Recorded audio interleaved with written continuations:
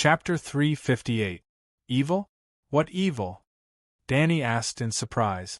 You'll understand when you go out, Door God said wistfully. The Door God said nostalgically, Brandon Stark was the most outstanding array master of the heroic era. The runes he set up could drive away evil and suppress evil. The Great Wall is his masterpiece. No demons or ghosts in the world, not even evil gods, can pass through here. For thousands of years, the Night Watchers intentionally or unintentionally sealed many evil beings that shouldn't exist in the world under me. You took away the wind song, which is equivalent to breaking the seal. They found a good opportunity, and most of them have escaped. Damn, is this the Great Wall or the demon-subduing tower? Danny's mouth twitched, but she still didn't want to leave just like that. This is a true god. More importantly, he belongs to the good side and is so kind to me. It's my fault that the Great Wall is cracked. Is there any remedy? My magic power is not much weaker than Brandon's. He has the help of the Son of the Forest, and I have the Megalosaurus. Can we fix the magic array? Danny asked quickly. Especially the wind song. It must be closely guarded. No, it must be directly sealed. Don't let anyone enter this space. You don't know how much I struggle in the extreme temptation and how painful it is, she emphasized solemnly. Door God chuckled and said, Hold the wind song in your hand and pour your magic power into it. Then you can repair the broken runes in the Great Wall. Danny hesitated. She didn't suspect that Door God was lying to her, but she was worried that she couldn't help but take the wind song. The feeling of controlling the power of wind was too wonderful. Her soul seemed to have been sublimated, and she entered an empty realm of gods. The most addictive thing in the world was never drugs but power. And power was even harder to let go than power. But she didn't want to destroy the Great Wall for her own selfish desires. At this time, the Great Wall was related to the safety of millions of people. Are you going to fix it or not? If not, leave immediately, Door God said. Danny gritted her teeth and stretched out her hand. This time, the cyan crystal didn't disappear. The moment it touched her palm, the three-dimensional image of the Great Wall appeared in her eyes. Her eyes could penetrate the ice and the stone walls. She could see the tree trunks that served as the rebar skeletons inside, as well as the network of magic circles that melted into the stones, ice, earth, and tree trunk. The nine-colored vortex and the ring of the second soul rotated rapidly. Danny's magic power was as insignificant as a glass of wine that had been poured into a lake. "Dahe, little white, you two come here," Danny panted. Door God's space of consciousness was very magical.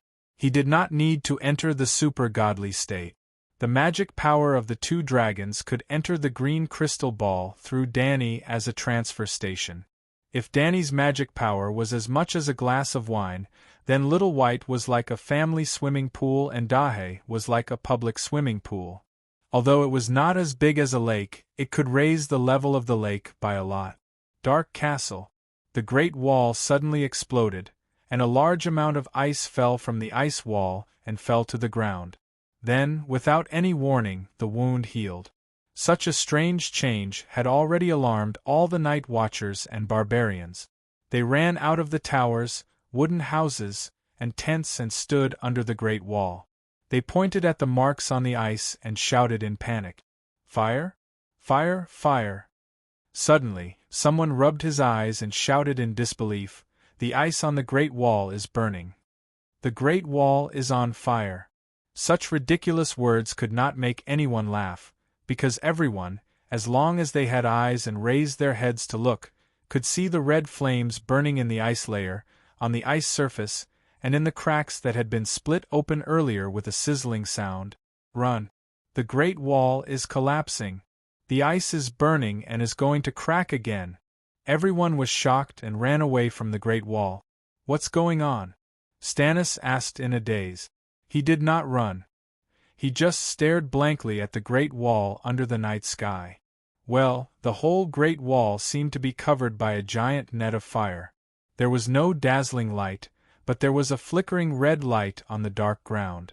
It was very eye-catching. The ice on the Great Wall did not melt because it is not a fire. It is the external image of a magic circle being activated. Melisandre was also confused. Although she had trained for hundreds of years and was very experienced, she did not even need the food and water that humans needed. However, she was not in the right profession.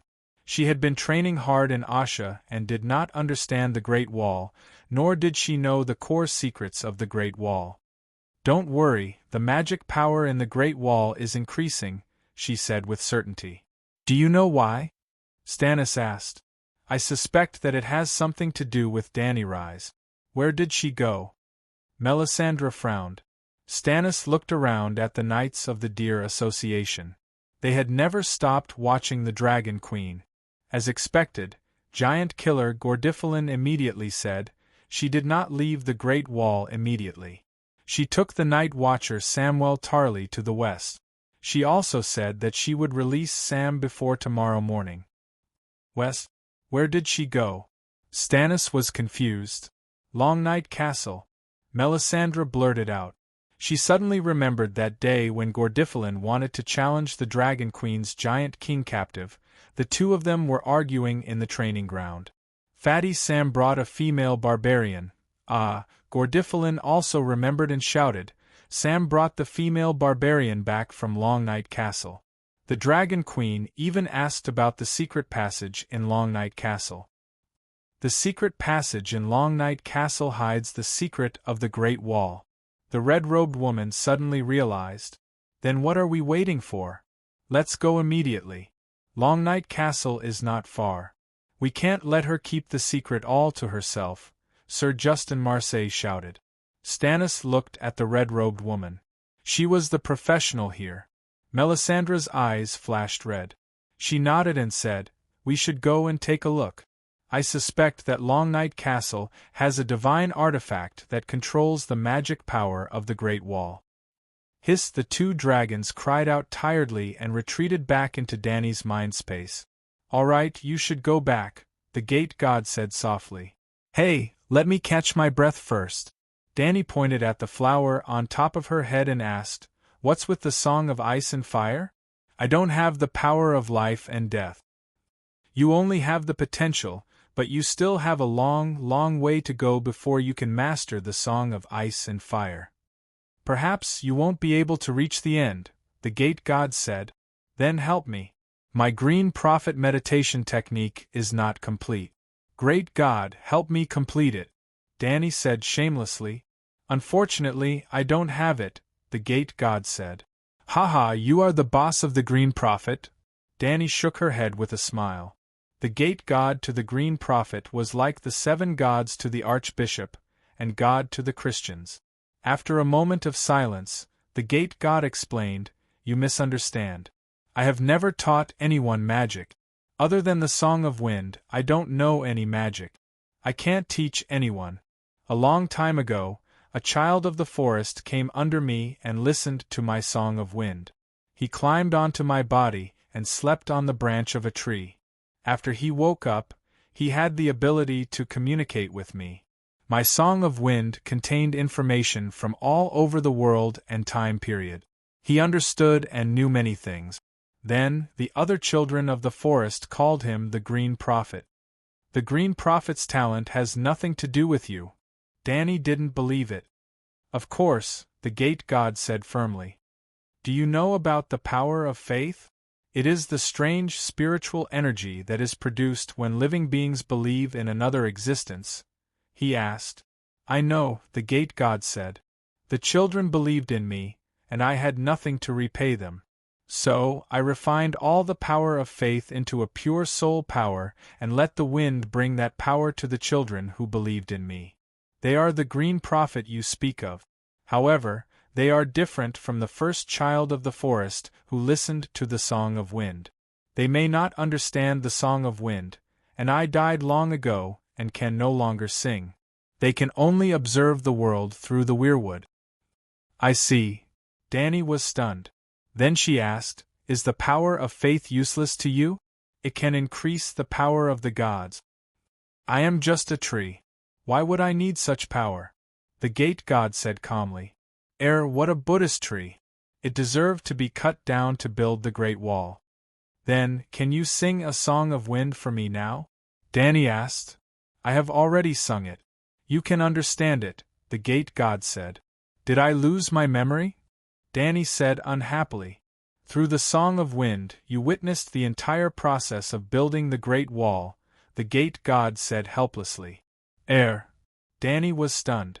She mumbled, That is not your memory? Go. The gate god sighed. The green stars were like iron shavings attracted by a magnet. They hugged Danny and pushed her out. Endless green wind ribbons surrounded her and flew out of the wind ball. They did not fall into the world of white light below. Instead, they went up. The green wind traces gradually thinned out. The darkness came back to her again. Your Majesty, are you still down there? Barristan's surprised call came faintly.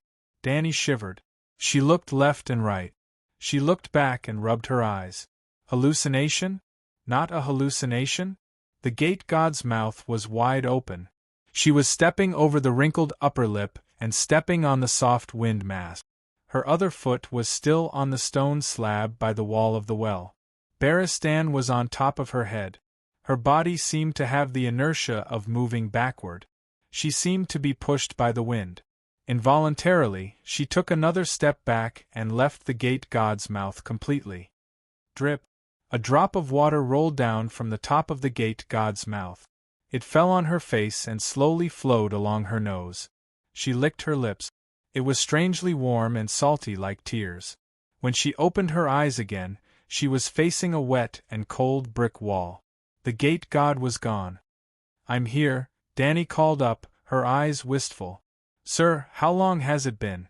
Oh. Barristan let out a long sigh of relief and said, About an hour. When I came down, the gate god had already closed and disappeared. So, I climbed up. Not long after, the ice layer on the surface of the Great Wall suddenly cracked. It made a thunderous cracking sound. It was terrifying. Large pieces of ice fell down. I thought the Great Wall was going to collapse. But not long after, the cracks on it healed automatically. There was also a strange fire. By the way, what are you doing? Why is the water at the bottom of the well bubbling? The White Knight was puzzled. Bubbling? Danny came back to her senses. She was surprised to find that the bottom of the well not far away was boiling. Bubbles the size of washbasins were rising. Old Turtle turning over? No. Danny suddenly realized that the seal had been broken. This was the birth of a demon. Go up, sir, go up quickly. She ran up the stone steps and urged loudly. Chapter 359. Sir, quick, go up quickly. Let's go up first. Danny left the small platform in a few steps and stepped onto the stone step. Thump, thump, thump, she ran up the stairs and urged him loudly. It wasn't you who made the noise? Barristan was shocked. He explained as he climbed up, When I went up earlier, I thought you went to the other side of the Great Wall, so I sat beside Blackie to warm myself. But after waiting for a while, you didn't come back. Blackie and Little White didn't fly to find you either. Then something happened at the Great Wall. Scholar Yimont and I were very worried. Then there was a bubbling sound at the bottom of the well. I thought you were down there, so I went down to look for you. I didn't expect you to really come back from the black door. If it wasn't you who made the noise at the bottom of the well, then what was going on? Where's Sam? I'm not sure what's at the bottom of the well. Sam went through the black door and went to the other side. Boom! There was a thunderous roar at the bottom of the well. Water splashed more than 10 meters high and splashed Danny, who was about 7 to 8 meters up, with water all over her body. Squeak! A sharp screech like an awl came from the bottom of the well. It was ear-piercing and made people dizzy. Barristan stopped in his tracks and groaned while holding his forehead. Danny stopped and entered the dragon spirit state. The dragon's soul entered her body and faced the bottom of the well. True dragon roar. Screech. The invisible air wave above collided with the sharp screech below, Boom.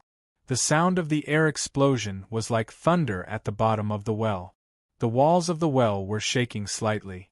Water splashed everywhere, and a pair of blood-red eyes the size of copper bells popped out of the water. Like a pair of flashlights, they scanned the area with endless hatred and greed. What was even more frightening was that Danny felt a familiar aura from him. A demigod. Yes, a demigod like the Immortals and Beleriand. Although he wasn't as powerful as Beleriand, he was obviously stronger than the Immortals. Not only did he become a god from a different species, but he also retained a complete physical body. 7 levels of hell. Is there really an evil being sealed at the bottom of the well? Danny shivered and immediately turned around. She quickened her pace and climbed up with her hands and feet. Evil being? What evil creature? Barristan was also very alert. He didn't just stand there and stare blankly. He didn't stop climbing at all. Squeak, squeak, squeak. The monster at the bottom of the well squeaked like a mouse and a sow. Splash. The surface of the water split open. The monster leaped onto the stairs and ran up the stone steps quickly. Pitter-patter. His wet feet tapped rapidly on the stone steps, getting closer and closer to Danny. Realizing that it was running much faster than her, Danny was also anxious. She shouted, "Dahe, take the old man away. Xiao Bai, come and save him." Screech Big Black, who was at the door, let out a cry and quickly retreated. Its fleshy wings dragged on the ground as it brought old Yimont, who was leaning on it for warmth, out of the kitchen. Boom! Little White leaped down from the top of the great wall, crushing the roof that was already loose. Broken bricks and wood came crashing down. SSSS, Little White lay on the edge of the well and extended its long neck to the bottom of the well, letting out a deafening dragon roar. Squeak, squeak, squeak. The monster cried out in fear, and its crawling speed started to slow down. Just when Danny heaved a sigh of relief, the monster's red eyes flickered, and a strange wave spread from its body. When the second soul in Danny's consciousness sensed the soul wave that passed through her body, the ring around her second soul suddenly jumped. She turned pale with fright. Green Prophet? And it's a demigod? What kind of monster is this? At the same time, Little White seemed to have been hit by a stick. It let out a squeak and flapped its wings hard, stirring up the dust in the house. It struggled and rolled around on the ground. It was exactly the same as when the three-eyed crow took over its body. Actually, it wasn't taken over. Dragon spirit. In the next moment, Danny also entered Little White's consciousness. Rat spirit? She cried out in shock. In the Megalosaurus' dark red magma-like soul space, a mountain-sized rat with white fur and red eyes was riding on Little White's neck. Its sharp teeth were like swords, and they were biting the dragon's neck. It was a rat that looked like a white sow, a bamboo rat. Oh no, a pig rat! Scales flew everywhere, and dragon blood splattered everywhere. There were bloody holes all over Little White's neck. Little White, you're a Megalosaurus. Don't be afraid. Danny came back to her senses and encouraged the white dragon loudly. Squeak! Little White turned its head around helplessly and bit the giant rat's hind leg. The white pig rat was very fierce. It didn't dodge the dragon's sharp teeth. Instead, it kicked the Megalosaurus' mouth with all its strength. Bang! Squeak! Little White's head seemed to have been hit by a truck. It twisted from one side of its neck to the other, and it let out a sad cry. It seemed like they were just biting each other, but in reality, the dragon and the rat were fighting spiritually. The Megalosaurus soul was not as strong as the rat's in terms of toughness, strength, and skill. However, this wasn't too surprising. The white pig rat's soul had the obvious aura of the Green Prophet. Blackie. Danny's physical body was still climbing the stairs with all its might. She couldn't help Little White, so she could only call for help. This was because the white pig rat was like the Green Prophet. It was multitasking. It attacked Little White spiritually while continuing to chase after Danny. Boom! Yimont had already retreated to the outside of the courtyard. Blackie crashed into the wall without any restraint. Many bricks and tiles fell to the bottom of the well. They hit Danny and Barristan's iron helmets loudly. Then, Blackie stepped on the debris and the fallen brick wall. It came to the side of the well. It opened its mouth and spat out a dragon flame. The blood-red dragon flame with the smell of sulfur and black smoke filled the well. Barristan should have faced it head-on, but Danny only extended her hand to guide it. The old knight's body seemed to be covered with a layer of transparent shield. The dragon flame avoided him like a river meeting a rock and gushed towards Danny directly. She continued to use her fire control technique and changed the form of the dragon flame. The chaotic flame turned into a long spear as thick as a wine glass. The tip of the spear was pointed downwards, and it was aimed at the white rat that was the size of a sow. Tch. Unexpectedly, the white rat jumped on the stone steps like a grasshopper. Its dagger-like claws popped out and broke the bricks on the wall of the well. Its body hung on the wall, and it dodged the attack. It would be strange if it dodged the attack. The dragon flame spear was completely under Danny's control. It turned from a spear into a rope and tied the white pig rat up. Tch. The white rat jumped back down the stone steps and dodged the attack again. At the same time, the rat in Little White's spiritual sea disappeared and entered Blackie's spiritual space. Little White struggled to get up from the ground. Blackie started to lose control and stopped spitting dragon flame. Danny had an idea. She pretended to be anxious and shouted in fear, "Oh no, the white pig rat is fierce. Hurry up and climb up. We'll leave immediately on the dragon." She climbed up while shouting. She collected the dragon flame in the well and divided it into small fireballs. She threw them at the white pig rat. At this moment, the white knight had already climbed out of the well. Danny was only 7 or 8 meters away from it. Little White seemed to be exhausted. It lay on the ground and did not spit fire at the bottom of the well. Just like that, Danny blocked it with fireballs. Before the big rat could catch up with her, she quickly reached the mouth of the well and jumped out. Danny glanced at Blackie, who was smashing the bricks on the side of the well with its head. She waved her hand at the white knight who was guarding beside her. She said in a low voice, "Blackie and Little White are playing dead. Step back and make some space." "I want it dead," she whispered fiercely. The white knight's mouth twitched. She took 2 steps back towards the door. The octagonal kitchen had 8 walls. At this moment, the roof was almost completely collapsed. 2 of the stone walls at the door collapsed inwards due to Blackie's crash. One of the walls had a hole because of Little White falling from the sky. The remaining 5 walls that were connected to the 2-meter-tall stove were very thick and sturdy. They did not collapse. Barristan was guarding the door. "Ah, Danny, there's a ghost. Mad Hatchet's ghost is out." At this moment, old Yimont, who was in the courtyard, suddenly screamed. He ran towards the kitchen shakily. "Old man, don't come over. There's a rat demon at the bottom of the well." Danny, who was behind the white knight, hurriedly shouted, "There's a ghost." Old Yimont looked terrified. He did not care about anything else and ran towards her. Squeak! The white pig rat finally jumped out of the well and screeched at the moon in the sky. Old Yimont froze in his running. He stood there blankly. He looked at the big rat that was emitting a terrifying aura. His teeth chattered as he said, "Rat, chef." Squeak, squeak, it seemed to be very sensitive to this name. Its bell-sized red eyes stared cruelly at the old scholar. It pounced on him as fast as lightning. What?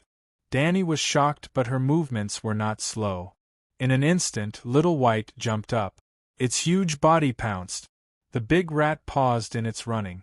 When it was about to dodge, Little White unexpectedly covered the mouth of the well. It spread its wings and covered the mouth of the well that was less than 4 meters in diameter. At the same time, the Super God mode was activated. Blackie's 9-colored vortex instantly entered Danny's soul space. For the second time, it merged with her 9-colored vortex. Boom! A violent aura surged out from Danny's body, and her silver hair fluttered in the wind along with the flames. Old Yimont's expression was blank. He looked at the sacred and majestic Dany, and then looked at the equally sacred but evil and greedy rat. What happened to this world? Unlike old Yimont, who was shocked, Barristan was also a person with sharp senses. He had seen a demigod once. At this time, he already noticed that the Dragon Queen and the White Mouse's state were somewhat familiar. Although he was surprised and doubtful when the Dragon Queen became a demigod, he remained calm. He held his long sword tightly and was ready to attack. Burn! Dany only glanced at the White Mouse. The flame element swarmed over, wanting to ignite its fur and blood-red eyes. Squeak! The White Mouse did not stop running. A ring of black smoke with an evil aura erupted from its body, repelling the flames. It adjusted its direction slightly and went straight for the Dragon Queen, who was behind the White Knight. At this time, it felt a fatal threat from the Dragon Queen. Hiss! At the same time, Little White spewed out dragon flames. At the same time, the White Knight blocked and moved sideways. It put its feet in front and behind, assuming a posture to withstand the impact. Then, it swung its sword at the White Mouse's eyes. The next moment, the White Mouse, which was the size of a sow, lowered its head and dodged the sword. For shining sharp claws popped out of its front paws and went straight for the White Knight's chest. Stab! Gah! Something unexpected happened. The sharp claws that pierced the wall like cutting mud only left a trail of sparks on the breastplate, making a sharp screeching sound. That was it. Its stomach was not cut open, its intestines were not pierced, and it did not kill the knight who was in its way. Bam! The White Knight was knocked back, but he was prepared. He leaned back and changed the direction of his sword from stabbing to cutting. Tch! The White Mouse's lower abdomen was slashed by the White Mouse. Awoo! The White Mouse's ferocious blood-red eyes flashed with extreme pain. Its wails echoed throughout the long night castle. Disregarding the anti-evil properties of the steel sword, just that part alone, even the brave White Knight was stunned for a moment. He swore to the 7 gods that he had never thought of such a despicable move. The sword was aimed at the White Mouse's abdomen, but who would have thought, "You're asking for it." The true dragon's roar was activated in the super-godly state. A transparent cone-shaped shockwave condensed in the air and hit the White Mouse, who was flying in the air and in pain. Squeak, squeak, squeak! The White Mouse's body stopped. Blood spurted out of its eyes, mouth, and nose. It seemed to have paused in the air. Then, it suddenly sped up and flew in the opposite direction. At the same time, Little White's dragon flames arrived. Boom! The blood-red dragon flames engulfed the White Mouse. Unlike the fire element that was almost ineffective, the dragon flames had the anti-evil and anti-evil properties. The black fog around the White Mouse crackled and burned. Then, its fur was ignited like oil paper. Its eyeballs, nose, and ears melted like candles under the dragon flames. The perfect combination of punches took down the White Mouse chef in one move. Chapter 360. White Knight flipped up like a carp and stood up. It stabbed its sword into the side of the smoking White Rat's waist. Tisk! Dany saw that White Knight was so close to the rat. She could not help but yell out worriedly, "Be careful, it seems to be the Green Prophet. Be careful of its soul entering your spiritual space." As she said that, she activated the second soul in her belt. She was prepared to save White Knight when it was possessed by the rat spirit. From the Bronze Book of the Hardfoot, Dany knew that when a shapeshifter and a Green Prophet possessed humans, they had to be close to the target. It was best to have physical contact with the target. However, Dany was surprised by what happened next. Rumble Little White did not stop spitting out dragon flames. Dany was multitasking. She kept controlling the dragon flames into the shape of a large bell and covered the rat spirit's body. Under the roasting of the dragon flames, the rat spirit's fur was charred black. Its bones and flesh were melted. Putrid black smoke came out of its body. However, it did not abandon the white pig's body. It was not that it did not want to. Its body was hit by 2 swords and was burned by the evil vanquishing dragon flame. The white pig's bell-sized red eyes and its radish-sized nose were melted. It was screaming in pain. Its voice was sharp and ear-piercing. At the same time, there was a black shadow that was trying to break free from the white pig's body. That was its soul. It was the soul of a divine demigod. It was as if it was possessed by a ghost and a human was struggling desperately. The soul would leave half of its body. The next moment, it would shrink back and fuse together. However, the white pig's body did not reject the ghost. Instead, it was like a lock that locked the soul inside itself. It would not let it leave no matter what. As expected, dragon flames were the nemesis of demons. Just like how Blackie could ignite the soul of an immortal when it was only a few months old, Little White's dragon flames burned the white pig's dark soul until it was smoking and screaming. Squeak, squeak, the blurry dark soul became clearer under the dragon flames. The true appearance of the soul was revealed. Rat Chef, Danny and Baristan exclaimed at the same time. It was a soul with a rat's head and a human's body. The most terrifying thing was that there was a human's face on the rat's head. It was ferocious, twisted, resentful, and full of hatred. 7 levels of hell. I see, Danny suddenly shouted. The Castle of Everlasting Night was the headquarters of the Night Watchers at that time. There were thousands of Night Watchers stationed there, and King Undul must have brought hundreds of elite knights. How could an ordinary chef kill a prince without anyone noticing? The Green Prophet, Chef Rat, is a believer of the old god who has awakened the Green Prophet's talent. Squeak, squeak, the rat chef's soul couldn't break out of his body. With a shriek, he retracted his body and tried his best to run in the direction of the well. TSK. The old knight was already on high alert. He endured the scorching dragon flames and stood guard by the side. Immediately, he slashed his sword diagonally at his thigh. Gao!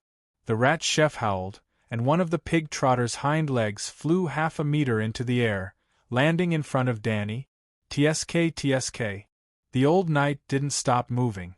With one slash, he cut off the white pig rat's front leg that was struggling to move forward. Then, he went around to the other side and slashed his sword like the wind, cutting off both the front and back legs at the elbow. Squeak, squeak, squeak. The rat chef couldn't struggle anymore. The wails and the dragon flames became softer and softer. Danny waved her hand and extinguished the dragon flames on the pig trotters under her feet. She lowered her head and looked at it carefully. It was as big as a pig's hind leg. No, it was thicker than an ordinary pig's hind leg. It was charred, and fresh blood flowed out from the cut. Different from the stinky rat chef, after leaving his body, the trotters emitted a strange meaty aroma. It was more fragrant than pork, mutton, and beef. Strange, Danny muttered.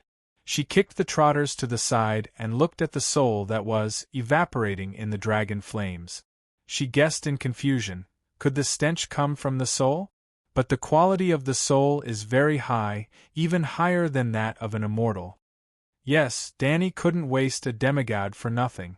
Regardless of whether it was to completely kill the remnant soul with the Green Prophet's characteristics or to obtain the special divinity and soul of a demigod, she had to activate her spiritual bestowment talent.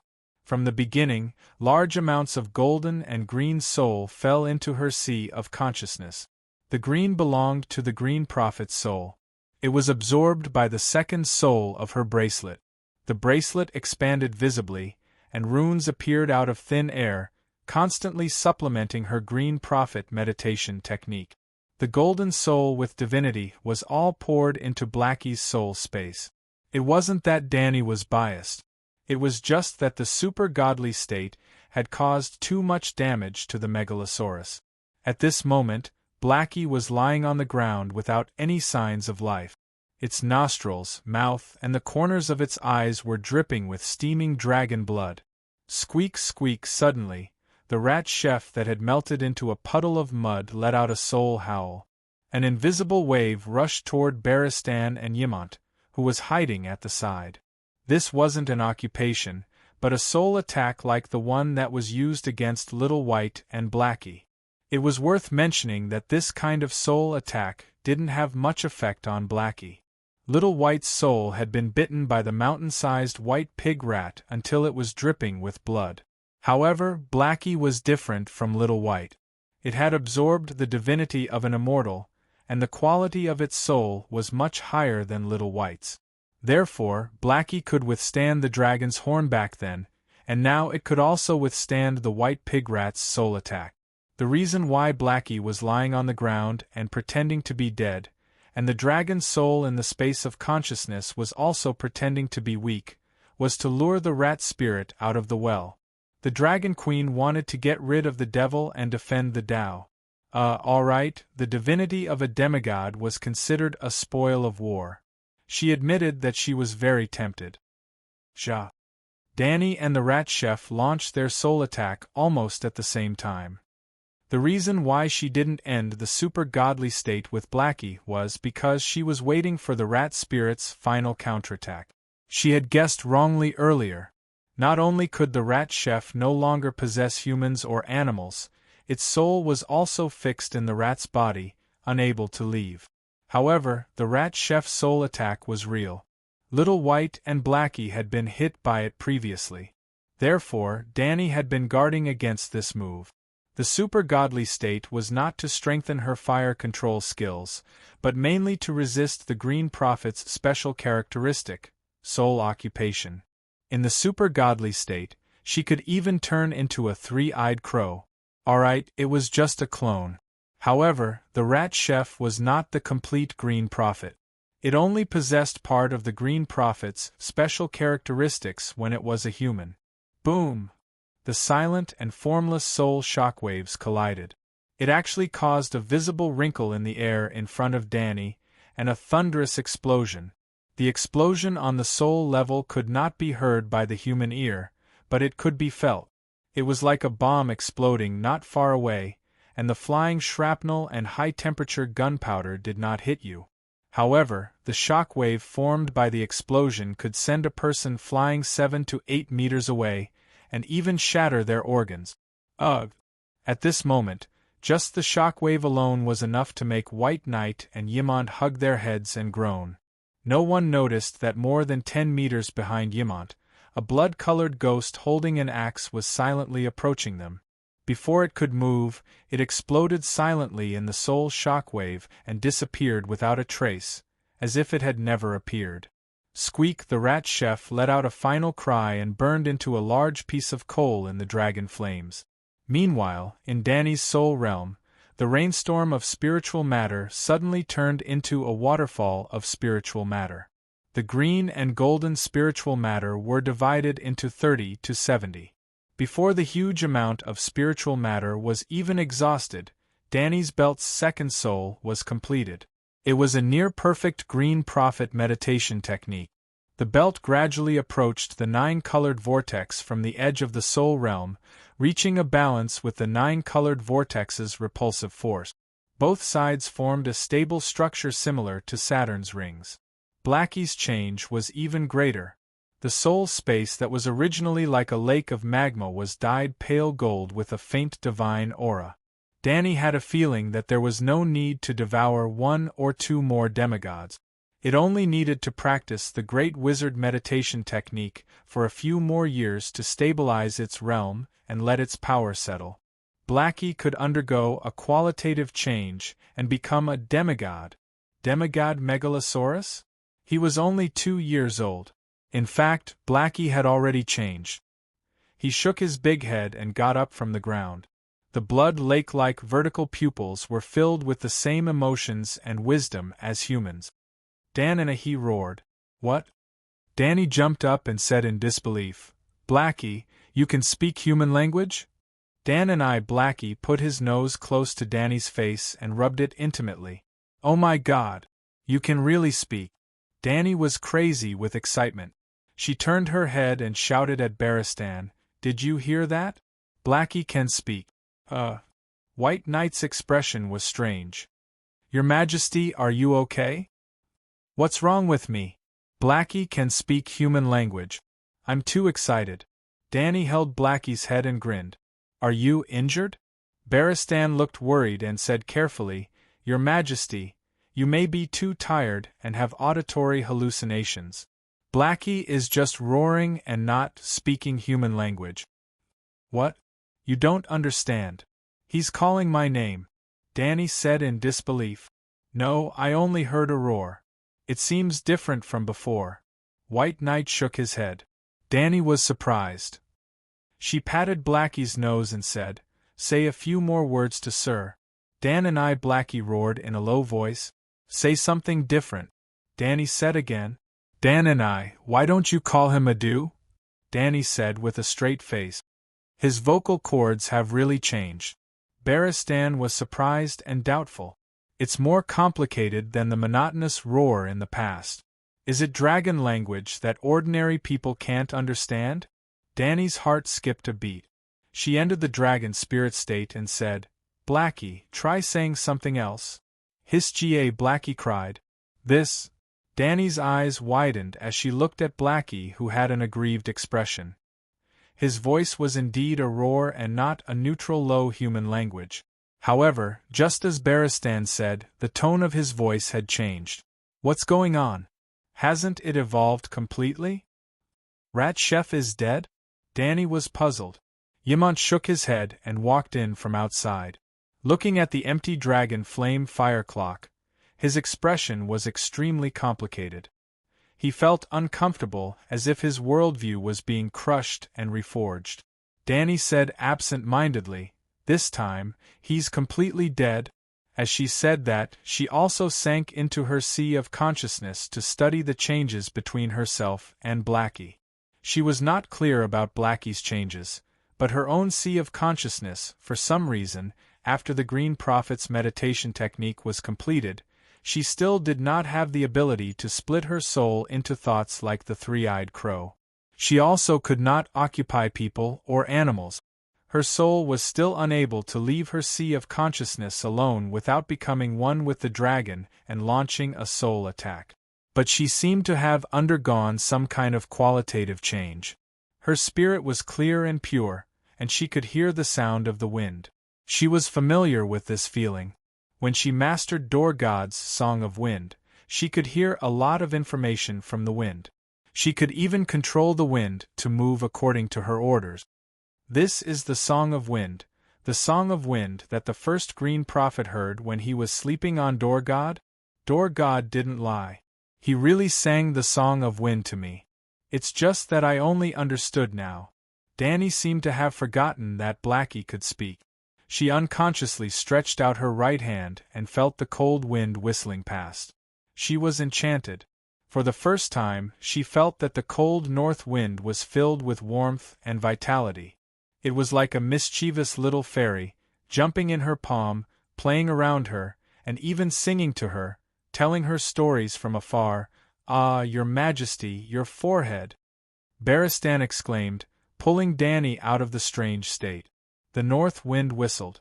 It was cold and stiff, without a trace of vitality. Danny was inexplicably angry and shouted, What are you doing? The old knight was stunned by the roar. After a while, he mumbled, Your Majesty, just now, you were clearly beside me, but I felt that your figure was slowly disappearing. I was very worried and anxious. After that, I saw the green pentagram flashing between your brows. I thought that you had an accident, so, after coming back to her senses, Danny's irritation and anger disappeared instantly. She smiled awkwardly at White Knight and said, I'm sorry. I seemed to have entered the state of enlightenment of oneness of man and nature. I was suddenly interrupted and lost control of my emotions. I didn't mean to be angry with you. Barristan's expression softened. He waved his hand and said, It's okay. It's okay. Then, he asked in confusion, What is oneness of man and nature? It's oneness of man and nature. Danny blabbered on. She combined the theory of oneness of man and nature that she had read in novels with her own experience just now and explained it in detail. Seeing that the two foreigners were still confused, she sighed and said, Just think that I was sleeping in that state and was a little irritable because I was disturbed. But why were you sleeping standing up? The fierce battle had just ended. Besides, we didn't know when you were sleeping. Yimont was puzzled. Danny was stupefied. You said that there was a pentagram between my brows? She decided to change the topic. Yes, in your sky, oneness of man and nature. Old Yimont nodded and continued, when you were in oneness of man and nature, there was a faint green light between your brows in the shape of a pentagram. After waking you up, the pentagram disappeared immediately. What was that? Maybe it was the song of wind. Chapter 361. Crunch, crunch. The sound of a wild dog gnawing on a bone came from the well, waking Danny from her thoughts. 7 levels of hell, Little White. Do you know what you're eating? Looking at Little White, who was lying on the ground eating the white pig's charred body, she sighed. It was delicious. In the dragon spirit state, Little White sent a message with a happy mood. Danny turned to Big Black, walked to his head, wiped the blood under his blood-red vertical pupils, and asked, "Do you want to eat some too?" Hiss. Before Big Black could answer, Little White let out a dissatisfied hiss at his biased mother. Big Black is injured. Hiss. Big Black roared at Little White and turned his head away in disdain. Ah, right, Danny, there's a ghost. Yimont suddenly woke up and shouted in fear, I just saw Mad Hatchet in the yard. He dragged his axe back and forth in the long night castle, as if he was looking for the night watchers. I couldn't take the shock and shouted. He immediately noticed me and chased after me step by step. Mad Hatchet? Danny looked at the old man strangely. Are you seeing things? There's nothing in the yard. Old Eamon looked back, but naturally, he saw nothing. He carefully walked to the yard, looked left and right, and shouted, Mad Hatchet, I'm a night watcher, come and kill me, like a crazy old man. After a while, the old man also noticed Danny and Barristan's strange expressions, walked over awkwardly and said, I really saw Mad Hatchet, the blood-red beard that dragged to his chest, the blood-stained axe, it's real. Mad Hatchet was a famous night watcher in the Long Night Castle, a mental patient.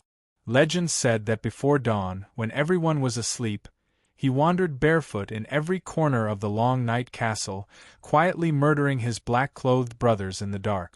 His terror level was second only to the Rat Chef.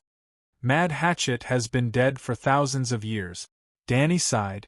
Even the Rat Chef appeared. Why can't the ghost of Mad Hatchet be real? Old Yimont said unhappily, Rat Chef is different. It's not dead. In other words, Rat Chef has started a second life. What do you mean? Yimont was puzzled. Think about it. How can a chef murder a prince in front of so many people and make him into a pie?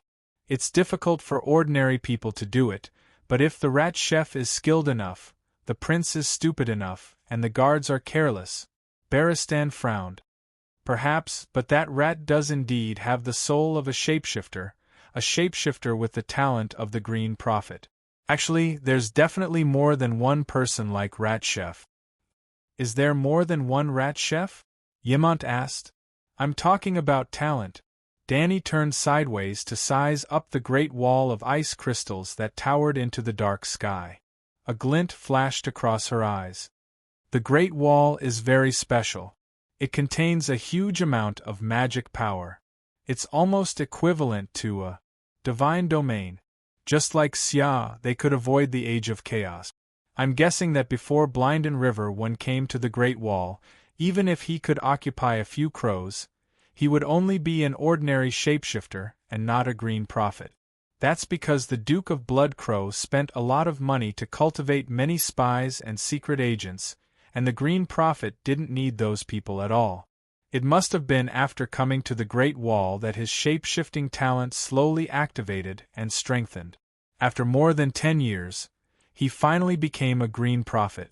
Rat Chef is most likely in a similar situation, and Jon Snow at this time. White Knight frowned and said, even if the legend is wrong and Rat Chef wasn't punished by the gods to turn from a human into a rat. He only occupied the body of his animal companion and started a second life. But rats can't live for thousands of years. Danny smiled and guessed. Without a doubt, Rat Chef was exposed. The night watchers knew about the prince's murder. Through investigating the prince's murder, the night watchers guessed that Rat Chef was a shapeshifter, and then they punished him. They killed Rat Chef's body, and locked the big rat occupied by Rat Chef's soul at the bottom of the well. Somewhere in the stone wall at the bottom of the well, there's probably a cave connected to a U-shaped pipe.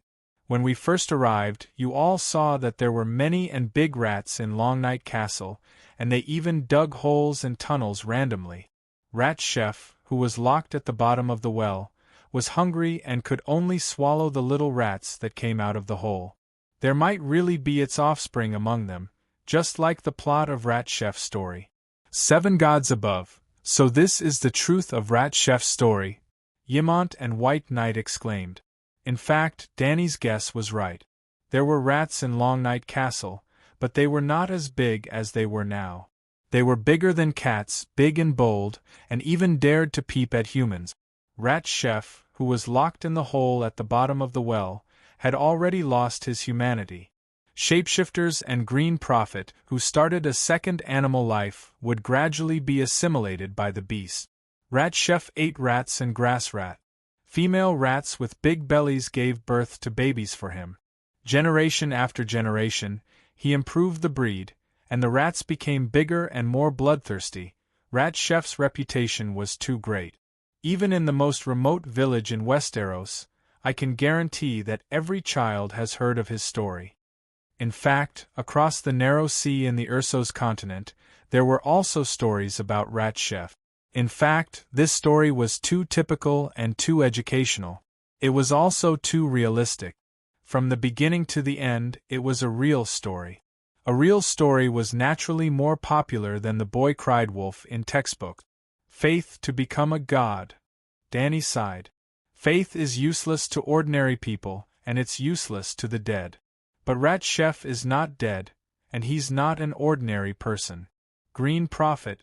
Anyway, the three-eyed crow must be a demigod. I'm not sure how long a demigod can live.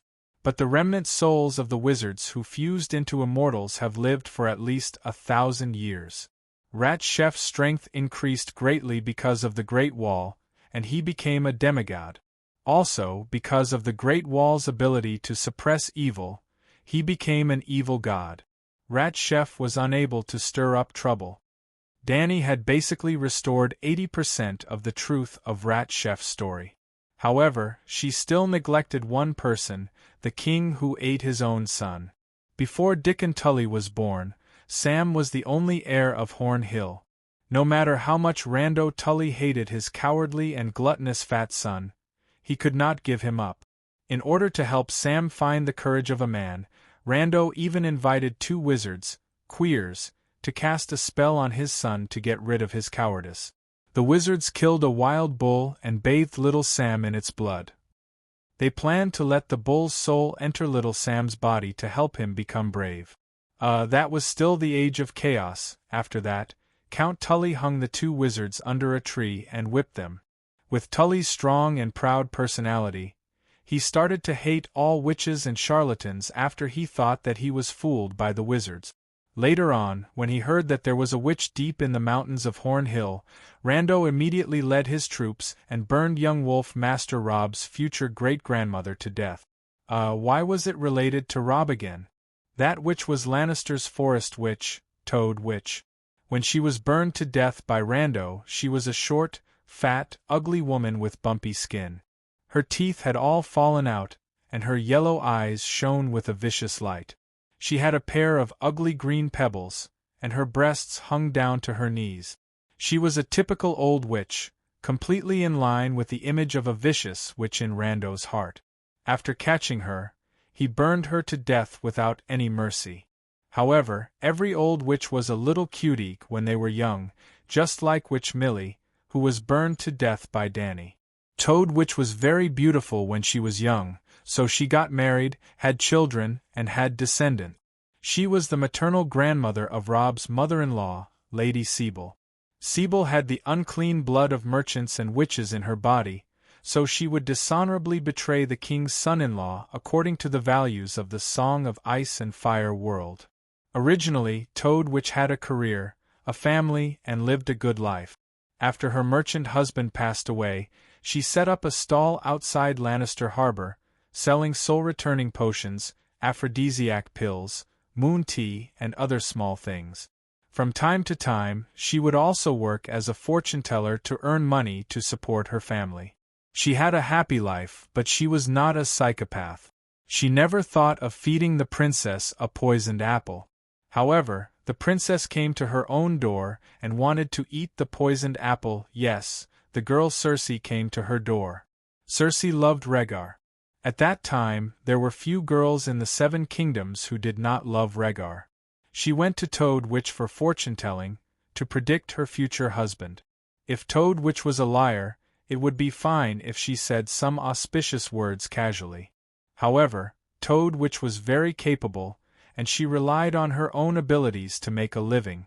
Everyone knew that Cersei's ending was not good, and Toad Witch had told her everything decades in advance. She even knew the number of illegitimate children Cersei's husband had. Cersei believed in one thing: as long as no one knew about the prophecy, it would not come true. Then, she murdered her little sister who had accompanied her to find the witch that night. Cersei was not yet 12 years old that year. What a vicious Lolita! Thus, Toad Witch became the only person other than herself who knew about the prophecy. Toad Witch saw through Cersei's character at a glance and ran away that day, not giving Cersei a chance to kill her. An old lady said goodbye to her family and fled to the Riverbend Mountains alone, hiding in the forest and not daring to go out. She was very careful and cautious, and finally managed to keep her life. Then, she opened her business again and started her business as a forest witch. After a few years of peace, she was found out by Randall because she was too good at her business. She died unexpectedly and unjustly, and she was also very useless. No wonder Sebel and her brother were unscrupulous and wanted to climb up. In fact, the lives of Westeros commoners were too lowly in the eyes of the nobles. Alright, that was a little off topic. If Randall could ask a wizard to perform a ritual, so could the king of the Undulls. In fact, after the rat chef was captured, the king got the wizard to cast a curse on him.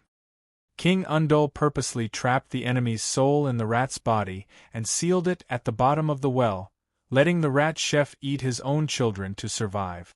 The evil god rat chef today was all because of King Undull's death. Dany helped her peers from thousands of years ago clean up the mess. After hearing Dany's reasoning, old Ymont thought for a moment and said, "The story of Mad Axe is also widely spread. Maybe he also became a demigod? Mad Axe is just an ordinary psychopath, and I've never heard of his story before coming to the Great Wall." Although she complained in her heart, Dany did not disobey him anymore. She only said, "Sir, accompany the old man to look for him. With Big Black following, you can guarantee your safety. I have to find Sam Will. I don't know where he teleported to." Yes, Sam. I almost forgot about Sam." Ymont slapped his forehead and said worriedly, "It's been so long. Don't let the other ghosts take him away." Chapter 362. Your Majesty, you're finally here to save me! A long line of snot hung from the tip of Fatty's nose. His lips were pale from the cold, and he was sobbing in a hoarse voice. "I've flown past this place a few times. Why didn't you call me?" Dany did not pity him. Instead, she scolded him. She rode Whitey and ran along the Great Wall 10 kilometers to the east and west of the Long Night Fortress twice, but she did not see anyone. She expanded the search area to 10 kilometers to the east and west, which made a total of 20 kilometers. After more than an hour, she still could not find him. Just when she was about to give up on Fatty and let the deviant ghosts take him, Fatty suddenly appeared on a hill 4 kilometers to the east of the Long Night Fortress. The hill was about 300 meters away from the edge of the Great Wall.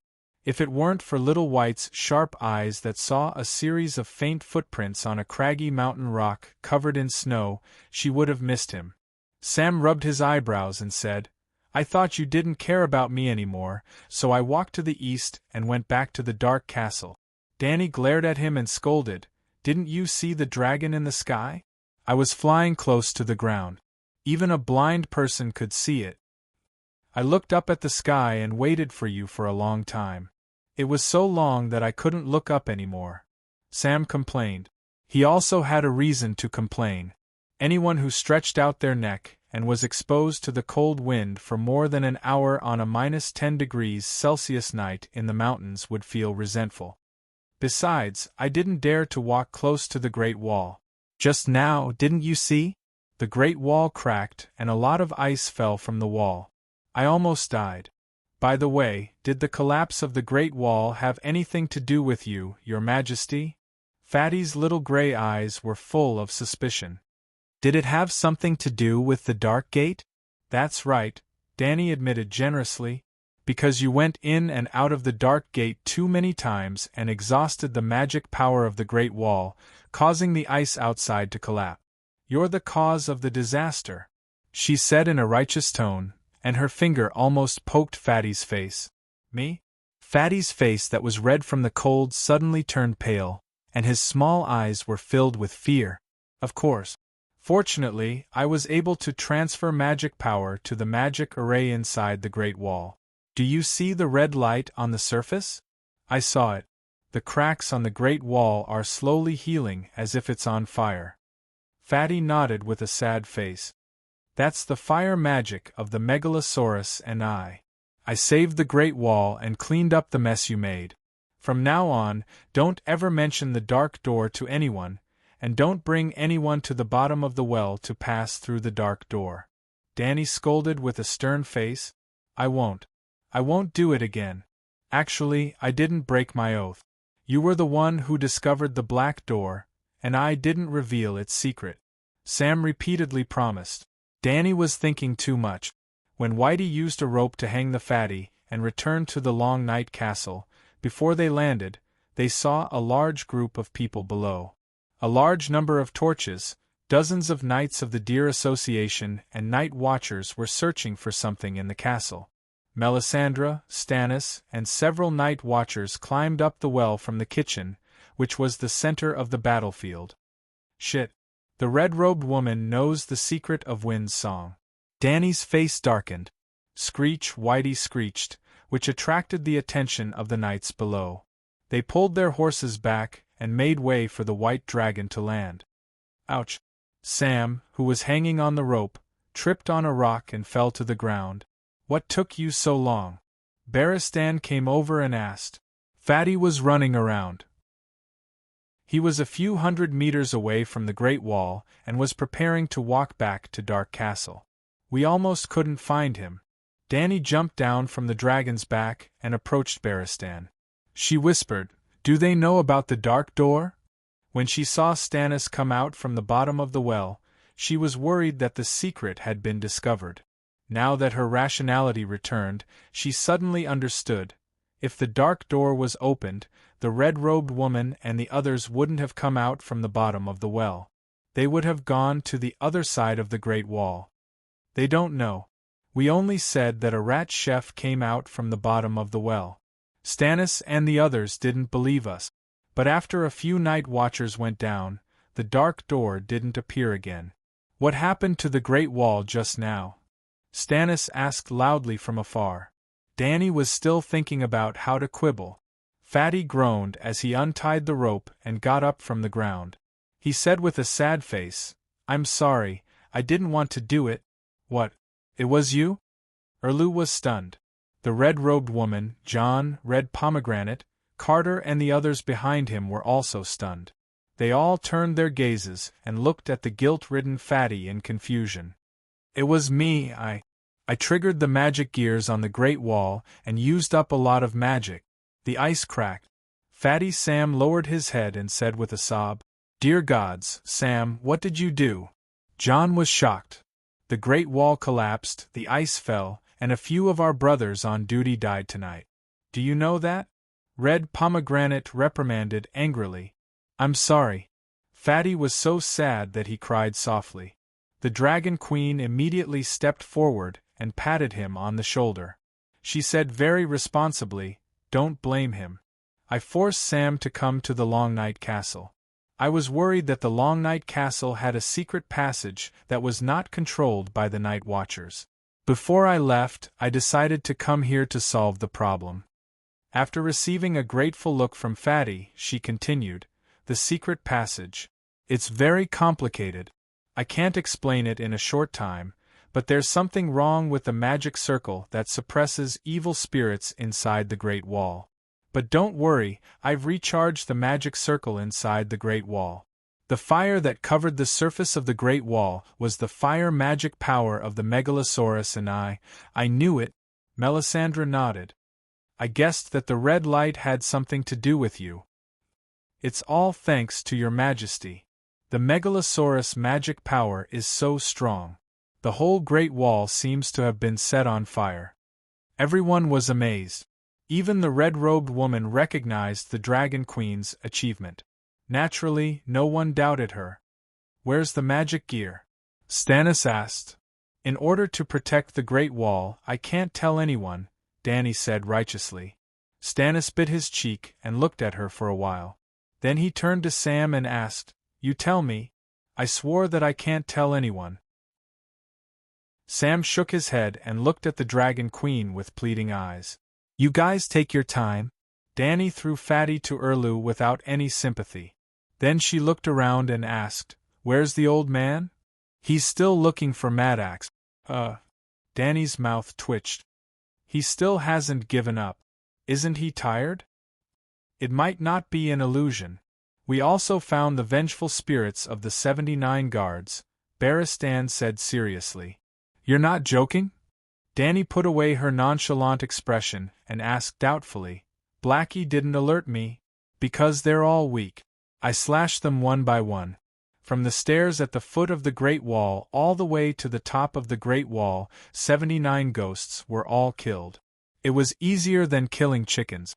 After that, Dany followed the White Knights up the Great Wall.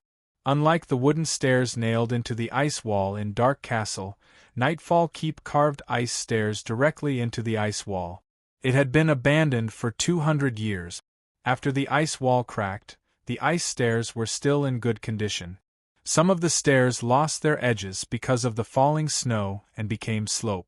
There were a dozen people leaning on the edge of the battlements and looking around.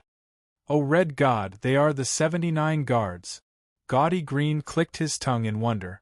"Her Majesty is here," Ulma called out and came over to salute. Seeing the Dragon Queen coming over, the people immediately gave her the best position. Well, I crawled to the edge of the battlements and stretched my neck to look down. A layer of ice fell off, and I could vaguely see a human head in the ice.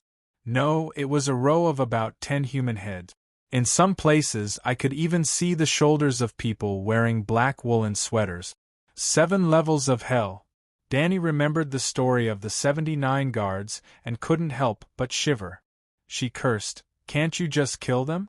Why do you have to go through so much trouble? They've even created vengeful spirit." A long time ago, 79 Night Watchers collectively escaped. After they were captured, their black-clad brothers dug 79 holes on the side of the Great Wall facing the outside. They stuffed the deserters into the holes and sealed them in ice. They became 79 frozen pieces of cured meat, which were preserved until today. When the ice layer cracked, the ice covering the corpses shattered and fell to the ground, releasing the corpses and spirits inside. The spirits are weak. They're not a big threat. White Knight had killed the demigod Rat Chef and 79 ghost guards tonight, so she was very confident when she said this. The Night Watchers don't have Valeglia's steel sword. After that, Dany had a few Night Watchers tie ropes around their waists and drop down from the battlements. She used her longsword to pry open the ice layer, and took out the remaining 50 or so corpses and threw them under the Great Wall. Well, when the ice fell off, more than 20 corpses had already fallen down. Then Whitey flew to the other side and burned all the corpses to ashes. "If the deviant ghosts come and revive the 79 guards and climb up the battlements, that would be funny," Danny explained. After dealing with the frozen corpses, Danny rode Whitey behind Yimon. He was wandering around the command tower with Blackie. Old man, let's go. Mad Axe hasn't been found yet, the old scholar said. You have the Megalosaurus with you. How would it dare to show itself? There's no one here anyway. Let it wander around. Danny sat on the dragon's back and said. As she spoke, John stood on the broken wall of the kitchen and waved at her from afar. Your Majesty, Danny, rise, please come here. Danny slid down from the dragon's back again and walked over. What's the matter? King Stannis wants to requisition Long Night Fort, Red Pomegranate said. Erlu said seriously, my people need a place to stay. This place is big enough and has been empty for a long time. Long Night Fort is too special. Let's find another place. Danny frowned. It's because it's special that it needs someone to guard it, Erlu insisted. Danny looked at him deeply and asked directly, You want to find the magic power center of the Great Wall? Erlu did not avoid her gaze. He looked at her and said firmly, We have to protect it. This is the responsibility of both of us. The best choice is for you to stay. With the Megalosaurus guarding it, we can all rest assured. If you still want to leave, let me stay here. After a moment of silence, Danny turned to John and asked, Have you been to the bottom of the well? Yes. Did you find anything unusual? Danny looked down and asked. Unusual? John shook his head and said strangely, I didn't see anything. Is there really a rat chef? Danny's eyes flashed with doubt. She nodded and said to Erlu, The rat chef is real. There seem to be a lot of monsters hidden in Long Night Fort. There's also Mad Axe. We don't know where he's hiding. It's too dangerous to move here. Old Yimont interrupted. Stannis frowned and did not say anything. Red Pomegranate said doubtfully, Isn't the rat chef a legend? Long Night Fort was abandoned 200 years ago. It's been a few thousand years since the rat chef's era. The Night Watchers have never seen a rat chef before. Danny thought for a moment and walked towards the kitchen, saying, Remember to leave a rat leg. I'll find it and show it to you. Fuck. Sam, what are you eating? Chapter 363. Previously, in order to search the kitchen of the main battlefield, the Night Watchers found firewood and set up 3 bonfires beside the well. The broken beams of the house crackled and burned in the fire. The raging flames rose half a meter into the air. Fatty was able to keep his oath in front of the Dragon Queen, and after the Great Wall cracked open, and facing Erlu's coercion, he was even more determined. He refused to reveal the secret of the Dark Gate, and Erlu and the Night Watchers went to the bottom of the well, so they didn't get the secret out of him like Danny did. Moreover, the Night Watchers were nearby, and they didn't want Erlu to control the magic hub of the Great Wall, so Stannis didn't put too much pressure on Fatty. Not long after, Fatty was free. He was tired, hungry, and cold, so he ran to the bonfire beside the well, squatted on the wall of the well, and closed his eyes to rest, until he saw the pig trotter that was kicked into the charcoal hole by the Dragon Queen. When the Dragon Queen walked into the kitchen to look for evidence of the rat chef, she saw Fatty sitting by the bonfire, chewing on a bone with his face covered in oil. 7 levels of hell, Sam, what are you eating?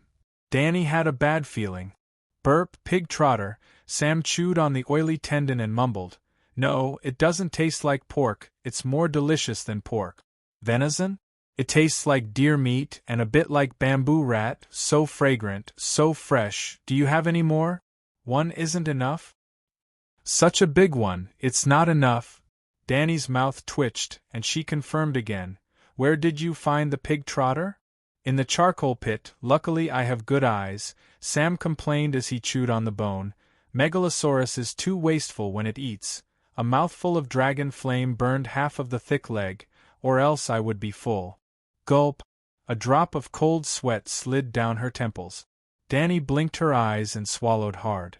She then asked, I remember, it was already cold? Remove the charcoal, cut it into pieces, stir it over the fire, and rub salt on it. It smells good. Oh, the bones are so hard. Sam stuffed a huge bone into his mouth, and the sound of his teeth rubbing against the bone could be heard. This meat. I don't know where it came from. Danny didn't know if she should tell him the truth. Isn't it just the leftover bones of the megalosaurus? I've seen a lot of them in front of the King's Tower in the past few days. Sometimes, Sir Barristan would cut a piece of meat from the charred thigh of the bison as a side dish. Fatty pulled out the bone club from his mouth, then pulled out the longsword at his waist. With a series of clanging sounds, he chopped off the top of the bone. Then, he picked up the rest and sucked on it with his mouth. Drip, drip, drip. As the milky white bone marrow entered his mouth, Fatty's squinted eyes shone with happiness. This fat man must be quarantined, Danny said to the Night's Watch and Stannis, pointing at the fat man who was sucking the marrow out of his bones. Lock him up in the underground rock cellar. Do not contact him for at least 14 days. This was an era of debauchery and bad etiquette, an era where slaves of 3 surnames were everywhere. At this moment, someone was considering changing allegiance for the 4th time. Under the setting sun, the surface of the Blackwater Bay was golden. Tidehead Island, Hightide City. On the cliff of the sea, there was a towering stone castle. At the top of the castle hall, on the floating wooden throne, Count Monterey trembled as he held a letter. He asked the grey-robed scholar under him in fear, "Scholar Newton, what should we do now?" Count Monterey was only 6 years old. He had a round red face, white skin, and Valeglia's signature silver hair. He was a very cute child. At this moment, the child's eyes did not have the naivety and carefree that a child should have. His blue eyes were only filled with confusion and fear. The hunchbacked old scholar with white hair frowned as he thought for a moment. He said solemnly, "My lord, in theory, you should be like Count Adrian and change your allegiance immediately. Make a statement to the outside world and support Danny Liz Targaryen firmly. But we have just pledged our loyalty to Lannister." A middle-aged knight with a missing front tooth, Sodas, said hesitantly, "In the Battle of Blackwater River, Count Morford died in battle. Tidehead Island suffered heavy losses and lost the ability to protect itself. But in the Battle of Dragonstone Island, Tidehead Island was not plundered by Count Redwind's Chinting Island fleet. We had long ago promised Duke Tywin that the day Dragonstone fell would be the day Tidehead Isle swore fealty to the Iron Throne, citing the fact that his lordship was too young to resist King Stannis. Now, it has been less than a month since Dragonstone Island fell. We have also pledged our loyalty to Queen Cersei for less than a month. If we change our allegiance so soon, isn't it too? The Battle of Dragonstone Island was extremely tragic. Sir Roland led the dozens of guards left behind by Erlu and caused dozens of casualties to Lannister. Of the 2,000 elites left behind by Tywin at the King's Landing, more than 1,000 died on the spot. The rest were mostly crippled. That was why the Great Sparrow could still leisurely wash the floor of the great cathedral after tricking Cersei. While Dragonstone Island was in such a tragic state, Tidehead Island, which was less than 10 kilometers away, was in peace. At that time, Tidehead Island was still under Erlu's control. This was the survival wisdom of the Westeros nobles. Throw away your integrity and kneel down to beg for mercy. Protect the castle and continue to live a carefree life. Monterey Valerian, whose father had died, still had a few loyal vassals. After the Battle of the Blackwater River ended, the loyal vassals quietly surrendered to Tywin. With Tywin's personality, when faced with people who were kneeling and begging for mercy, he would immediately walk up to them and personally help them up. He would sit at the same table and drink wine with them. After the War of the Usurpers, he gave up on Targaryen and turned to Theon Beira, becoming the second vassal. After the War of the Four Kings, he gave up on Theon Beira and turned to Lannister, becoming the third vassal. Now, the young count saw the hope of returning to his old ways. Sir Thordos Targaryen is the true lord of Valerian. Knight Dink, who was in his early 50s and had short white hair, sighed with a complicated expression. More importantly, she has the megalosaurus. She is a true dragon. When the true dragon returns, Valerian can only submit. But according to the legends in the City of Knowledge, she is an evil witch who commits all kinds of crimes. She even violated the rights of the guests and burned the City of Knowledge, allowing the dragon to eat Professor Peristan, who served her. Will the people of the Seven Kingdoms accept such a woman? Sir Thordos hesitated. Dany's guess was not wrong. The night she left the Old Town, the City of Knowledge frantically sent out crows to tell the nobles of the Seven Kingdoms about how the Dragon Queen violated the rights of the guests and viciously burned down the City of Knowledge that was friendly to her.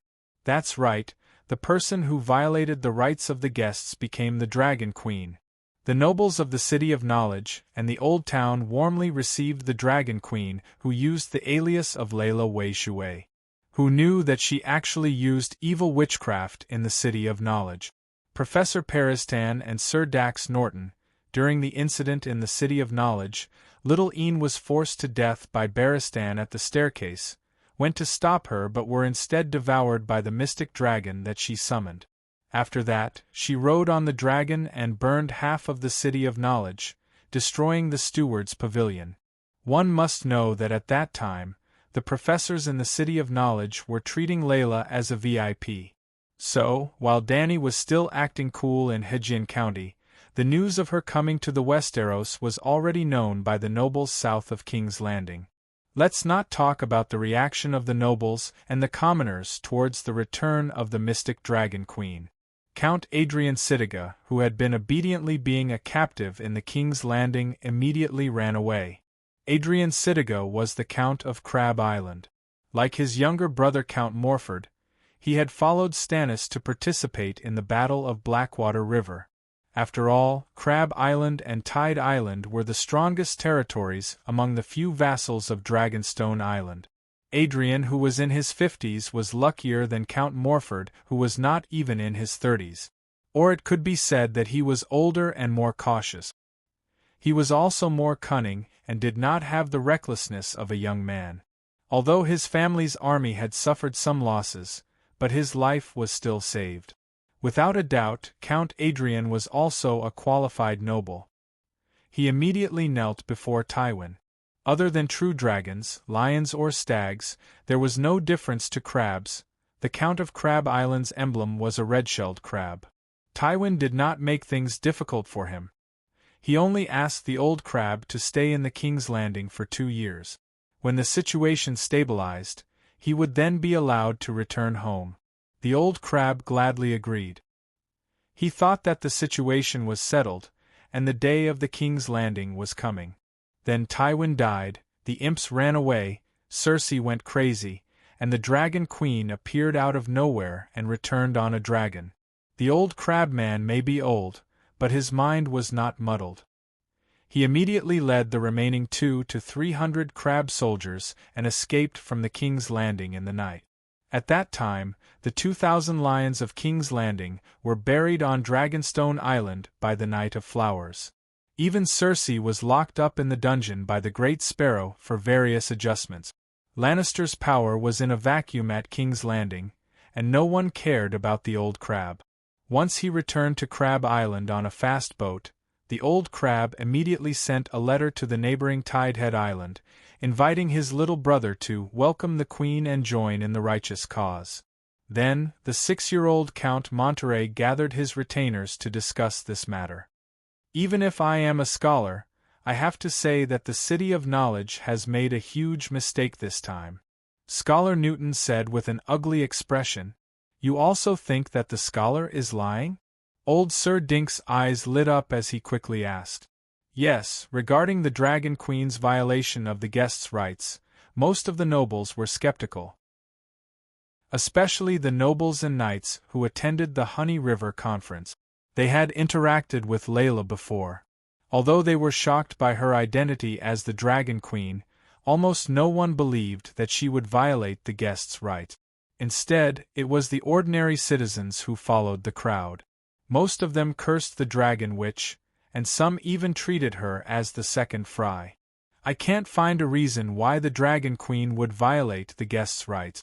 Even many of the citizens in the old town saw her riding a dragon and spitting out fireballs.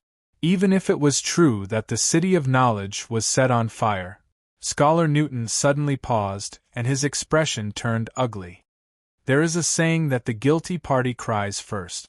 I am very worried that the violation of the guests' rights is true, but, Sir Sodas licked his teeth and said doubtfully, could the City of Knowledge be lying? That's impossible. The scholar swore to be neutral and not participate in the struggle for power, if— Did you notice the reaction of the old town of Hightower? Scholar Newton said bitterly. What reaction? No reaction. They did not express any opinion at all. Most of the nobles in River Bend were also silent.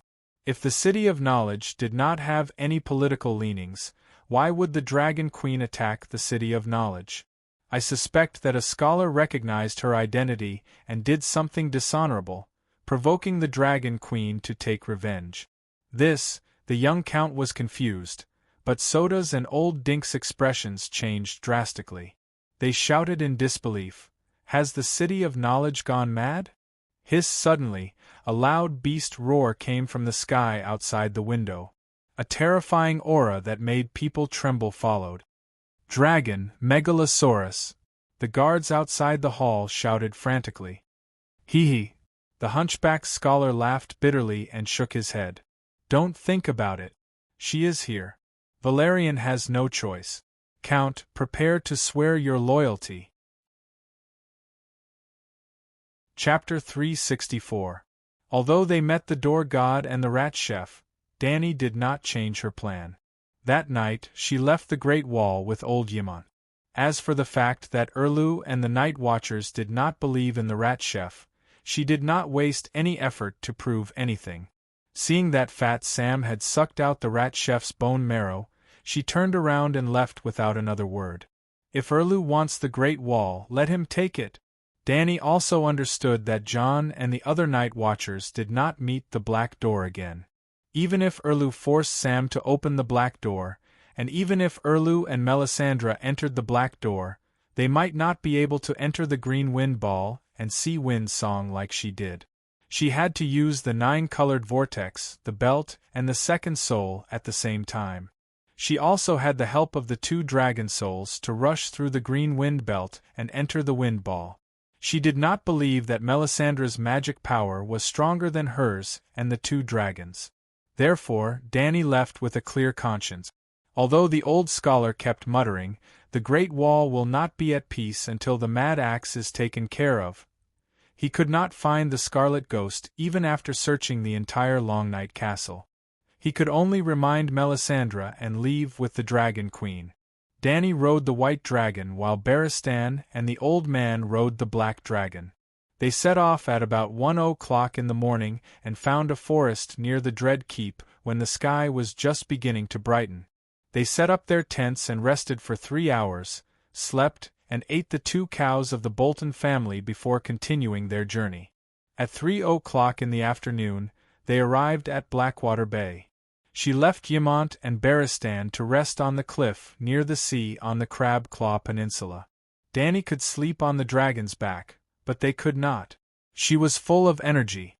She rode the dragon around Dragonstone Island and found that there were 200 or 300 guards. She then flew to the west in the direction of the King's Landing in an attempt to find Bronn's fleet.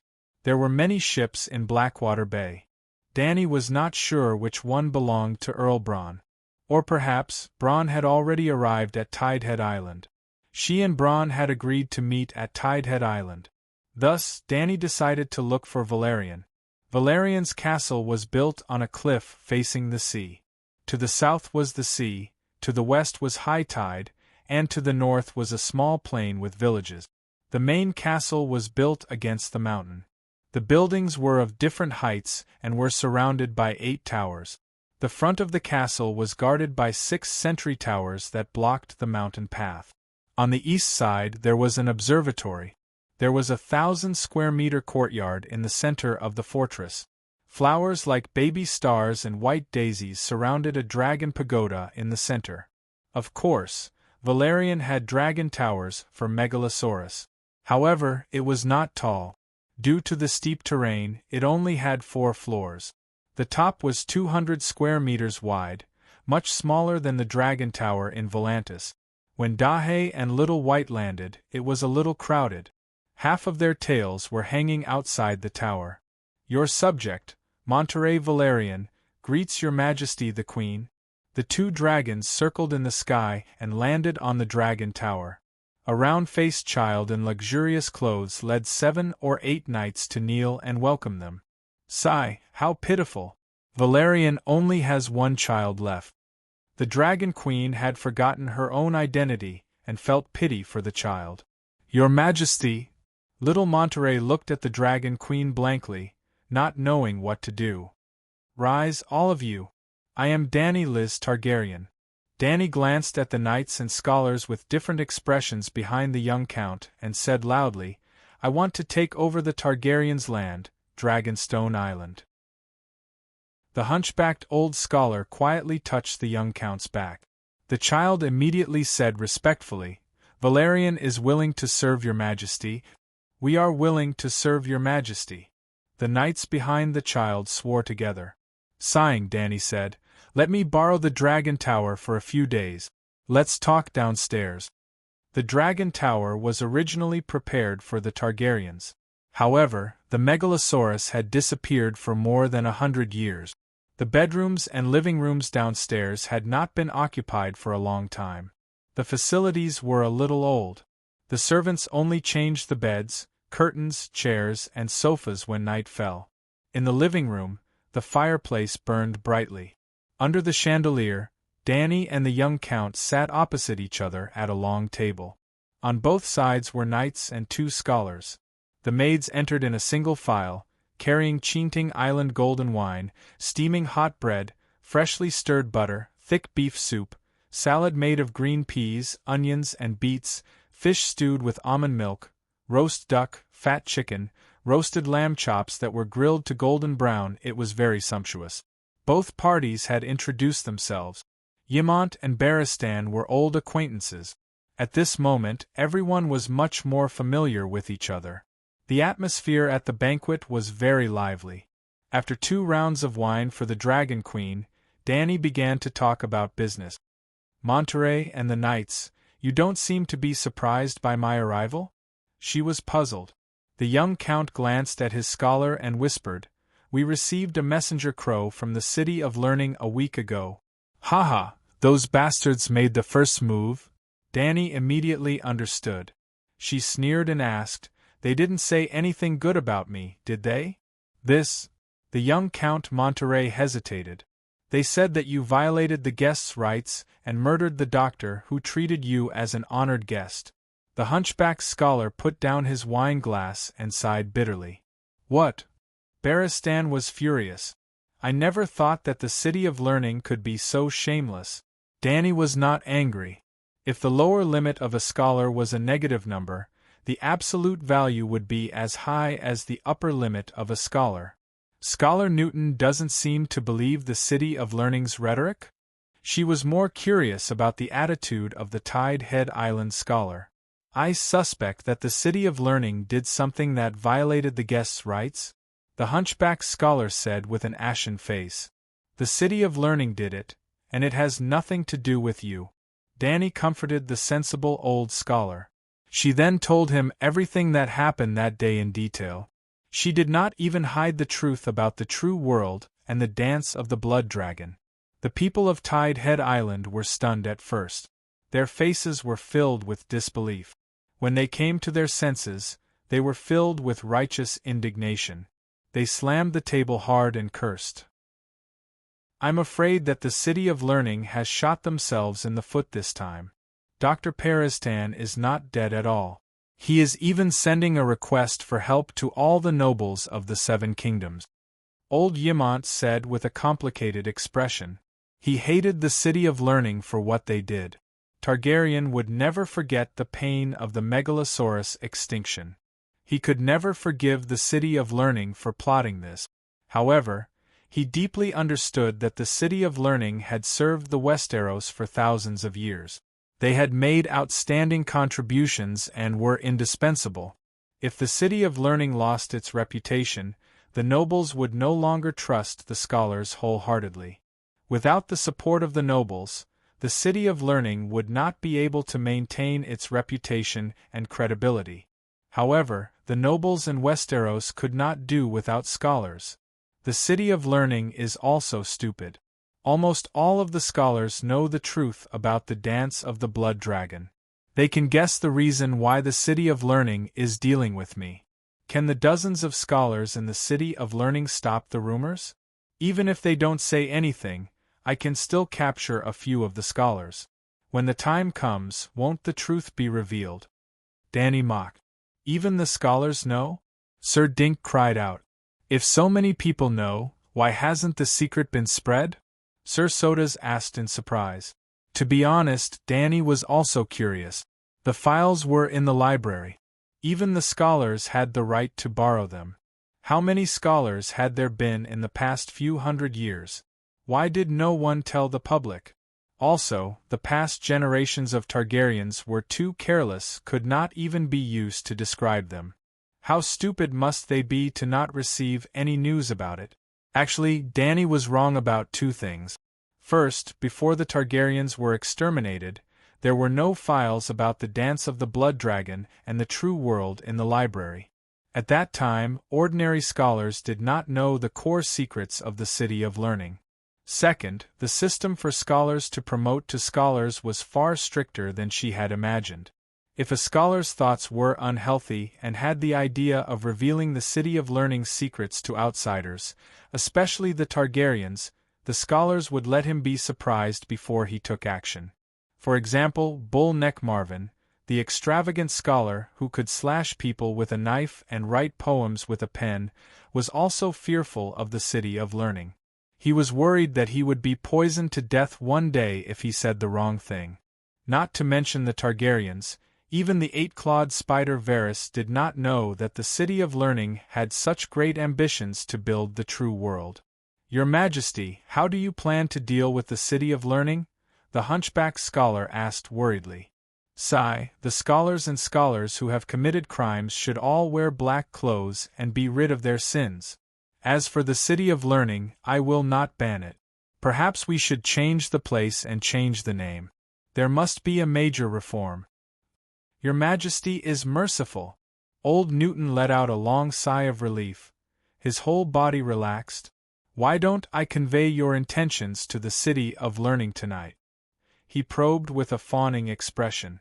Dany waved her hand and said seriously, No, take Dragonstone Island and let Scholar Ymont represent me to inform them of the results of the trial.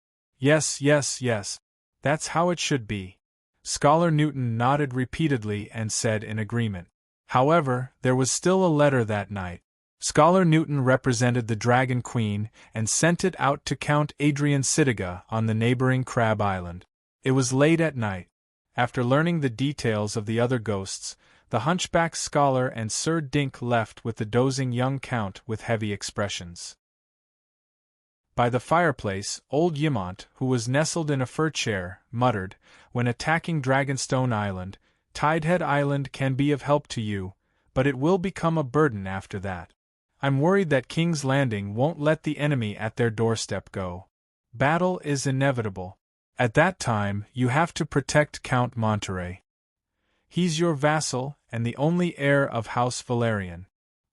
If I ride a dragon and burn the Red Keep, will the nobles of the Seven Kingdoms think that I'm the Mad King II? Dany sneered. Definitely, the old scholar said with certainty. The Red Keep to Targaryen is like Winterfell to Stark and the Eyrie to Arryn. Your Majesty, you don't like the Red Keep, but it doesn't mean that it doesn't have any symbolic meaning. Barristan also advised. That's why I don't want to recruit too many old vassals of the King's Landing.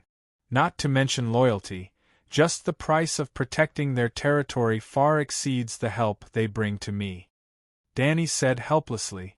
However, Tidehead Island and Crab Island were different. Whether she came today or not, whether the young count pledged loyalty to her or not, King's Landing would treat Tidehead Island and Crab Island as her forces after she took Dragonstone Island. This was something that Valerian's vassals knew, and so did the Count of Crab Island. It was because he understood that the mark of Targaryen on him was too heavy that the Count of Crab Island made a prompt decision to flee. He was even prepared to raise the three-headed dragon flag before the Dragon Queen attacked. I hope that Count Sedega can put in more effort. I don't expect him to be of much help to me, as long as he can protect himself. Dany sighed. Old Ymont's eyes flashed as he smiled and said, Actually, you still have a force that you can rely on. They are absolutely loyal to Targaryen. In fact, they are only loyal to Targaryen. Not only are they numerous, but they are also brave and skilled in battle. They won't be a burden to you. Who? Dany's interest was piqued. Southern barbarians, the old scholar said strangely. Chapter 365. There are barbarians in the south too? Dany asked in surprise. Barristan suddenly came to a realization and slapped his thigh, exclaiming, If not for the old scholar's reminder, I would have forgotten. The clans on Crab Claw Peninsula are only loyal to Targaryen. They even take pride in being the model subjects of the Megalosaurus. Crab Claw Peninsula? Dany got up from the soft couch and went to the map of the Seven Kingdoms hanging on the wall opposite the fireplace. Her finger pointed at Nymph, and then traced the horn-like peninsula to the east. It's strange. The land between Blackwater Bay and the Trident River is empty. There are no signs of castles, roads, towns, or villages. There are no castles, only clans and tribes, Barristan said. Old Ymont also got up from the soft fur chair and came to Dany's side. He pointed at the map and said, The peninsula is barren and barren, full of swamps and pine forests. But every dark valley has its lord. Most of them are descendants of the ancestors. Even the Undulls were unable to conquer Crab Claw Peninsula. Twilight Valley, Nymph, and even Serdega of Crab Island returned in defeat there. The lords and subjects of the peninsula do not believe and are not willing to receive any outsiders except Targaryen. 300 years ago, with the goal of recruiting soldiers, Visenya rode the Megalosaurus to Crab Claw Peninsula and visited the clans of Crab Island one by one. The lords saw the majesty of the Megalosaurus and were shocked by the tragic end of Helen the Blackheart. They were also moved by Queen Visenya's charisma, and they all knelt down and submitted to her. The queen also returned the favor and took them in as Targaryen's direct vassals. Both sides swore an oath and established a relationship of monarch and vassal. It has never changed. Although Crab Claw Peninsula did not pay a single copper to the Iron Throne in taxes, they never refused Targaryen's summons. In the Battle of the Trident River, the great clans of the peninsula also fought with Prince Rhaegar to the end. Less than a tenth of the lords returned to Crab Claw Peninsula alive. Barristan's eyes were blurred as he sighed. Although the barbarian civilization is backward, there are very few people who can compare to them in terms of loyalty and spirit of brotherhood. Dany sighed. This could also be considered another version of chivalry. Every dog slaughtering generation. Treat the clansmen as reserve forces, and recruit soldiers when we really need them. Yes, Garth will transport 3 million gold royals worth of food to Dragonstone Island. We'll send a batch over then. Dany made her decision. The hunchbacked bachelor Newtown asked the weavers in the castle to make 100 true dragon flags overnight. Early the next morning, Sir Dink led his men to hang the Targaryen three-headed dragon flag at the high tide docks and the top of the castle. The appearance of the black dragon flag with a red background shocked the people of High Tide City and the harbor merchants. Targaryen has returned. The elderly residents of Tidehead Island dreamed of the previous dynasty and rushed to tell everyone they met about the return of the true dragon in fear and excitement. Quick! Go to Dragonstone Island and tell Sir Lucian about the appearance of the three-headed dragon flag on Tidehead Island. A merchant of the king's descent concealed the anxiety in his eyes, and whispered to the helmsman to sail away from the port. Sigh, a great storm is coming, and Queen Circe is still locked up in the great cathedral of Baylor. King Tommen doesn't seem to be able to do anything. In the harbor hotel, a customer who was drinking whispered, I'm afraid it's going to be another rebellion of the Four Kings. Winter is coming, can't those great nobles just stop? His companion cursed in a low voice. Why would the people involved in the game of power care about winter? Which winter can freeze the king to death and starve the nobles to death? It's not like it's a long night. The 7 hells, have you counted how many kings there have been in the 7 kingdoms in the past 2 years? This. Robert, the young wolf master, Renly, Stannis, Joffrey, Tommen, Balon, Dany, Liz. I heard that the pirates of Timon Island took the old path again and chose a pirate king called Uluan. There are only 7 kingdoms in the Westeros, and there are already 9 kings. A merchant on the other side of the narrow sea laughed strangely. I heard that this Targaryen has true dragons. How many of them? Yes, you haven't been to the trading cities, so you don't know about the Anti-Dragon Mother Alliance. Dany Liz Targaryen has 4 dragons. Hiss, how terrifying! Aegon only has 3 dragons. I wonder if she'll block the passage and stop the ships transporting grain to King's Landing? A grain merchant suddenly said. Yes, the king and the great nobles are playing the game of Iron Throne, and we're going to make a profit from this. The Great Sparrow took a loan of a few million gold royals from the Iron Treasury and is buying grain from the free cities like crazy. The price of grain has increased by more than 3 times. As long as it's transported to King's Landing, it'll be shiny gold royals. This is a rare opportunity. Soon, the merchants changed the topic, from the shock of the true dragon's reappearance to the worry of the sea route being blocked by the war. Look, red-shelled crabs. Suddenly, a brown-haired middle-aged mercenary stood by the window and pointed at the harbor and exclaimed. Everyone gathered around and saw a huge 50-meter-long galleon ship with 2 decks leading 3 second-class, 30-meter-long, seagoing ships and more than 10 paddling longboats slowly approaching the dock. Every ship had 2 flags hanging side by side, the red crab shield flag on a white background and the black 3-headed dragon flag on a red background. Standing on the 3rd floor of the tavern and looking into the distance, they could vaguely see a tall silver-armored old man with white hair standing on the top deck of the flagship. It's actually Count Sadaga. Wasn't he captured and locked up in King's Landing? The plump merchant next to them asked doubtfully. The news of the true dragon has already spread. He's not stupid. Why would he stay in King's Landing and be suspected by Lannister? Regardless of whether he's truly loyal to the Iron Throne, as long as Targaryen appears, the Lion will no longer trust him. It's better to escape and become the true dragon's trusted aide. Not only Valerian and Sadaga, but also dozens of nobles in the royal territory. After all, they've been loyal to Targaryen for hundreds of years. Their ancestors only became nobles when they followed Aegon to Blackwater Bay.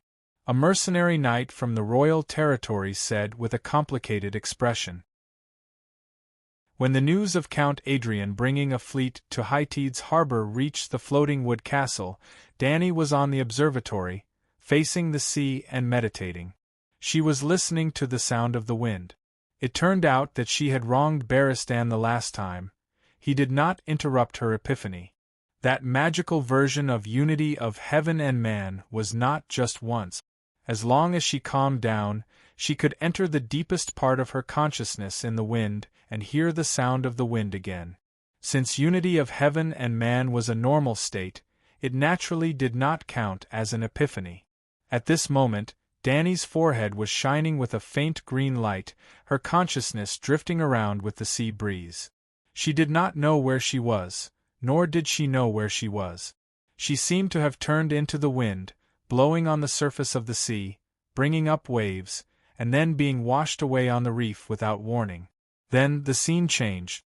She came to the plains, gently stroking the petals and wheat, the leaves singing to her. At this moment, she seemed to have merged with heaven and earth, with a sense of transparency.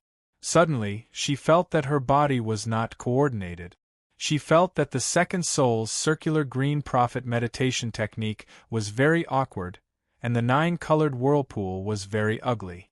Her mind was in harmony with heaven and earth, but the green prophet meditation technique and the grand wizard meditation technique were somewhat incompatible. To exaggerate, it was like building a modern villa in a garden in China. It was very awkward. She wanted to demolish the villa and rebuild an oriental classical pavilion that could merge with the garden and become a part of the garden. Then, the circular shape of the green prophet meditation technique shattered into thousands of single runes. Then, some of the runes began to be annihilated, some of the runes changed form, and suddenly, new runes that Danny had never seen before appeared. All the runes surrounded her like petals, merging with her into the wind, on the sea surface, on the reef, on the island, in the forest, in the wheat field, in the city, Your Majesty, wake up, Count Settiga is here. A hateful and determined old face replaced everything in the world, magnifying in front of Danny. I'm not angry, the old knight is innocent, don't be angry, with a wooden face. Danny chanted the clear heart mantra a few hundred times in her heart, then slowly said, So fast? It's not even noon yet. Maybe he received the letter last night and set off at dawn. It's only a few hours' sea journey from Crab Island to Tide Island, said Barristan. He went up the floating wooden castle? Just bring him here to see me. The sailors saw the Count's fleet on the sentry tower. They should have just arrived at the pier. Scholar Yimont wants you to go down and welcome him.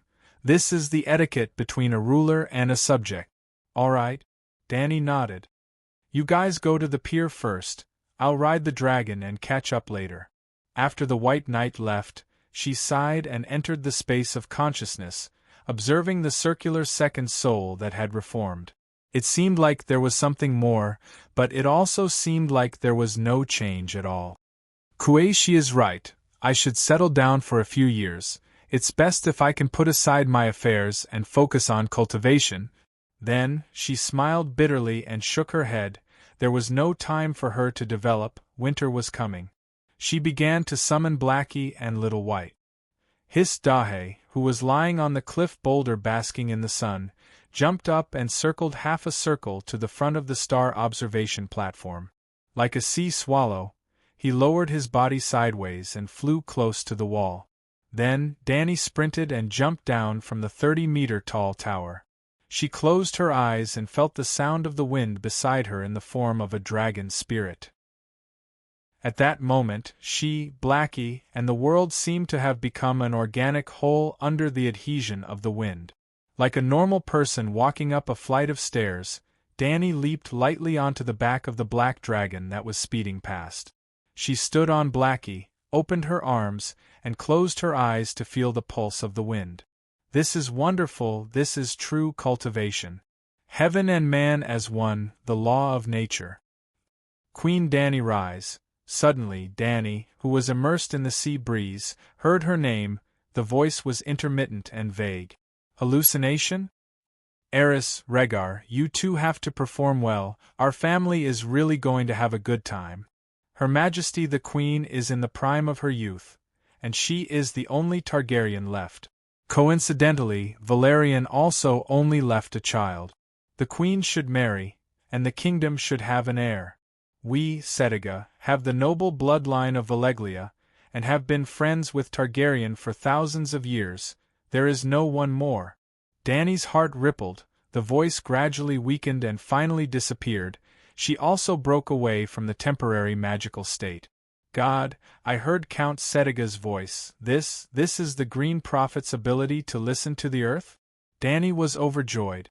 In the future, could she be like Bran and blind in Rivertext, able to see through all the secrets of the world? With such beautiful expectations, the Dragon Queen did not care about the old crab's little calculations. Chapter 366. Adrian Settiga, the Count of Crab Island, also known as Red Crab, was a strong old knight in his 50s. Unlike Valerian, he had 3 sons and 1 daughter. After the War of the Usurpers, as a vassal of Dragonstone Island, he had always fulfilled his obligations to Stannis, but that was all. During the War of the Four Kings, when Stannis rebelled, the old crab did not dawdle and personally led the family's main ship, the Red Crab, into battle. However, just like how the old skin flayer had followed Luobinan on his expedition but left half of his main force in the Terra Fortress, the old crab had not gone all out either. His 2 grown sons had been left at home, and only half of the family fleet had been taken away. Onion Knight Divos had lost 3 of his sons in the battle at the Black River. It was obvious how cunning the old crab was. Now that the real Dragon Queen had arrived, the old man immediately took out all of his family's asset. Of course, the old crab's intentions were not pure. He saw an opportunity. 2 megalosaurus, 1 black and 1 white, were bathed in the golden sunlight. They broke through the clouds and fog, spiraling down towards the pier on the coast. SSSS, the loud and clear dragon roar alarmed more than half of the residents of the small sea city. It also stunned the busy sailors at the docks and the loudly shouting sea merchants. Unfortunately, Dahe could not speak the common language.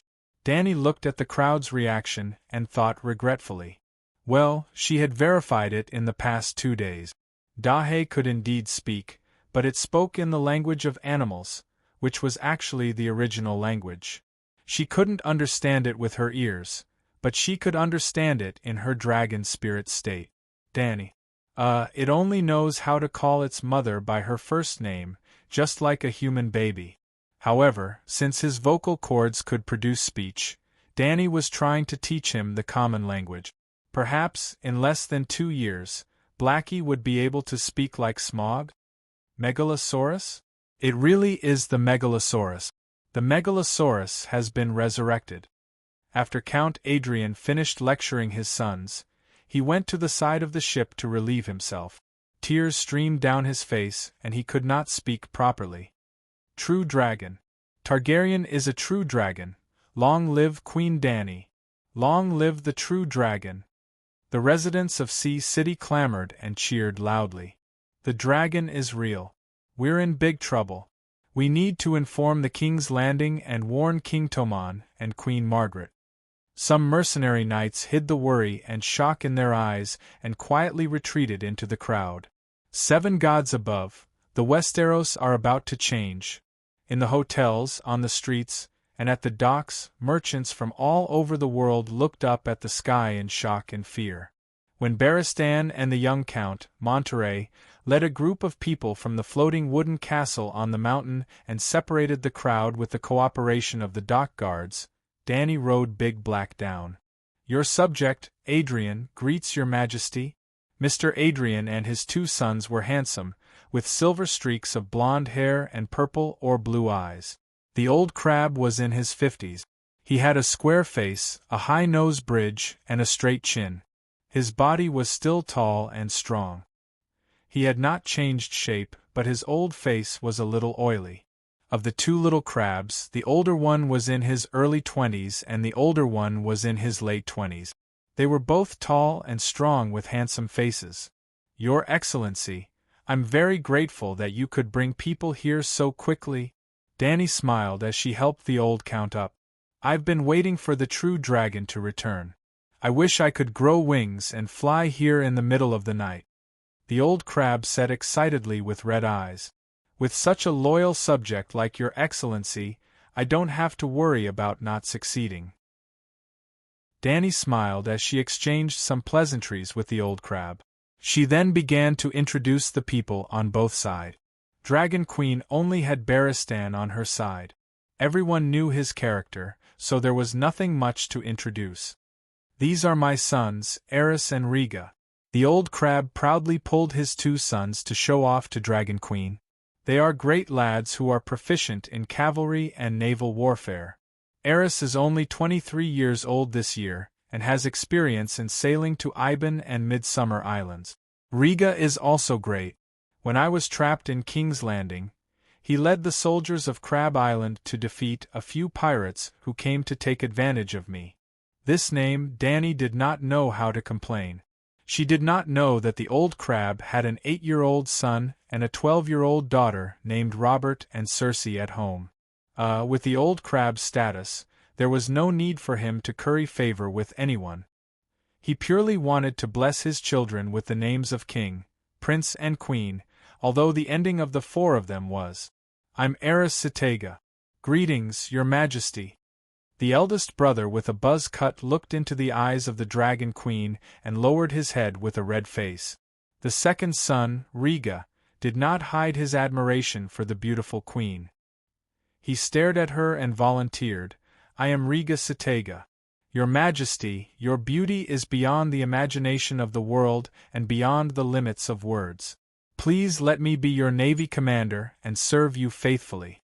Danny resisted the idea of using human-dragon fusion and releasing Electric Eye to scare him. She only smiled faintly and said, "I have the idea of taking down Dragonstone Island. Let's go to Floating Wood Castle and talk more." Screech Blackie flew into the sky, and White Knight brought over a horse for Danny. She walked side by side with the old crab and the young count. White Knight and the 2 little crabs brought up the rear, followed by a group of knights. 200 to 300 people walked towards Cliff Castle. Dragonstone Island should be taken down immediately.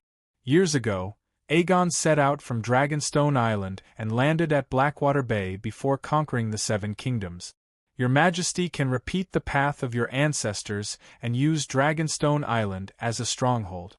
Send out orders to all the families in the king's domain and find another shore to land. Tywin is dead, Jaime is disabled and Lannister is badly injured. In the past 6 months, Cersei has squandered all the wealth and reputation left to her by her father. She is also locked in the great cathedral by Sparrow. Who knows, when you arrive at King's Landing, the people will swarm out and put you on the Iron Throne. The old crab excitedly advised the queen. "I only want to take back the Targaryen land, the Iron Throne.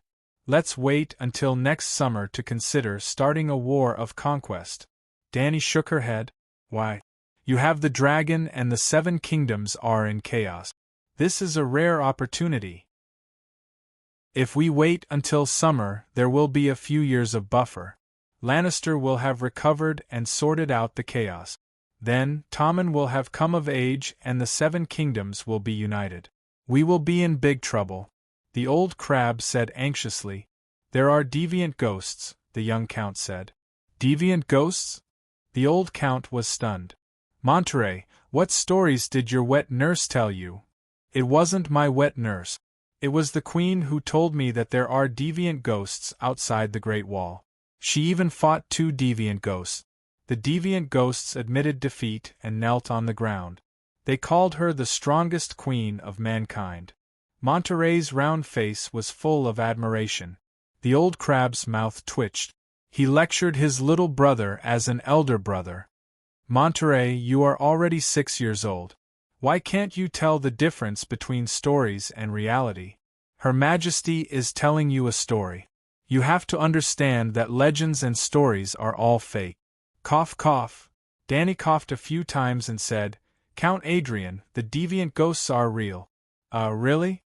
The old crab and the young crab were stunned. Could it be that the City of Knowledge was not lying? Her Majesty was really the Mad King II? Barristan saw the doubt on their faces and said seriously, "At that time, 6 deviant ghosts led thousands of ghouls to attack the barbarians' camp.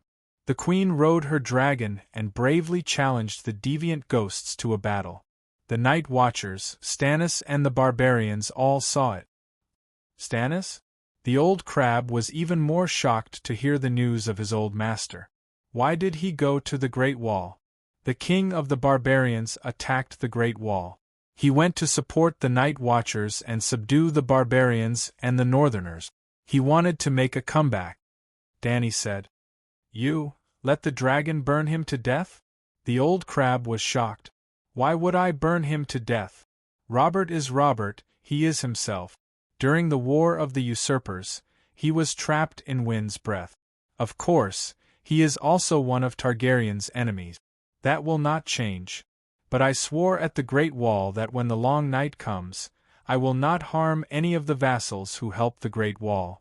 Looking at the old crab's puzzled gaze, Dany sighed and said, "The humans are facing a great disaster. They are too short-sighted and narrow-minded to still play the game of power." The old crab frowned and confirmed again, "There really are deviant ghosts? It is not that I do not trust your words, but this is too sudden. I am not mentally prepared at all. It is like a dream. In a few days, you should receive a messenger crow from the Night Watchers. In a few months, the Night Watchers will escort a group of ghouls to the south. You can see it for yourself when you pass by Dragonstone Island."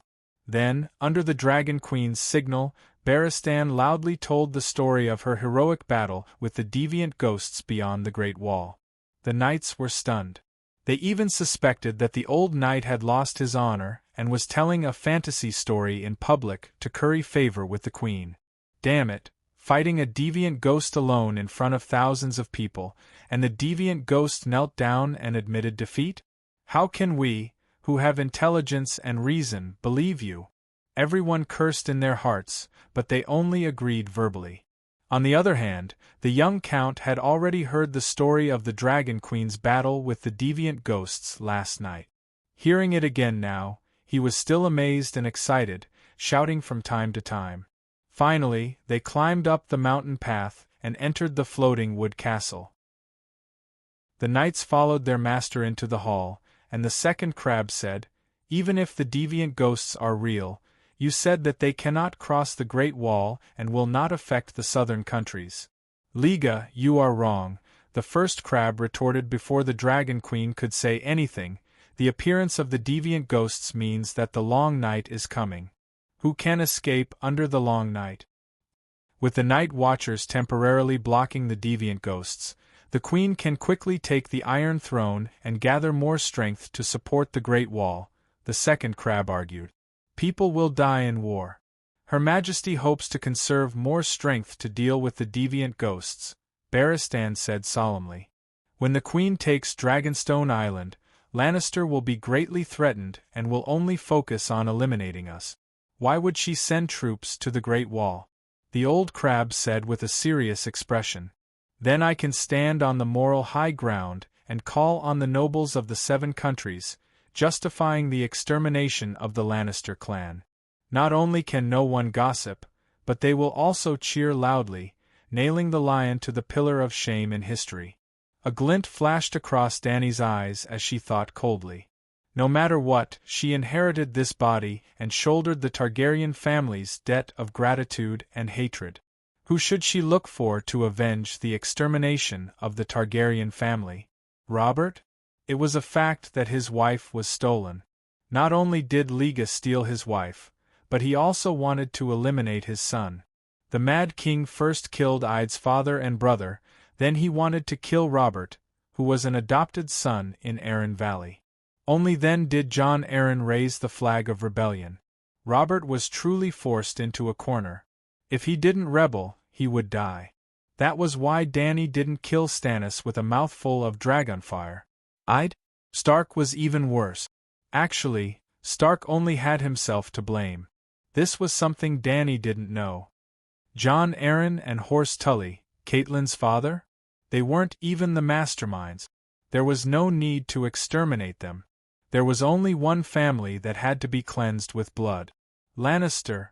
Tywin was too vicious. Mad King Aerys only made him lose face, and then he played Casme's Reign on the Mad King. Everyone in the family was wiped out. Lannister wasn't the only one who knew how to repay a debt. Dany could forgive Bella and Theon, but she wouldn't pity Lannister if they really dared to seek death. Report. At this moment, a messenger guard ran into the hall and said to the Dragon Queen and the young Count, "Your Majesty, Count, a group of knights holding the true dragon flag has arrived at the docks." Dany was stunned for a moment before she asked, "Is it Count Bronn of Stockworth Castle?" Chapter 367. Bronn was here. He brought with him 3 cargo ships, 40 sailors, 200 fully armed mercenary knights, and dozens of chests of gold and silver. He came with his foolish wife, bastard son, and disobedient scholar. Bronze flag of the burning chain and the three-headed dragon were hung on the ships. It was very eye-catching and immediately caused a commotion at the docks. The real Dragon Queen has gathered the old officials of the king's domain and is preparing to attack the king's landing. The merchants and sailors at the docks rushed to report, frightened and excited. Dany treated them all equally. She did not look at the Earl of Blackwater differently because of his disgraceful background. She still rode her dragon and led White Knight and a group of knights to the docks to welcome them. Well, Bronn's original surname was uncertain, but during the Battle of the Blackwater River, he was responsible for raising the chain on the Blackwater River at the right time. For the Battle of the Blackwater River, this was a crucial task. Bronn completed his task beautifully. Cersei and Tywin awarded him the title of knight. He was also proud of this and called himself Knight Blackwater. He also designed the green chain coat of arms. That day, when he received Dany's promise that he would be given the title by his own surname, Bronn changed his surname back to Blackwater. His Blackwater circled in the sky and landed beside White Knight. Dany jumped down from the dragon's back. "Bronn Blackwater greets your majesty." Bronn brought his wife over and bowed. "Earl Bronn, Lady Lolas, greetings." Dany nodded and said strangely, "You haven't been floating on the sea all this time, waiting for me to come to Tidehead Island, have you?" "No, we just arrived today," Bronn said. "Yes, we have been floating on the sea for a few days." At the same time, Lolas giggled. Bronn looked embarrassed and glared at his wife. Lolas was so scared that she shrank back. "Your Majesty, Bronn explained awkwardly, "I am not sure about Valerian's attitude. If they captured me and sent me to King's Landing, then..." Dany waved her hand nonchalantly and got on her horse. She called out to him, and they walked side by side towards the floating wood castle. "You're right to be cautious. I'm very satisfied that you were able to come on the first day I hung the three-headed dragon flag," Dany said with a smile. Bronn heaved a sigh of relief and said with a wry smile, "I've arranged for a spy to be stationed at Hightide's pier. The night you left, I started packing. It took me 2 days to travel from Stockworth Castle to Twilight Valley, and it only took me a few hours to buy a boat and sail to Tidehead Island. I have been waiting for you at sea for 3 or 4 days. If you hadn't come, I would have retreated quietly and continued to be the Earl of Stokesburg." "Ha ha ha, very smart, very prudent arrangement," Dany laughed. Then, she explained the matter of the deviant ghosts from beginning to end. "The Great Wall is far more troublesome than I thought. It took a lot of time." "So, the Eternal Night is coming?" Bronn asked in a trembling voice. "If the legends are true, the deviant ghosts can bring about the Eternal Night, then the third Eternal Night is coming," Dany said with uncertainty.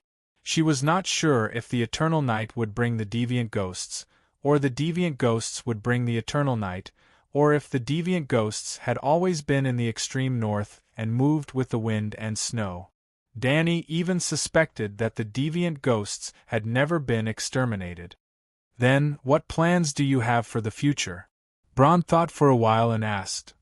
After a sumptuous lunch in the afternoon, the plates and bowls were removed and the long wooden table was covered with a sea-blue mirror blanket. The group of knights and knights continued to sit in their seats and listened to the Dragon Queen talk about the Dragon Gang's Eternal Night battle plan. Well, with Bronn, Monterey, and Adrian as the leaders of the 3 counts, together with 7 knights and more than 40 knights, this was the current strength of the Dragon Gang in the Westeros. It was a bit pitiful. But the 3 counts were not depressed, instead, they were very excited. The young count did not know anything. There were so many people at home, and there was also a dragon, so he was very excited to watch the show. Adrian was the well-deserved big brother of the Dragon Gang, and the Dragon Queen had a dragon, so of course he was excited. Bronn also had confidence in the Dragon Queen who had the Megalosaurus, and not only did the Dragon Queen not look down on him, she even let him, Valerian, and Sitiga form the three heads of the dragon gang. 7 gods above, that was Valerian and Sitiga. To be able to sit side by side with them under the throne of the Dragon Queen, Bronn was so excited that he trembled. Let me talk about the arrangements for the next few years of winter. Dany looked at the group of eager and anxious subordinates, and said solemnly, First of all, we must always stand on the moral high ground, and truly uphold the honor of the nobles and the great spirit of the knights. No matter what Lannister and the other nobles of the 7 countries choose, we must have the defense against deviant ghosts as the core guiding principle. Any questions? Your Majesty is right. White Knight was the first to agree. If the Iron Throne does not believe in the deviant ghosts, or insists that the deviant ghosts are fake, and does not care about the Long Night, and only cares about attacking us, what do we do? Bronn asked the same question that Crab Brother had asked before. I will represent the people of the 7 countries, represent justice, represent humanity, represent light and summer, and destroy them, Dany said solemnly. Dragonstone Island is too close to King's Landing. It is easy to attack, that is true. But at the same time, it is easy for me to burn Red Castle. I only need to fly west for 2 to 3 hours. Then let's just take down King's Landing. Crab Brother clamored. Take down King's Landing, and I have to defend King's Landing. Then, we will fight for power and authority. After a year and a half, we will barely stabilize King's Landing, then we will fight against those who do not agree, and so on for another year or 2. Do we still have to attack the western region, Arryn Valley, River Bend, Stormlands? By the time I complete the feat of Aegon the Conqueror, the 7 countries will be in ruins, taken down by the deviant ghosts, and everyone will be finished in the long night. Dany stared into Crab Brother's eyes and said aggressively, Maybe it will not be that troublesome. Crab Brother lowered his head and mumbled, Maybe? You are telling me maybe? Dany's cold eyes were filled with disdain. Underestimate the enemy. Do not think that the Megalosaurus is invincible, and do not treat all enemies as fools. If we cannot get through the long night, 100 Iron Thrones will be nothing but scrap metal. Your Majesty is right. If we take down the Westeros now, we will not be able to feed so many people. Old Crab muttered.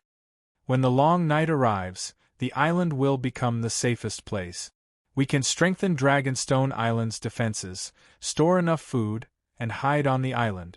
After the long night, the 7 countries will be exhausted, and the Queen will easily take the Iron Throne. Many of our enemies will not even survive the long night, Bronn slowly said. Barristan frowned. He was very dissatisfied with the 3 heads of the Dragon Party, who only considered the problem from the perspective of personal interest. Why can't you learn from Her Majesty and give up on personal interest?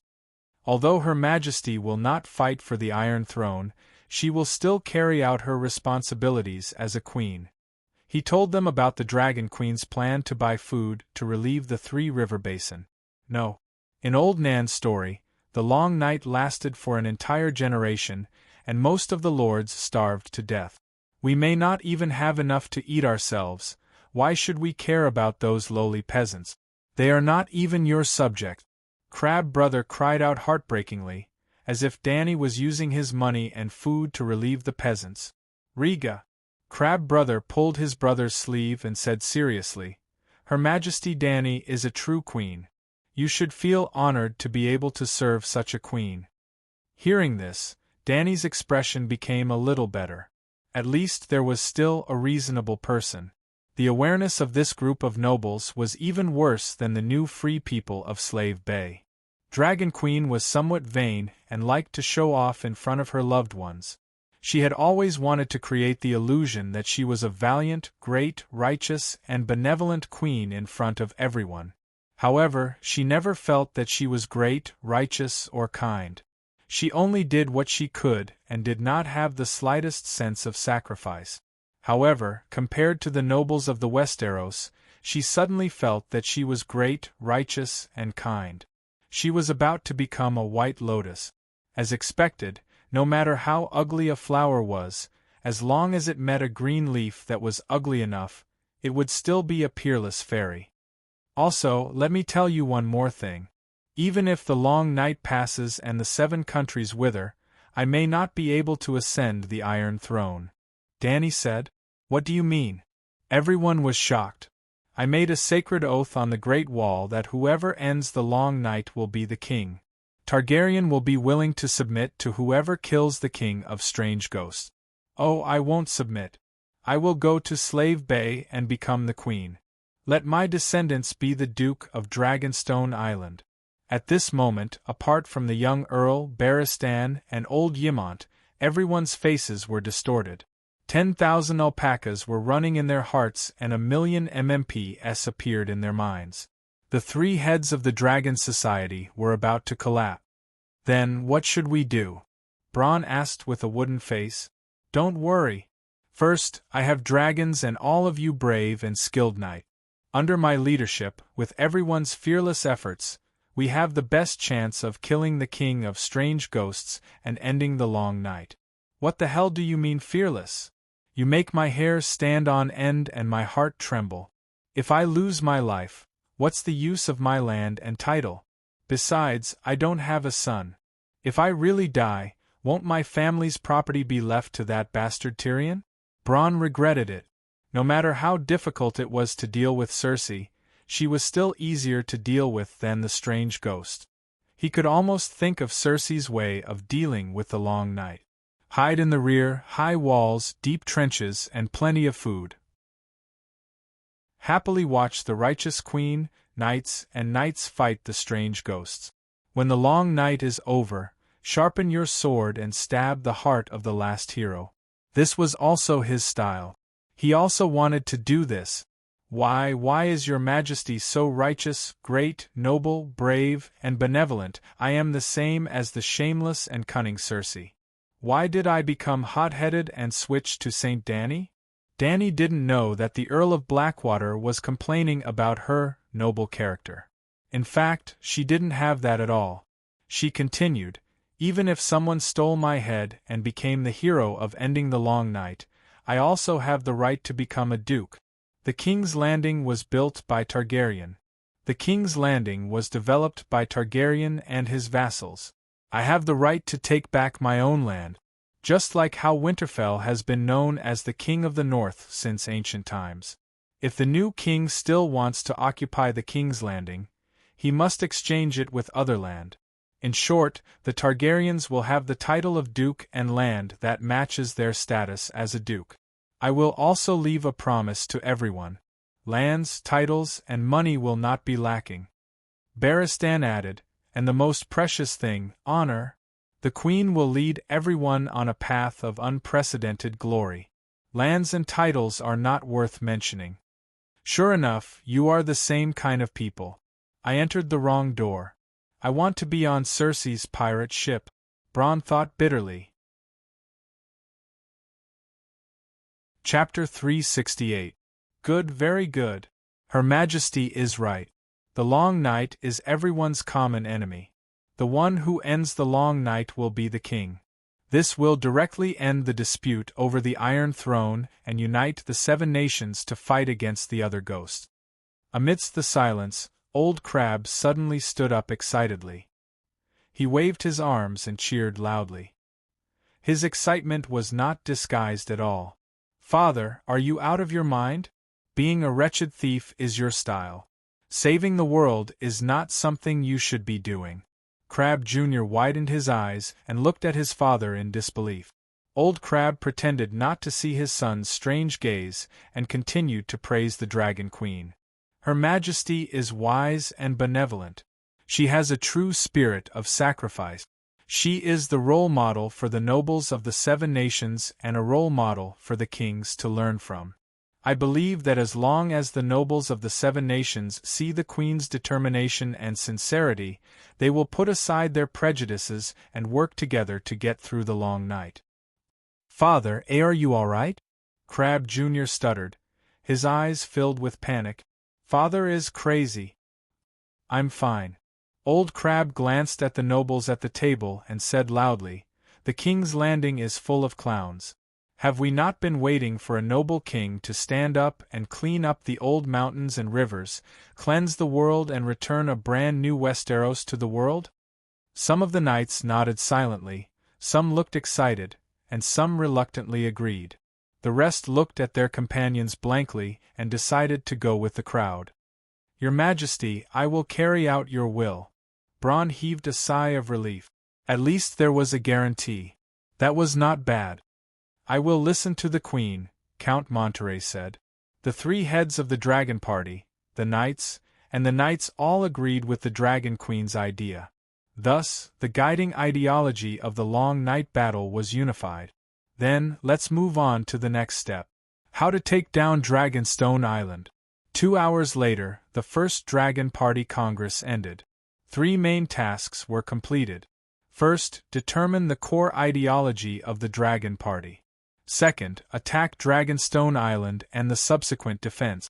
Third, the division of positions. As for her position, Dany did not follow the system of 7 ministers in the Westeros, which were the Hand of the King, the Captain of the Kingsguard, the Minister of Finance, the Minister of Justice Judiciary, the Chief of Intelligence, the Minister of Marine Affairs, and the Grand Secretary. It wasn't that she couldn't gather 7 ministers, but that her main focus was still at Slaves Bay. She couldn't maintain a small court on Dragonstone Island. Based on the current manpower and the needs of future battles, the 1st Fleet General, the 2nd Fleet General, the 1st Honorable Knights Legion Commander, the 2nd Honorable Knights Legion Commander, and the Dragonstone Island Garrison Commander were established. The position of General of the 1st Fleet was held by the Old Crab. He had many ships, many sons, brothers, and sailors. He could barely build the framework of a fleet. The 1st Fleet was mainly responsible for gaining control of Blackwater Bay. At the very least, they had to ensure the safety of Dragonstone Island, Tidehead Island, and Crab Island. The 2nd Fleet was led by the Big Crab, and it was only a fleet that existed on paper. Dany would buy ships to fill it up later. The giant crab had rich sailing experience and was especially familiar with the narrow sea. It was most suitable for him to be in charge of transporting food and receiving the barbarians from the Great Wall. The 1st Honorable Knights Legion Commander was the young Count Monterey in name, but the actual command was controlled by his vassal, Sir Thordos Bush. The middle-aged knight with missing front teeth was originally the garrison commander of Hightide City. He was in charge of the safety of Count Valerian's family. There were no issues with his loyalty and ability. The 2nd Honorable Knights Legion Commander was Bronn. The Dragonstone Island Garrison Commander was in charge of the safety of Dragonstone Island and the Queen. Naturally, the White Knight was also in charge. Right, the Honorable Knights was a new thing that Dany came up with. It was to distinguish them from the knights and mercenaries of the 7 kingdoms. She changed the names of the knights under her, just like the White Knight. It was a new profession. The Honorable Knights were different from the normal knights of the 7 kingdoms in 2 aspects. The oath and promotion system were different. As long as one swore the 8 knight vows, 8 honors and 8 disgraces version, made by the Night King Dany and followed the vows with their actions, there was no need to apply holy oil, have a warhorse, or use knight battle skills to become a glorious knight. It seemed like a child's play, but in reality, it was the fastest way to promote her ideas. Dany wanted to quickly seize a share of the knight market. But this didn't mean that the quality of the honorable knights couldn't be guaranteed. If an honorable knight violated the oath, and this was known and confirmed, the local monks had the right to strip him of his title. It sounded a bit complicated, and taking off his pants to fart was superfluous. What was the use? Or, there were too many honorable knights to supervise? Dany didn't want to create a perfect world. She was just promoting her ideas. In other words, Dany wanted to turn the Westeros knight civilization into a wuxia one.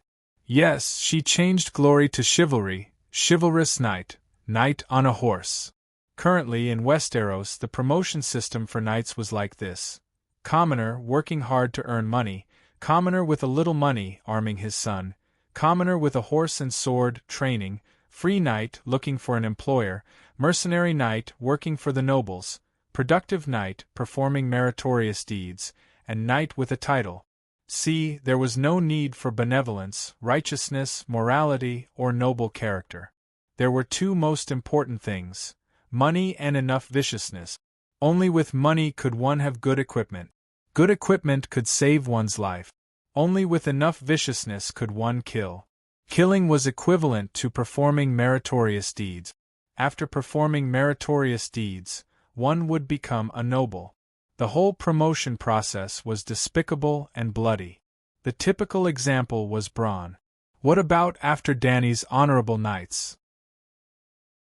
Commoner, having good ideals and a heart of chivalry, honorable knight, strong martial strength and outstanding moral character, famous honorable knight hired because of his reputation, disreputable commoner or honorable knight hired, doing good deeds or doing bad deeds without being discovered. Productive knight. Did you notice that it was very similar to the promotion process of the heroes in the wuxia world? Commoner, yearning for quick revenge in the wuxia world, wuxia people, martial strength and moral character, heroic knight, using his reputation to buy property, doing bad deeds without being discovered, disreputable heroic knight, doing good deeds without being discovered, or doing bad deeds without being discovered, heroic knight who was never short of money and could be passed down for generations in today's Westeros. Knights were not afraid of being discovered when they did bad deeds.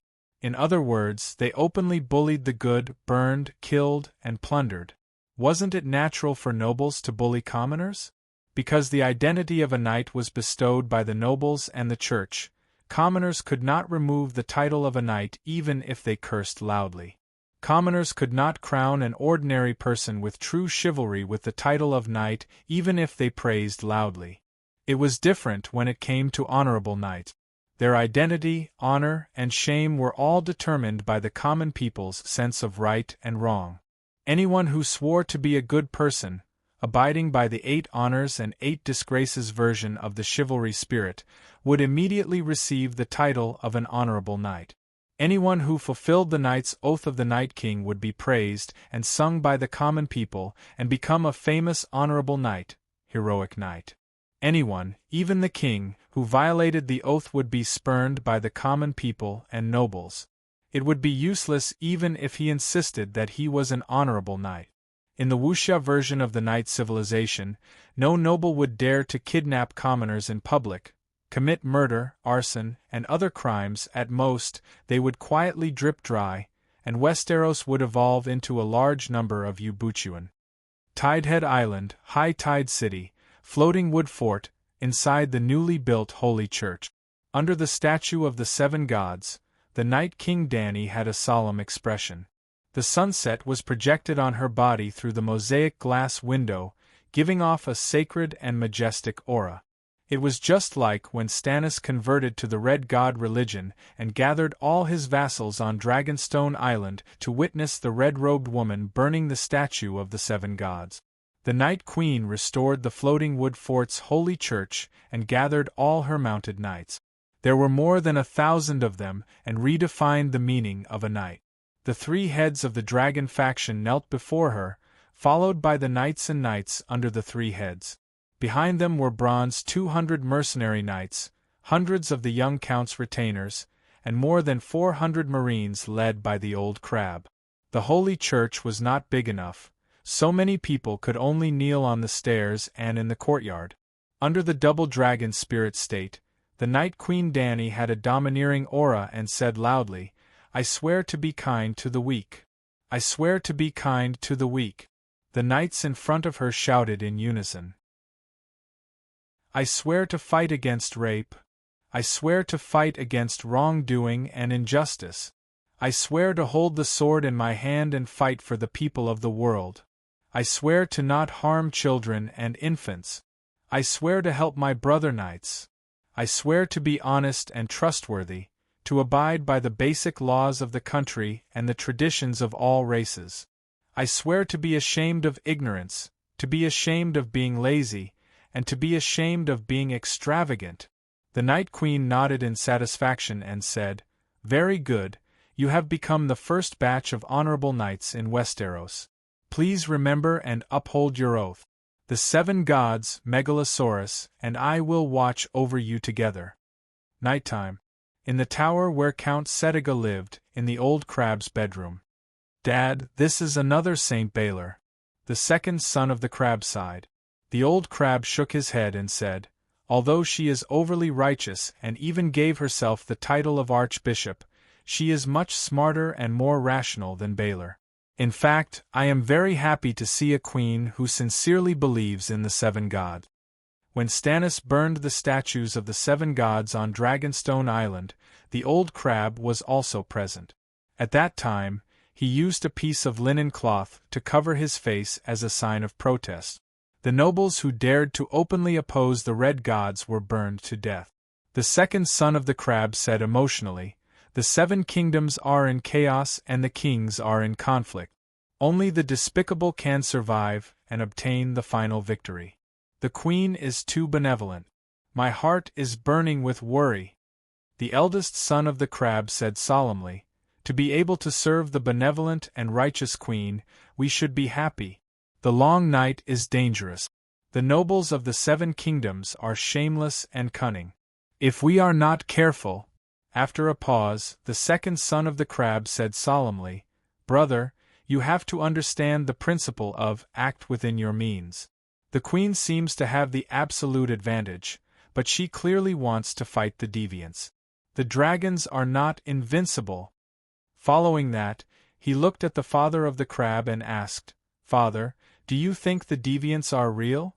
Of course they are real. Would the queen lie? The eldest son of the crab immediately said.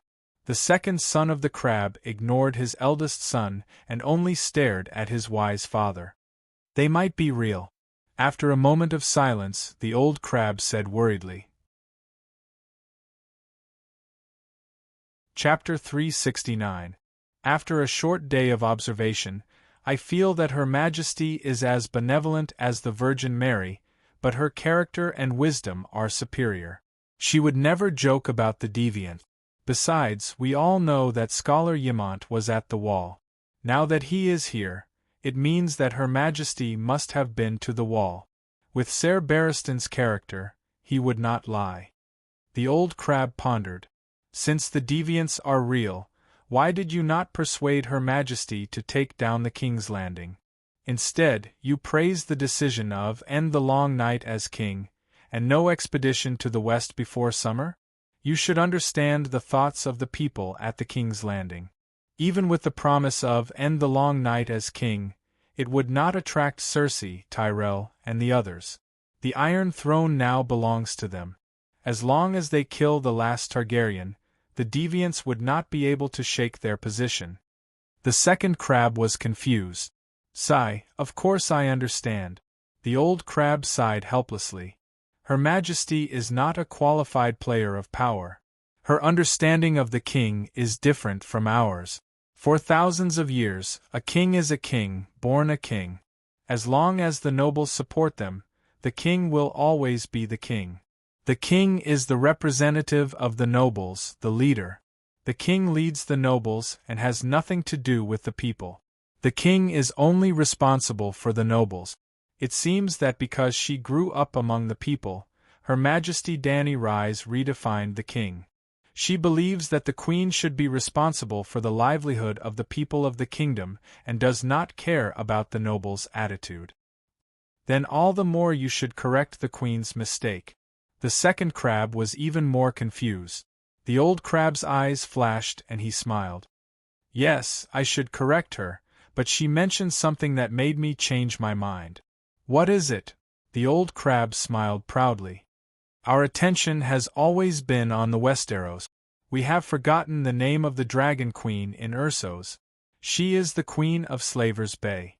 In the future, she will defeat the Anti-Dragon Mother Alliance and become the Queen of Volantis, Queers, Lys, and even half of Essos. Her way of thinking about the king was not suitable for Westeros, nor was it suitable for the free trade city-states where slavery was the norm. But as a liberator of the slaves, she would be loved by the slave. To the Dragon Queen, the world was beneath her feet, and the Iron Throne was perhaps of little value. There's no need to jump into the quagmire and get into a scuffle with the King's Landing people and get dirty. That's the Iron Throne, the glory of the Targaryens for generations. You make it sound so unbearable, Crab Lord II muttered.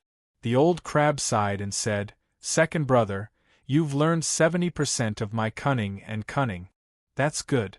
Only villains can survive in the Westeros. But this doesn't mean that you have to look at things from the perspective of a villain at all times. The Queen was honest and kind, while Stannis was stubborn and responsible.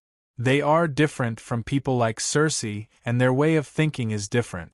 You have to treat them differently. Crab Lord I could not accept it and said with a red face, Father, how can you say that about yourself? The old crab glared at his eldest son and said unhappily, If I wasn't cunning, I would have buried you two brothers in the Blackwater River like the Onion Knight. If I wasn't cunning, Tywin, that vicious old lion, would have cut off my head or forced me to wear black clothes. If I were to pledge my loyalty to Lannister at the King's Landing, the future of House Satiga would be ruined. Crab Lord lowered his head. He did not know if it was for himself or for his father, but he was so embarrassed that he could not show his face. Crab Lord II, on the other hand, was not embarrassed at all. He even focused on his father's teachings. After a while, he nodded thoughtfully and said, Father is right. Everyone is different, and I have to treat them differently. But what about House Satiga? Our roots are in the Westeros. No, Satiga and Valerian's roots are in Targaryen. 400 years ago, our ancestors were still living in Valeglia. As long as there are dragons in Targaryen, we will go wherever they go. The old crab smiled. Don't forget your mission. He emphasized his tone and said with anticipation, Mission. Crab Lord's face turned red again. But she doesn't seem to treat me differently. Crab Lord II looked at his brother with jealousy. The eldest son had an advantage. His brother was so stupid, but the Count of Crab Island was his, and the position of Dragon Queen's husband was also his. As the second son, his mission was to become a White Knight. When Barristan passed away, he would take over his position and become the captain of the Kingsguard to protect his brother and the Queen. So you have to work hard. The old crab patted his son's shoulder and said earnestly, The Queen is young and beautiful. She even built such a huge empire with her bare hand. Her taste must be as high as her ability. Just based on appearance, status, and ability, no one in this world is worthy of her. But she has to marry eventually. Even the legendary hero Nymeria has married 4 times. For the Targaryen Empire, she needs an heir. You all heard her say it herself. She needs at least one descendant to inherit the Duke of Dragonstone Island or the Iron Throne. At this point, the old crab became excited again. He stood up and rubbed his hands, pacing back and forth by the fireplace as he said, Originally, in terms of bloodline, Valerian and Targaryen are closer. But now, Monterey is just a child, younger than Tommen. There is no hope. So, it is time for us Sitiga to bear the heavy responsibility of producing Targaryen descendants. In fact, during Valeglia's reign, Targaryen, Valerian, and Sitiga had intermarried for many generations. Aerys, you are the eldest son. You are honest and honest. Your status, character, and ability are all worthy of a powerful Targaryen queen. Brother, if you are not willing, I am willing to do it for you. Crab Lord II looked at his eldest brother, who had his head lowered and was silent. Before Crab Lord could speak, the old crab put on a stern face and reprimanded, Rhaegar, you are the second son. If the second son wants to marry the queen, isn't that an insult to Her Majesty? Furthermore, your character is not liked by the queen. If that is the case, don't mention it again in the future. Rhaegar Sitiga lowered his head, his eyes flashing with resentment and jealousy.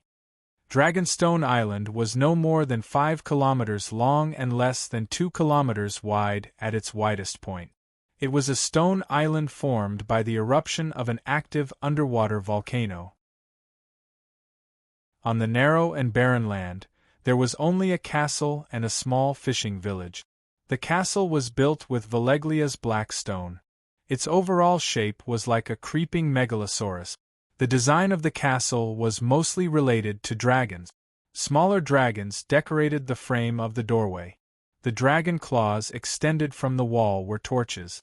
The large stone wings contained the smithy and armory. The dragon tail formed the arch, the bridge, and the outdoor stairs. The castle complex had the stone drum tower as the main castle, Aegon's garden at the back, the wyvern tower and the sea dragon tower on both sides of the main castle. Among them, the sea dragon tower was built into a crow's nest after Eiler moved his family here 400 years ago. Only the wyvern tower, which looked down on all the nearby buildings in terms of height, still bore the responsibility of the megalosaurus. Dawn. The sky was gray. Light rain. Dragonstone Island, Wyvern Tower. More than 30 Dragonslayer crossbows were arranged around the top of the tower, and more than 50 strong archers were on standby. The acting castellan, Lucien Lannister, stood at the edge of the tower, looking at the fleet in the distance. His mood was like the sea in the rain, turbulent, dark, and cold. The rain was like a fog, enveloping his body and soaking his golden lion cape, taking away heat and courage from his body. His father, Damian Lannister, was Tywin's cousin and the acting castellan of Casterly Rock City. His family was one of the main branches of the Lannister family. So the important task of guarding Dragonstone Island was left to him. In the future, perhaps one Lannister would become the Duke of Dragonstone Island, or be demoted to the Count of Dragonstone Island. But yesterday morning, a terrifying news came from the neighboring Tidehead Island. The Dragon Queen had arrived on a dragon. Without a doubt, she would attack Dragonstone Island. Just like how if Stark was still alive, he would definitely take down Winterfell. Since yesterday afternoon, after Sir Lucien sent a letter to the King's Landing, he began to arrange the defense of Dragonstone Island. Roland Windstorm, who was loyal to Stannis, led a team of less than 100 men and stopped Lannister and Redwyn's army of more than 10,000 for a few months. He even caused more than 1,000 deaths of Lannister's elite. Now, he had 400 guards and reinforcements from the King's Landing. How long could they stop the Dragon Queen? How much damage could they do to her? But she had dragons. Lucien was worried and unsure of what to do. Thump, thump, thump. A soldier wearing a lion helmet and golden armor quickly stepped on the stairs and panted as he reached the top of the tower. He passed a parchment scroll to Lucien and said, "Sir, the Dragon Queen sent someone to deliver a letter." Lucien pursed his lips and opened the parchment scroll. After reading for a while, he passed it to the black-armored knight who walked over from the Dragon Slayer crossbow. He frowned and said, "She asked me to surrender, put down my weapons, leave the castle, and allow us to return to the King's Landing." After a moment of silence, he asked the young scholar beside him, "Scholar Pylus, what do you think?" Pylus was 25 years old and had more than 20 chains around his neck. He was young, but he was as serious as a 60-year-old man. Hearing this, he looked solemn and asked politely, "Sir, are you asking if the contents of the letter are trustworthy, or are you asking how to respond?" Lucien's heart was in a mess. He nodded and said, "Tell me about it." "The Dragon Queen has dragons, 16 ships, and at least 1,000 soldiers in the fishing village. She has the advantage. There is no need to use her reputation to deceive people. And because she has dragons, you have no chance of winning. Why don't you agree to her request and return to the King's Landing first, and then slap." The black-armored knight with the orange pattern of 3 black castles on his chest crumpled the parchment scroll into a ball and threw it under the cliff. He then slapped the young scholar to the wet and cold stone ground. "Bah, Lannister will never surrender to a false king." He spat on the scholar's messy brown hair and announced loudly to the soldiers on the tower, "This morning, we received a messenger crow from the King's Landing. King Tommen wrote a letter asking us to hold on for at least 2 days and wait for the arrival of reinforcements led by Sir Maren Tran. It would be best to shoot that woman, or at least kill a dragon. Lucian only glanced at the scholar, whose cheeks were red and swollen and bleeding from the corner of his mouth. He then stopped paying attention to him and frowned at the black-armored knight. "Sir Burke, we only found 30 old dragon-slaying crossbows in the warehouse. They are all here. If Danny Rise attacks from other directions, our chances of winning are not high." The black-armored knight waved his hand and said confidently, "This is a dragon castle made of immortal stone. It is enough to defend against the dragon flames of the Megalosaurus. Using the Targaryen castle to fight against the Megalosaurus of the Targaryen. Ha, maybe we can really kill a dragon." Hiss boom. In the dark clouds where blue lightning flashed, a ferocious black monster drilled out and rushed straight in the direction of the flying dragon tower. "Megalosaurus! It's really the Megalosaurus!" The black-armored knight's eyes widened. His courage plummeted as he shouted in horror. Chapter 370. Hiss the black dragon was like a fairy in the storm, nimbly moving through the thunder and lightning. Blue and white fork-shaped lightning flashed around him, adding to his mysterious power. Hiss the black dragon drilled out of the dark clouds and hovered more than 1,000 meters above the flying dragon tower. It did not immediately rush down to spit fire. But Sir Bacon and Lucian couldn't help but shout in fear, "Attack!" The lion-armored soldiers immediately pulled the trigger, and more than 30 treadmill-sized crossbows shot out a thin rain of arrows. The crossbow arrows, as tall as a person, made a long air passage in the rain. They flew more than 300 meters high before they slowly hovered in the air, and then accelerated to fall into the sea. Hiss the black dragon lowered its head and hissed. Before the second wave of arrows arrived, it flapped its wings and flew to the Galen ship with the true dragon flag on the sea. The Megalosaurus ran away. Megalosaurus is also afraid of the Dragon Slayer crossbow. "We drove away the Megalosaurus." Sir Bacon was stunned. His fear disappeared and he cheered excitedly. The Dragon Slayer crossbow is so powerful, far beyond the attack range of the Megalosaurus dragon flame. At the top of the flying dragon tower, the crossbow arrows can almost cover the entire stone drum tower. Although they didn't hit the Megalosaurus, they might have forced it to not dare to come down. Sir Lucian was also very happy. Long live King Tommen, long live Lannister! Under the leadership of Sir Bacon, more than 100 lion-armored soldiers on the tower shouted loudly. "Sir, you attacked the Megalosaurus?" Scholar Pylus's mouth was red and swollen, but he still looked serious and dutifully reminded his lord at this time. "You attacked the Megalosaurus, which means you refused the Dragon Queen's persuasion to surrender." Lucian raised his eyebrows and said disapprovingly, "You saw it. With the Dragon Slayer crossbow, the Megalosaurus didn't dare to approach the stone drum tower. With only 1,000 shrimp soldiers and crab generals, she can't break through the castle defense of Dragonstone Island." Woo woo woo on the sea. At the center of the fleet, 2 kilometers away from Dragonstone Island, the flagship, Layla, was the first to sound an urgent horn. Yes, before we set off, the old crab wanted to change the name of the new red crab to Holy Danny Leasy. The Dragon Queen declined with a smile and suggested that the flagship be named Layla. Woo woo woo on the other side of Dragonstone Island, a bugle horn sounded, signaling the start of the attack. 400 armored soldiers holding the flag of the 3-headed dragon walked along the rugged mountain path, slowly approaching the castle gate. "Ha ha, the evil dragon is so angry that it wants to attack the stone drum tower." Black-armored Duke Rick pointed at the Long family soldiers on the hill in the distance. He leaned on the wooden frame of the dragon-slaying crossbow and laughed. "Lucian, do you see that? Only 400 armored soldiers dare to attack Dragonstone Island? That woman doesn't know anything about the defenses of her hometown." Sir Burke, leave this to me. You go down and teach those traitors a lesson. Let them know the price of betraying the Iron Throne. Lucian said coldly. I'll make sure they don't return.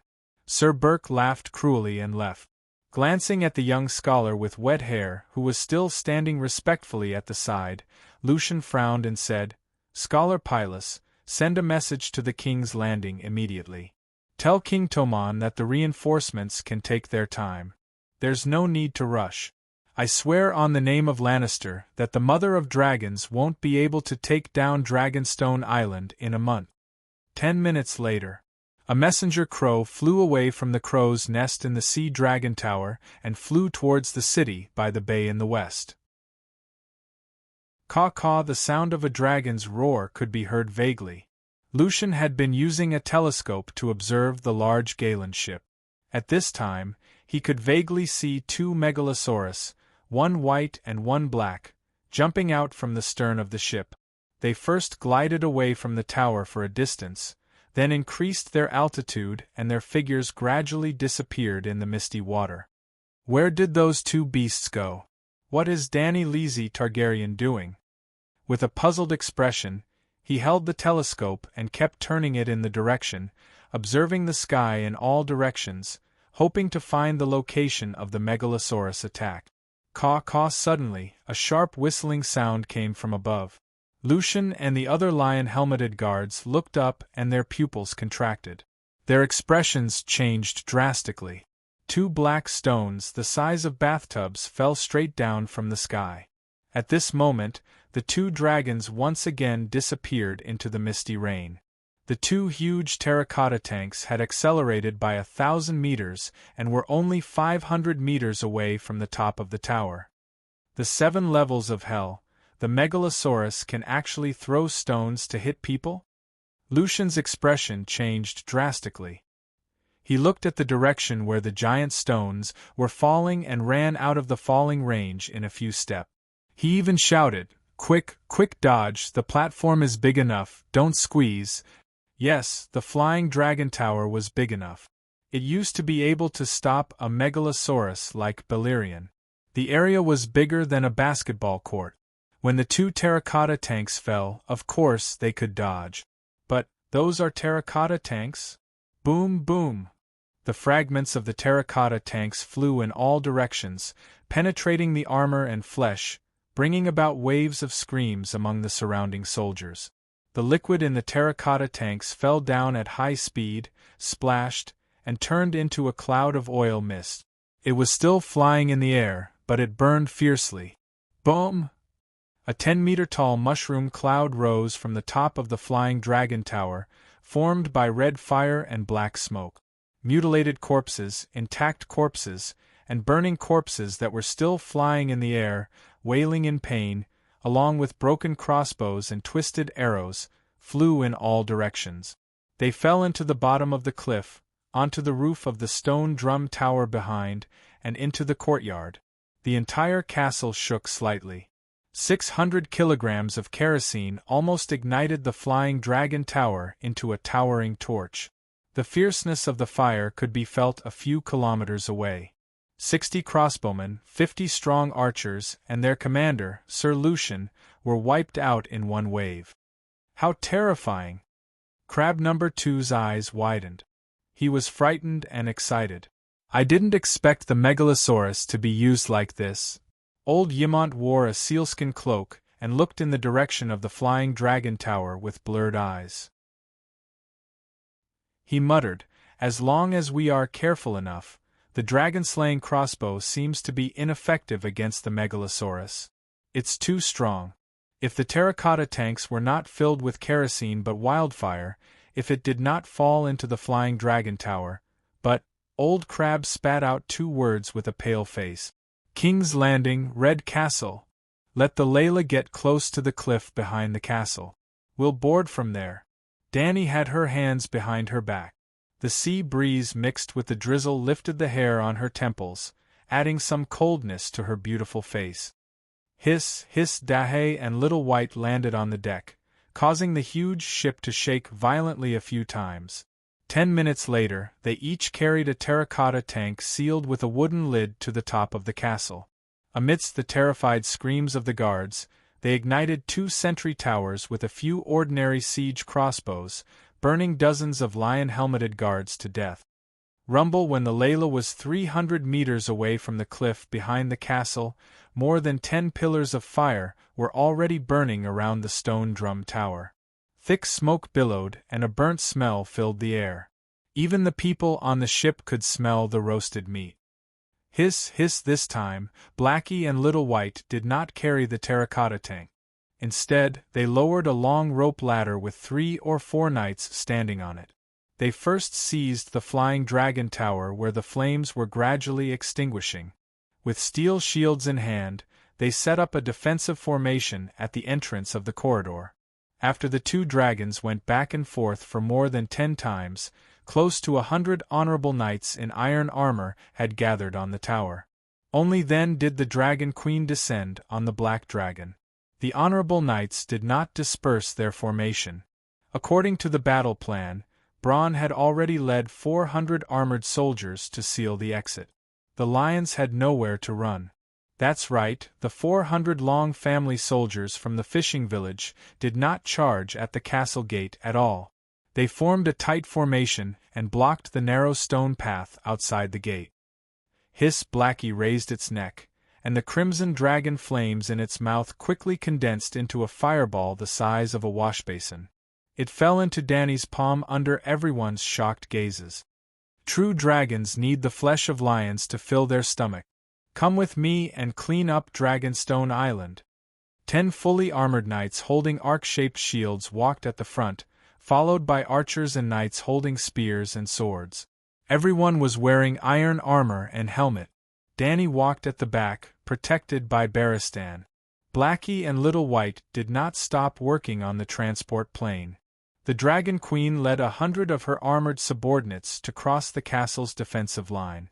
They went from top to bottom and from the back to the front. While they were massacring the enemies with their overwhelming military strength, the 2 dragons also continuously transported soldiers from the ship. Yes, the castle on Dragonstone Island was built on the side of a mountain, and the terrain was dangerous. Every killing hole, battlements, and sentry tower was an insurmountable obstacle, and every obstacle could take out dozens of times the number of enemies. For example, the Knight of Flowers, Loras, because he charged too quickly, he was burned into a strengthened hunting dog by the boiling oil that was poured out of the killing cave. However, all the obstacles only defended the bottom and not the top. They were completely unable to stop the Dragon Queen's bursting orange team. Furthermore, Lannister's forces were scattered. He arranged guards at every obstacle. There were more than 10 obstacles, and there were only 10 or 20 people guarding each one. How could they stop Dragon Queen's 100-man armored team? The Dragon Queen was even using cheats. She raised a large fireball and shot out small fireballs. As the Dragon Queen slowly but steadily pushed forward, the number of long family soldiers attacking the castle gradually exceeded the number of lions. The number of soldiers with 3-headed dragon insignia on their breastplates increased, and the lion-helmeted soldiers began to scatter and flee.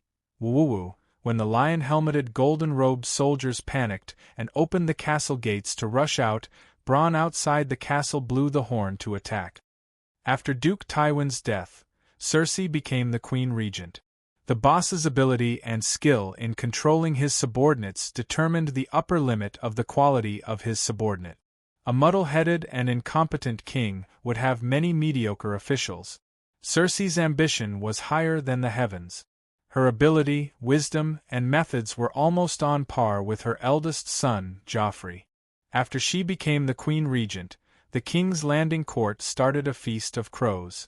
Ministers who were truly talented and dared to speak their minds, such as Kevin Lannister, had all left the center of power. Villains who were not well known but were good at flattering and making the Empress Dowager happy had entered the palace and occupied high positions in the court.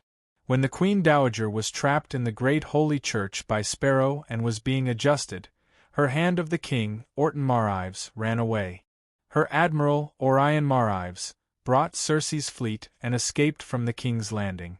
Her treasury manager, Harris Swiver, and Grand Secretary Pycelle not only did not try to rescue her, they seized the opportunity when the Queen Dowager was not around to seize control of the court.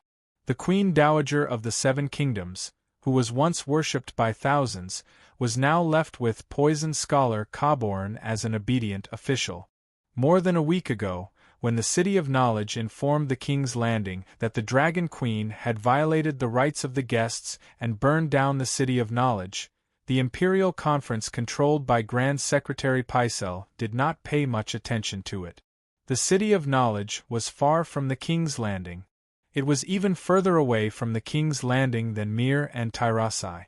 News of the Dragon Queen had come from the other side of the Narrow Sea a long time ago. At the beginning, Pycelle was still very worried about the restoration of the true dragons. He even conspired with Tywin to assassinate the Dragon Queen. But now that 2 years had passed, news of the Dragon Queen kept coming, and he was numb.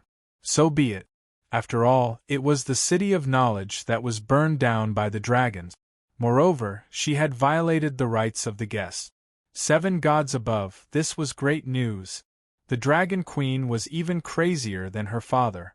No noble in the 7 kingdoms would support the second Mad King. It was as if the second shoe had finally fallen. Pycelle was relieved and relieved. He started to cooperate with the City of Knowledge to increase the public opinion of the Dragon Queen that the second Mad King is better than the first. Until he received a series of messenger crows, the Dragon Queen has arrived at Tidehead Island, and the Dragon Queen has sent troops to Dragonstone Island. Perhaps I should encourage the Great Sparrow to kill that idiot Circe. The Grand Secretary thought sadly. Chapter 371. On the morning of the Dragon Queen's attack on Dragonstone Island, the King's Landing was also covered in icy rain, casting a cruel shade of gray over the city filled with refugees and trash. Red Keep Council Hall.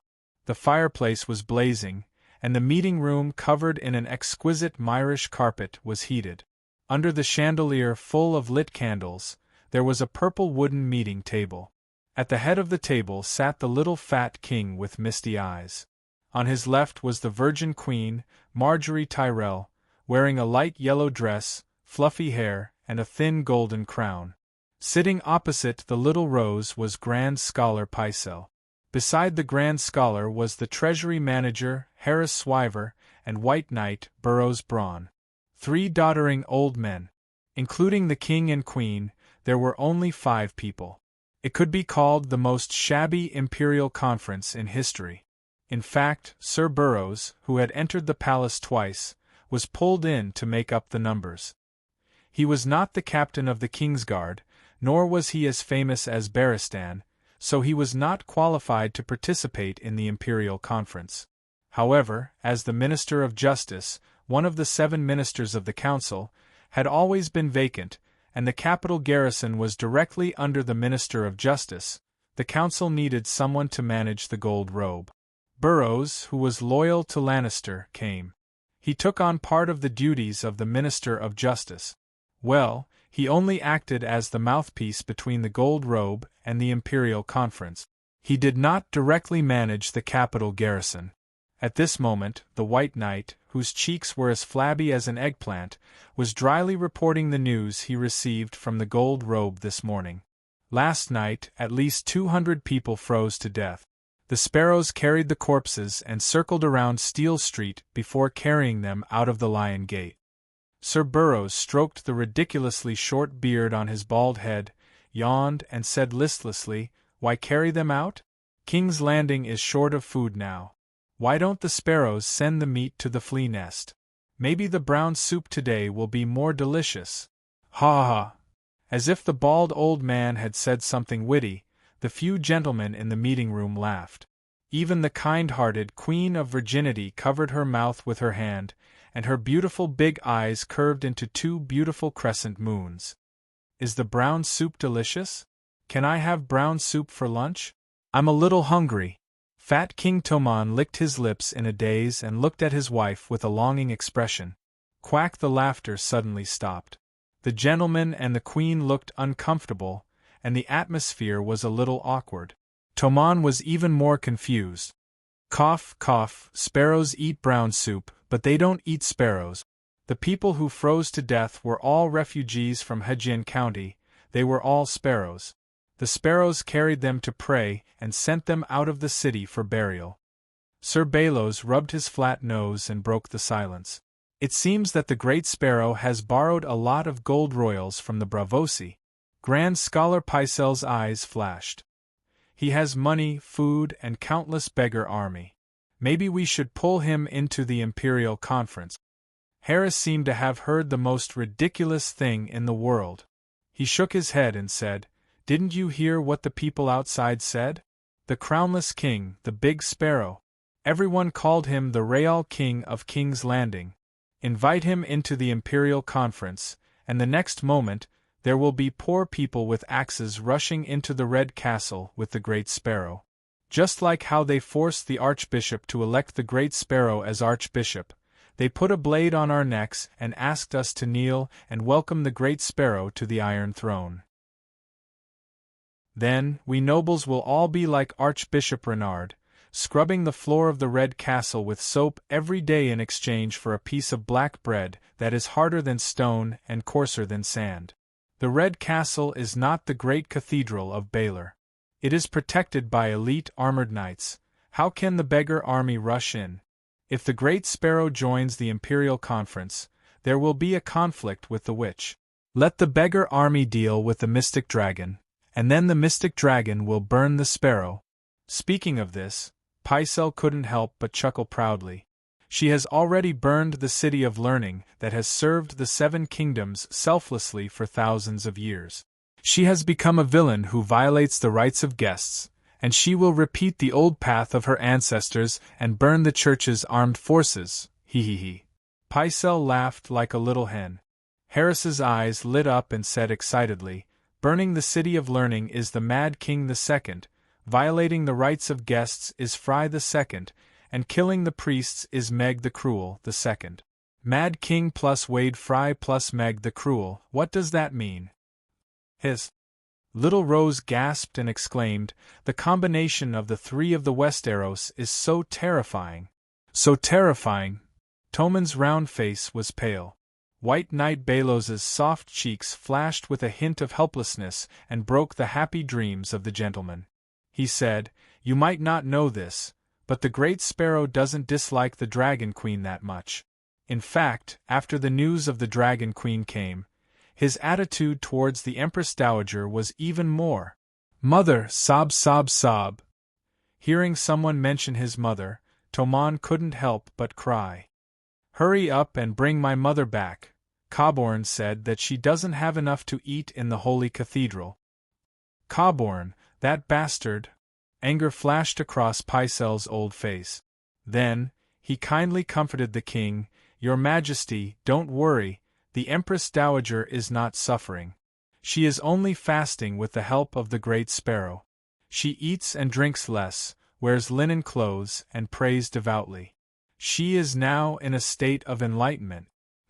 Just like Saint Bell back then, she can listen to the teachings of the 7 gods."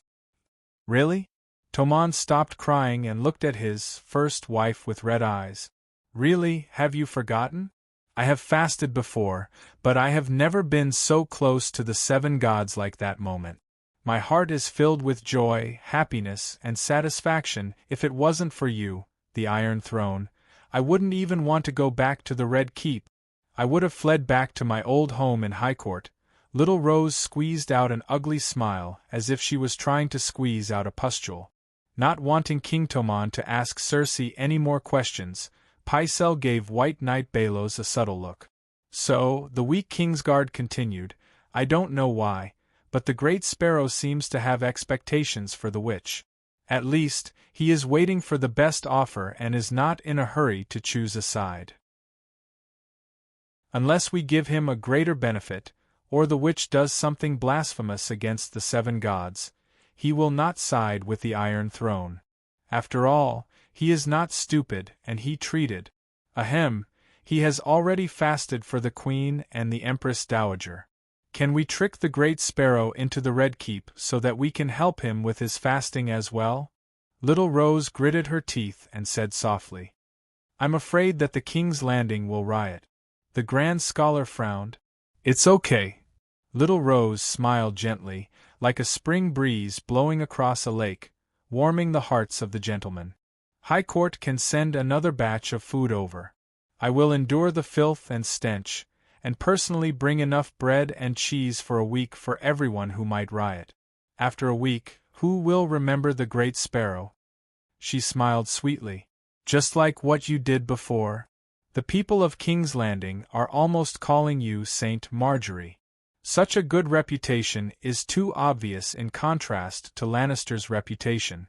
Everyone loves Marjorie, and everyone scolds the Empress Dowager for being incestuous. No wonder Cersei is trying to drag you down with her. Pycelle looked deeply at the sweet queen and shook his head.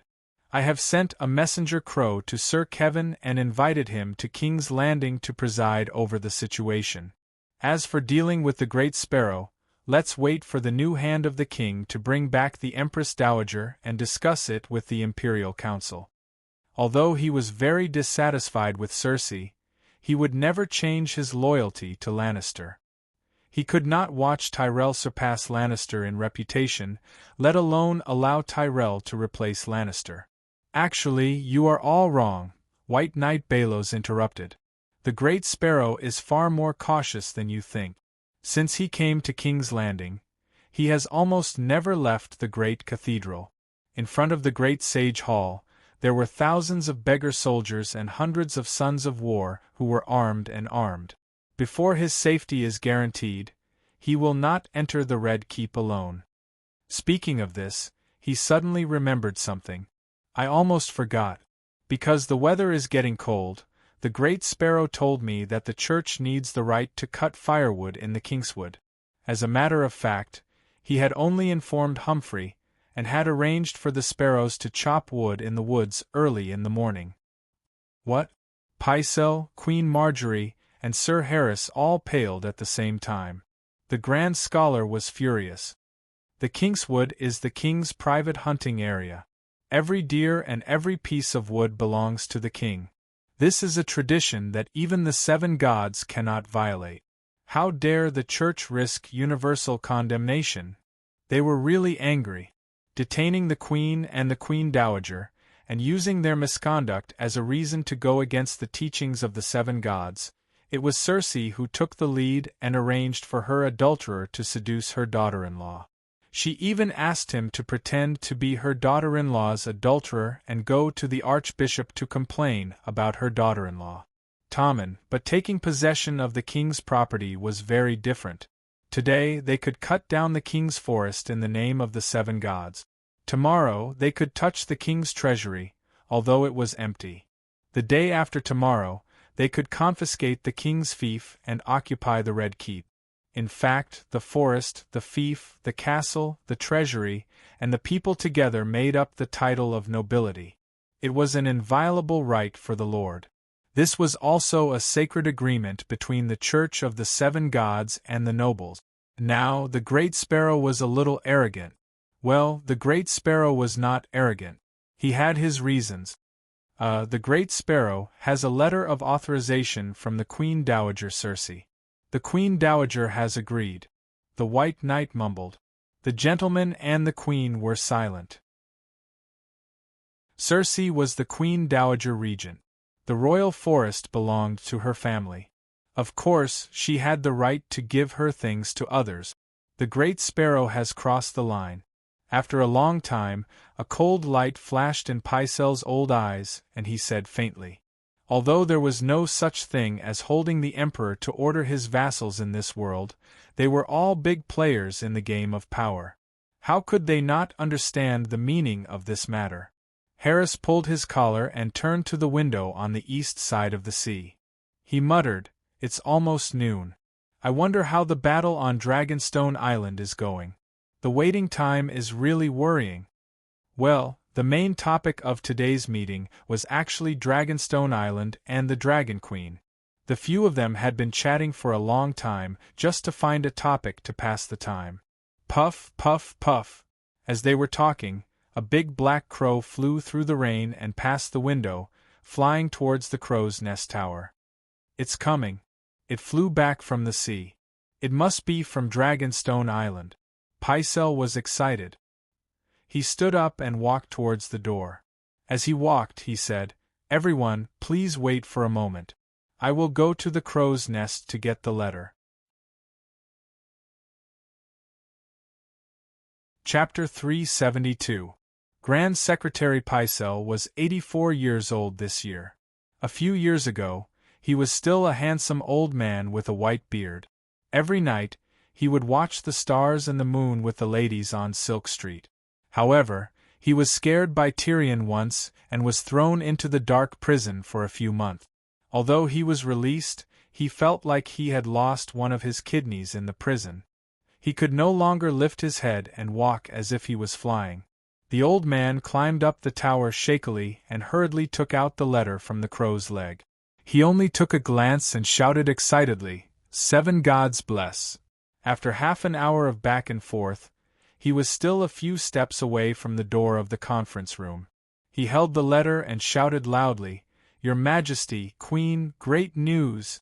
The mystic dragon which retreated, the army suffered heavy casualties, even the mystic dragon was heavily injured, we won." "What? Killed the Megalosaurus?" Sir Harris shouted in shock. "Is the mystic dragon witch dead?" Little Rose asked anxiously. "Not dead." Pycelle held onto the door frame and gasped. "Then how badly is she injured? How long can she last?" Palos hurriedly got up from the chair and walked to the door to take the letter. After reading for a while, the White Knight who entered the palace for the second time said awkwardly, "The battle hasn't even started yet. What do you mean? Hey, why can't you read between the lines?" "Look." Grand Secretary Pycelle took back the letter and read loudly, "The Dragon Slayer crossbow completely restrained the Megalosaurus. The mystic dragon was afraid and hesitated. After a wave of arrows, the mystic dragon had no choice but to retreat. Our army occupies the commanding heights. The flying dragon tower is covered with arrows. We will win and not lose, at least we can hold on for a month. Sir Marantran, please do not rush to march. If the warship is not equipped with the Dragon Slayer crossbow, please do not go out to sea to avoid colliding with the fleet of the Mother of Dragons."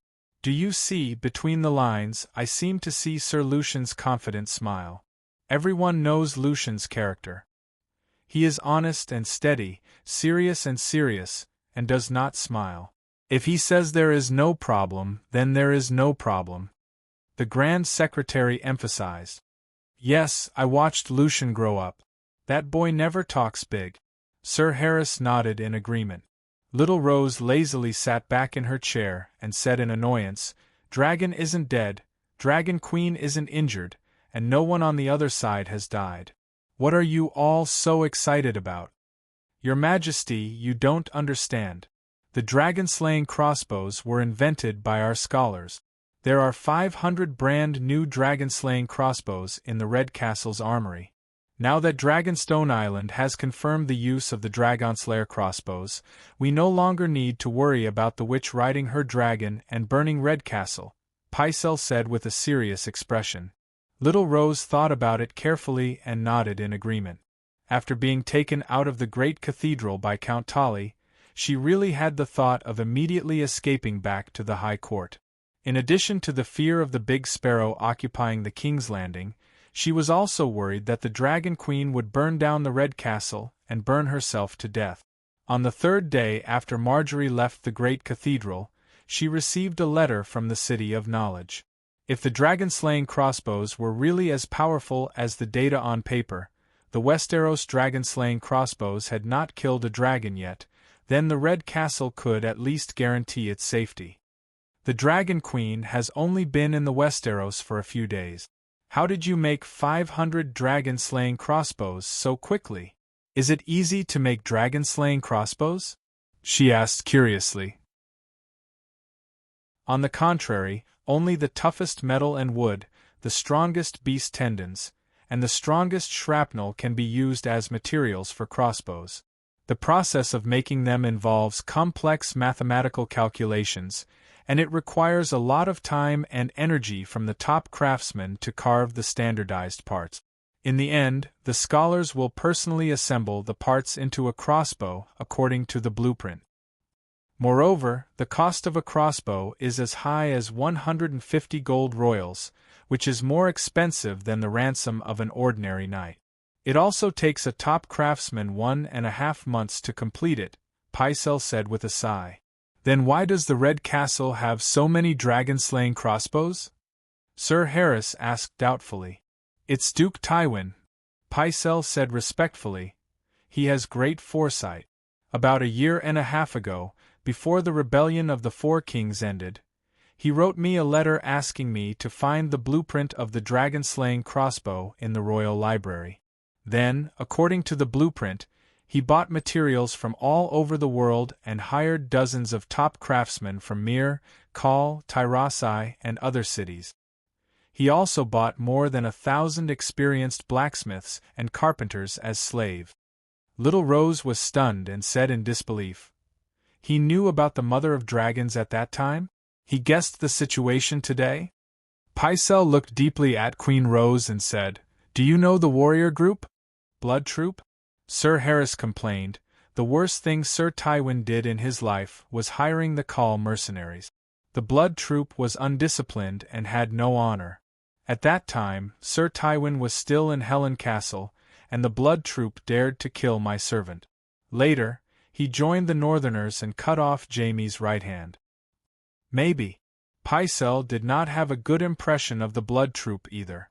It was the Blood Troop that wreaked havoc in the Three River Valley, causing the people in Hedgian County to have no choice but to come to King's Landing as sparrows. Well, the sparrows came from Hedgian County as well. Little Rose said thoughtfully, "Could it be that Duke Tywin heard about the Mystic Dragon when he hired the warrior group and started to build dragon-slaying crossbows to defend against the Mystic Dragon?" "Defend?" Pycelle sneered at first, then looked disappointed.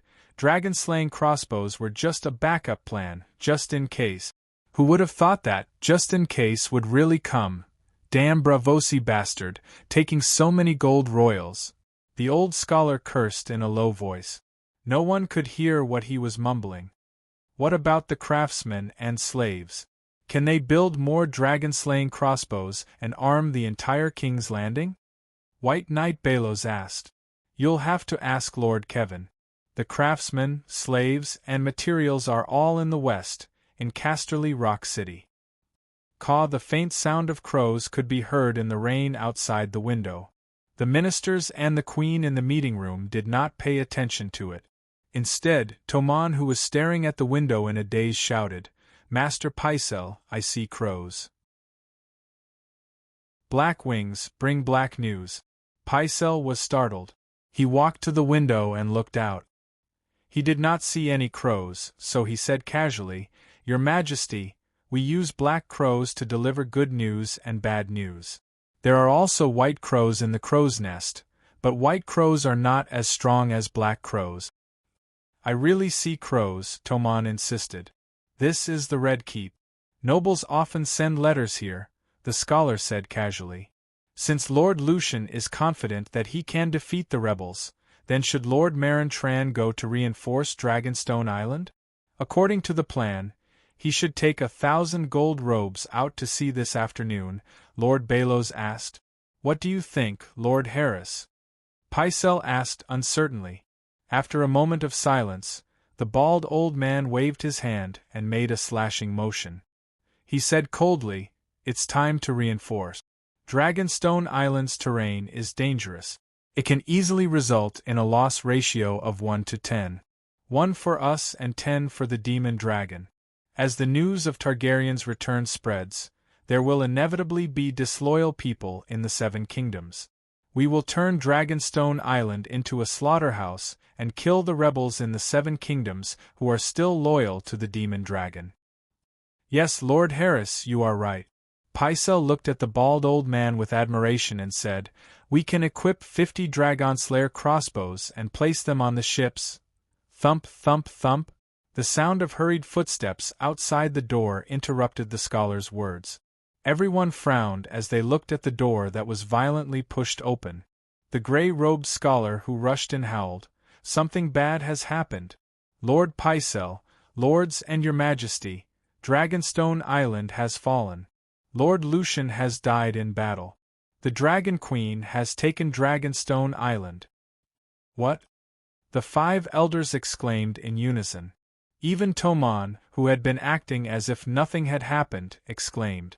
The little fatty was 9 years old. At least he knew who was the enemy and who was on his side. "Scholar Da Vinci, what are you talking about? I just received a letter from Lord Lucian."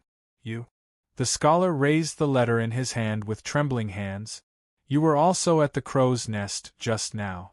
You personally saw me receive the letter?" Scholar Da Vinci was in his early 30s. He had a round nose, a round face, and a bald head. He was the scholar's assistant. Yes, the scholar's assistant was also an erudite scholar. There are more messenger crows flying over from Dragonstone Island.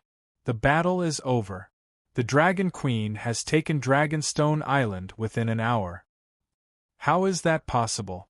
Dragonstone Island has Dragonslayer crossbows. Even the Megalosaurus did not dare to come close. Does that woman know magic? Pycelle said with a pale face. She really knows magic. The few of them looked at the panicking scholar and mumbled. I mean. Pycelle waved his hands unconsciously. What kind of magic can break through? Forget it. Give me the letter. As he spoke, the old scholar stepped forward and snatched the letter from the old scholar's hand. The letter is from that woman. She wants us to pay the ransom. If we don't pay, we will send them to the Great Wall to be black-clothed men.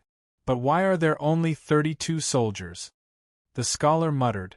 Little Rose was shocked. She said in fear, They're all dead. Only 32 out of 400 guards are left. Hiss, the witch is so vicious. The bald knight's scalp tingled. Not only is she vicious, but she is also greedy. Pycelle slowly put down the letter.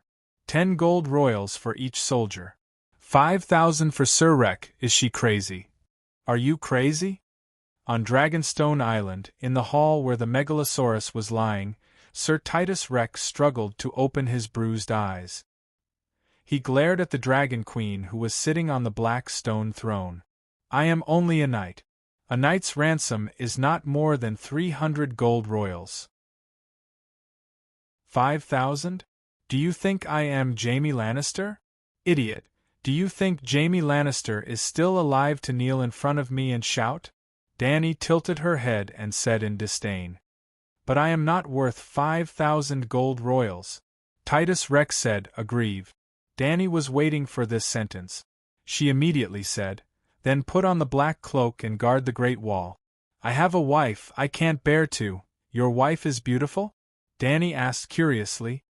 His wife is an ordinary-looking Lannister collateral relative, the old crab said.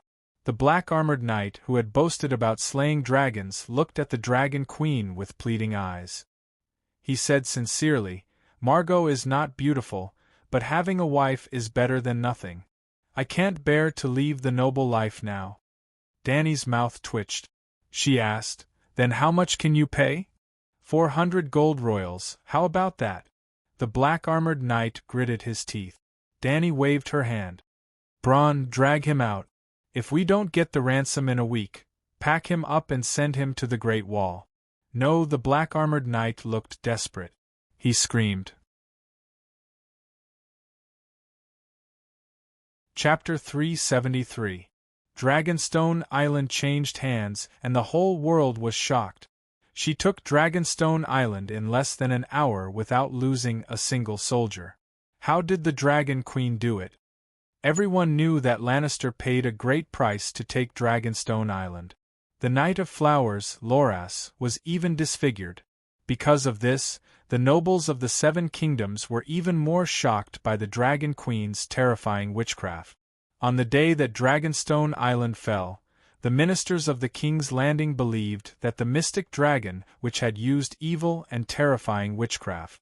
Then, they sent messenger crows everywhere to tell the City of Knowledge, the Church, and all the nobles that the Dragon Queen had become a follower of an evil god. Just like how Stannis attacked Storm's End Castle, she used sacrifices and blood magic to take Dragonstone Island. They called on the heroes of the world to unite the knights and followers of the Seven Gods Church to protect the Church. The Dragon Queen did not respond to this, but a few days later, a merchant from Dragonstone Island brought news that the holy church that Stannis had rebuilt into the Red God Temple welcomed the statues of the Seven Gods again. Well, after Lannister took Dragonstone Island, he did not destroy the Red God Temple, because Cersei had not chosen the Lord of Dragonstone Island at that time, and Lucien was only the acting lord. As Barristan had said that day, the 7 wooden statues had been consecrated by the Archbishop. Archbishop Dany had consecrated them. Of course, the fact that the Dragon Queen believed in the 7 gods could not deny the fact that she was a witch. In fact, Dany was not in the mood to argue with the King's Landing. The day after she took Dragonstone Island, she rode her dragon back to Slaver's Bay. If not for the Three-Eyed Crow's sneak attack, Dany would have left the Westeros and gone to the Rhone River to intercept the fleet that set off from Qohor. Well, it was the fleet that transported the dragon-slaying crossbows. Even if she did not have time to burn the dragon-slaying crossbows, there were still many things waiting to be dealt with in Slaver's Bay. How could she be in the mood to mess around in the Westeros? Barristan and Whitey stayed on Dragonstone Island to deal with the possible attack from the King's Landing, while Dany took Old Ymont back to Slaver's Bay. Dragonstone, Pentos, Dagger's Lake, the Great Lake in the center of the Lorne. It was a journey of more than 8,000 kilometers. Because the old man was old, he had to stop and rest for a while. After flying for 2 days and 1 night, Dany once again returned to Slave Bay, a place that made her feel comfortable. SSS above the Blue Sea, about 30 kilometers away from Astapor, 2 megalosaurus, 1 big and 1 small, 1 green and 1 gold, were flying towards them. He wanted to get close to Boss Black Dragon, but he was also afraid of the unfamiliar Boss Black Dragon. After not seeing him for a short while, Big Brother seemed to have changed again. The last time Dahe learned magic, it had already frightened the 2 younger brothers. At this moment, there was an additional divine pressure that made the dragons fearful. They hesitated to move forward, hissing endlessly at the side. "Oh 7 gods, this is your dragon? So beautiful, what a magnificent scenery!" Old Ymont took off his flying helmet and looked at the 2 dragons flying together in a daze. It was as beautiful as a dream. 4 dragons, Dany, you will be the greatest Targaryen in the history of our family. The old man wiped his tears and smiled. No, 5 dragons. I am in a hurry to leave Dragonstone Island because Little Red is about to be born. Although there is no weirwood on Dragonstone Island, it is still part of the Westeros. Slave Bay is still safer. She had already decided that unless they could be like Little White and Dahe, who could share her dragon spirit, she would not bring any of them to the Westeros. Megalosaurus in the form of a dragon spirit could not be stolen, not even the gods, because the dragon spirit represented that the soul of Megalosaurus and the Dragon Queen were one. Enslaving the soul of a Megalosaurus was equivalent to enslaving the Dragon Queen, but even the gods could not enslave the great wizard Valeglia. Well, although Dany's Green Prophet meditation was complete, it could not split thoughts, nor could it possess animal companions. The ring's second soul bound Little White, just like the main soul bound Dahe. It seemed that she was only a mage who had learned the Green Prophet meditation, and the meditation did not give her some of the Green Prophet's talents. However, Dany was not discouraged. Now, she often entered the state of being one with the world in the wind, which was also the state of listening to the song of the wind. In that state, her Green Prophet meditation technique was undergoing a mysterious evolution at every moment. In the future, she might become the first, which was the green prophet who listened to the song of the wind on the weirwood. "Little Green, come here." The wind blew Danny's fluffy hair. She stood up with the dragon's back and waved at Little Green. For some reason, Little Green understood her meaning even though she was not in the form of a dragon spirit. He slid sideways under Dahe, and the two dragons' bodies staggered slightly. In old Yimant's cry of surprise, Danny lightly jumped and stepped on Little Green's back 8 meters below. Little Green's body couldn't help but sink a bit, then quickly rose up and flew in front of Dahe steadily and happily. Squeak Little Gold, who was less than 7 meters long, also came over, as if he wanted to learn from third brother and play with Mother Dragon. "You can't, you're too small." Danny waved her hand to drive him away. "It's too dangerous, Danny. Don't do that again in the future." Old Yimant faced the wind and shouted loudly. Luckily, they were close to Astapor, so Dahe reduced his speed. Otherwise, he would have shouted himself hoarse and Danny wouldn't have been able to hear him. "I am the spirit of the wind. Listen to the song of the wind, and I will become a god." Danny opened her arms and said loudly in a language that old Yimant could not understand. She was not bragging. The song of the wind had improved her ability in all aspects. The most direct benefit was reflected in the changes in her character attributes. P.S. Originally, her speed and strength had increased at the same time, but now her speed had soared by a large margin.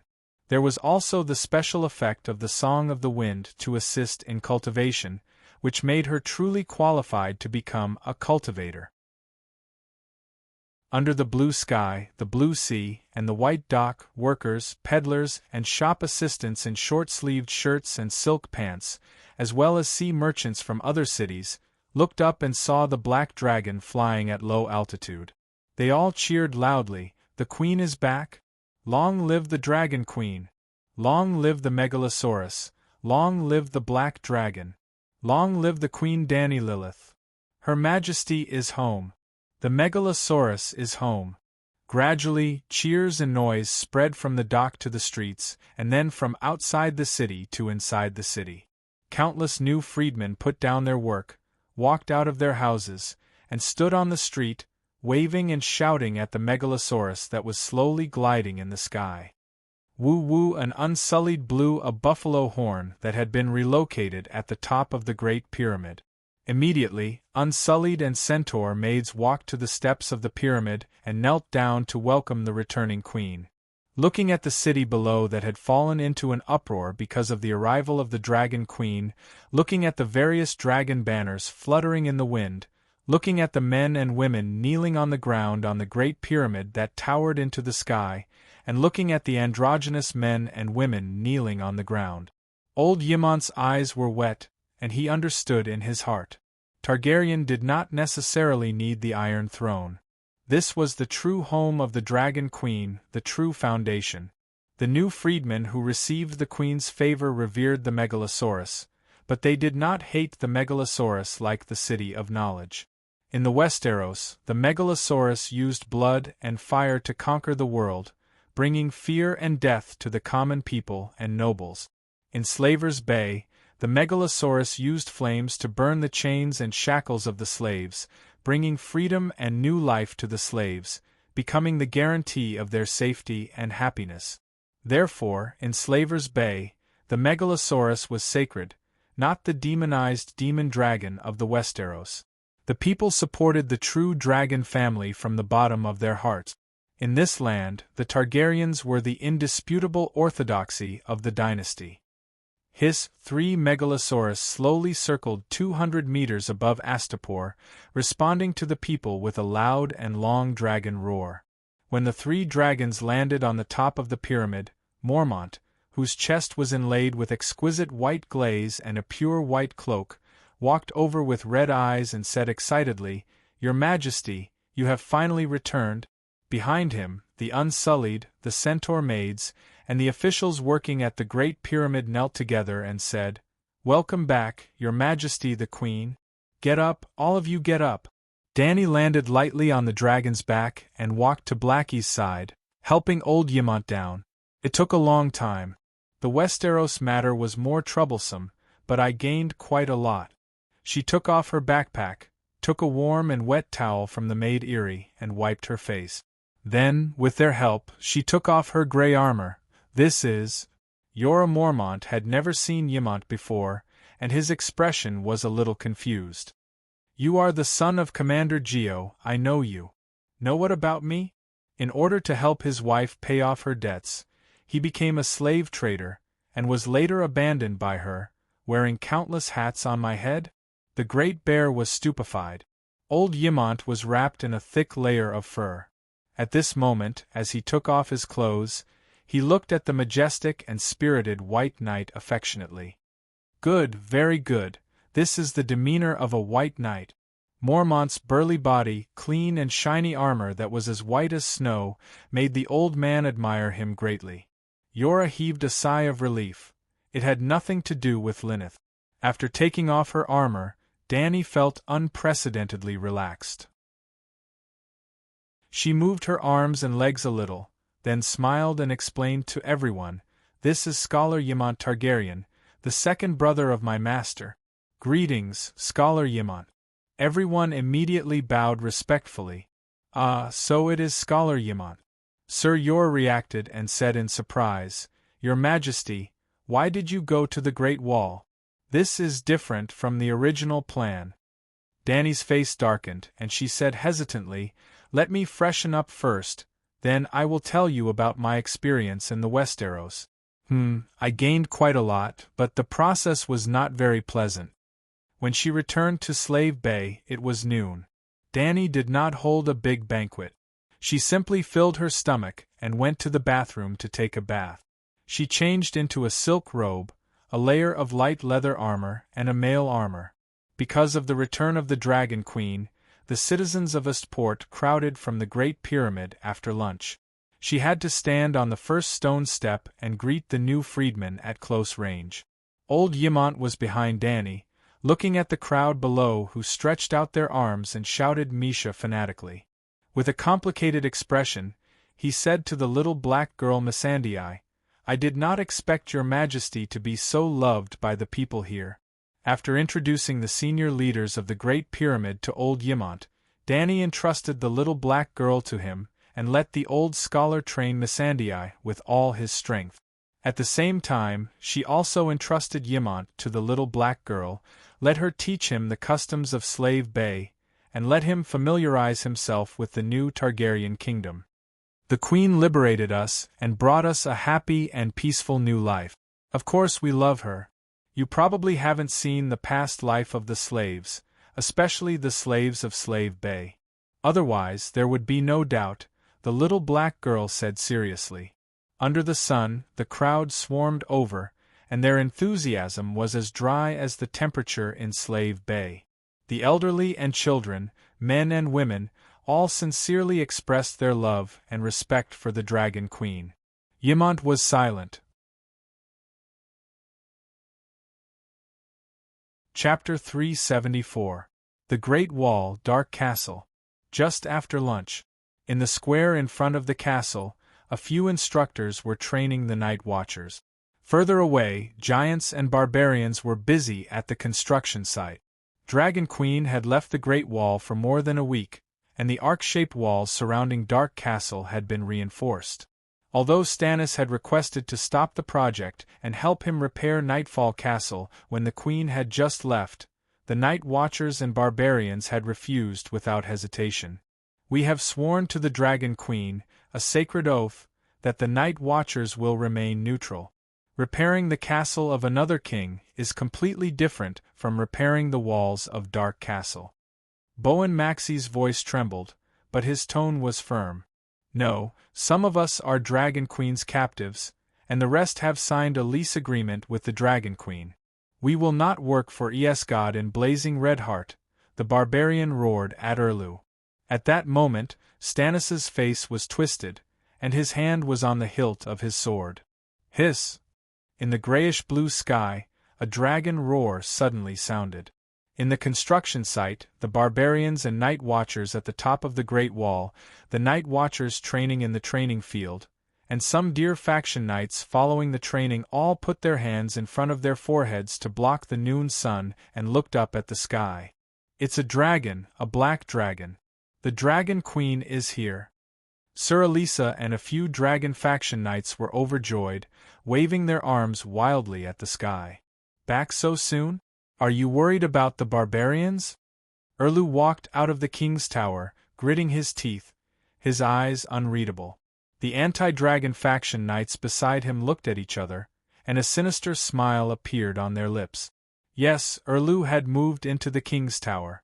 The commander's tower belonged to the night watchers, and when the commander-in-chief was elected, he would have to move into the commander's tower. Nightfall Castle was too dilapidated, and it would take half a year to repair it. At this time, the factions of the Deer Party had also quietly changed. They were divided according to their attitude towards the Dragon Queen. The Dragon Alliance Party, formed by the nobles of the royal domain, and the Dragon Devourer Party, formed by the Empress of the Land of Storm and the Land of Riverbend, Red God believers. The Dragon Queen had already given up on the fantasy of a marriage between dragon and deer. The Dragon Queen completely looked down on her lord, calling herself a true dragon, but treating King Stannis as a grasshopper on the ground. Now they advocated for an alliance with the Mother of Dragons, fully abiding by the covenant of the one who ends the long night shall be king. If they won, they would be the king. If they lost, they would be content to be the Dragon Queen's subjects. After all, they had been doing that for hundreds of years. The Dragon Devourer Party turned their unspeakable plot into a practical plan. They planned to find an opportunity to deal with the Dragon Queen and remove the biggest obstacle to the Iron Throne for King Stannis, who had entrusted his family with his future, just like what Ymont was worried about. The Dragon Queen's swift departure had dealt a huge blow to the devouring dragons. With her gone, how were they going to scheme? At this moment, seeing the black dragon coming to the Great Wall again, they were ready to make a move. The Megalosaurus was more than 1,000 meters in the air. Yrgrat opened her watery blue eyes wide, and was the first to notice the abnormality. No, there is no one on the dragon. Look, the black dragon is carrying a black sack? Hiss! The black dragon quickly descended from a height of 1,500 meters to 300 meters, 200 meters. It was indeed a sack. Everyone gradually saw it clearly. But Blackie did not land in the courtyard. It only flew low over the walkway at the top of the Great Wall and threw the two sacks together on the top of the Great Wall. Hiss! Blackie lowered its head and let out a cry in the direction of Dark Castle. Its eyes flashed with a human-like light. It quickly changed its direction and flew towards the southeast. Seeing the black dragon fly higher and higher and disappear into the clouds, Jon felt an inexplicable sense of loss. He turned his head towards the Great Wall and said, "It came to the Great Wall to deliver supplies.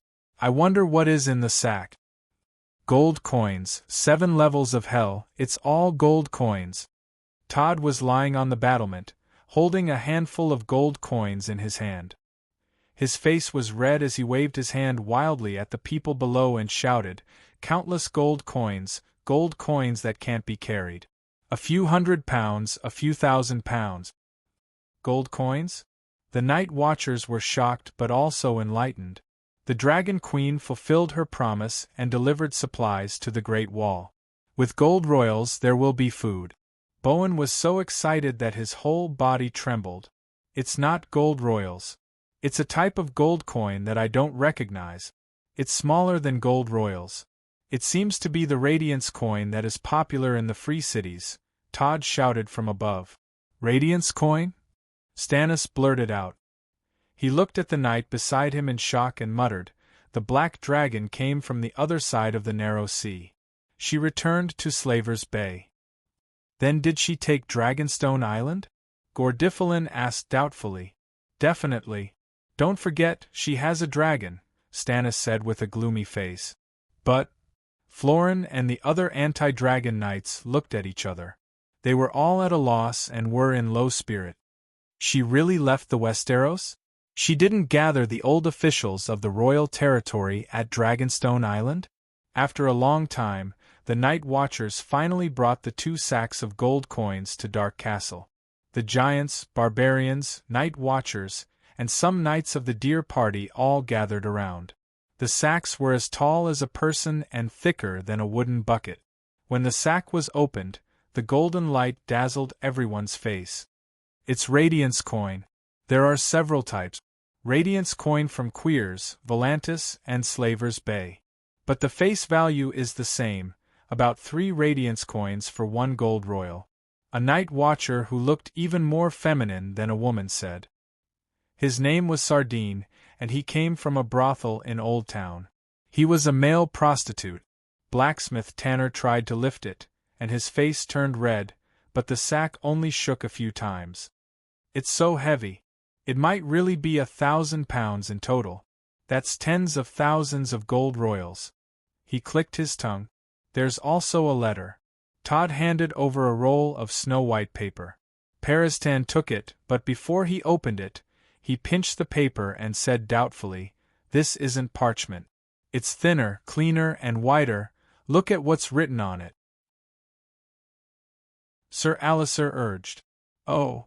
Peristan temporarily put aside his doubts about the material of the letter.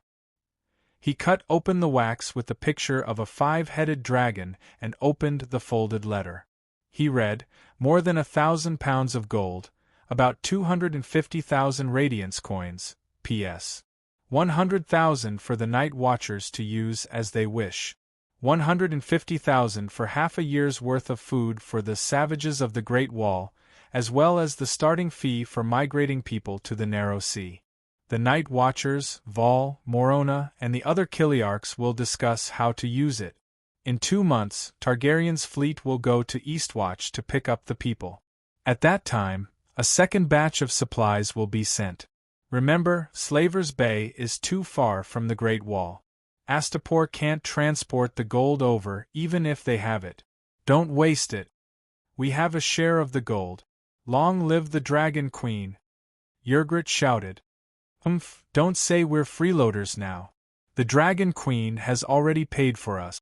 Vol shouted towards the Deer Party's knights. "Long live the real Dragon Queen!" The savages shouted.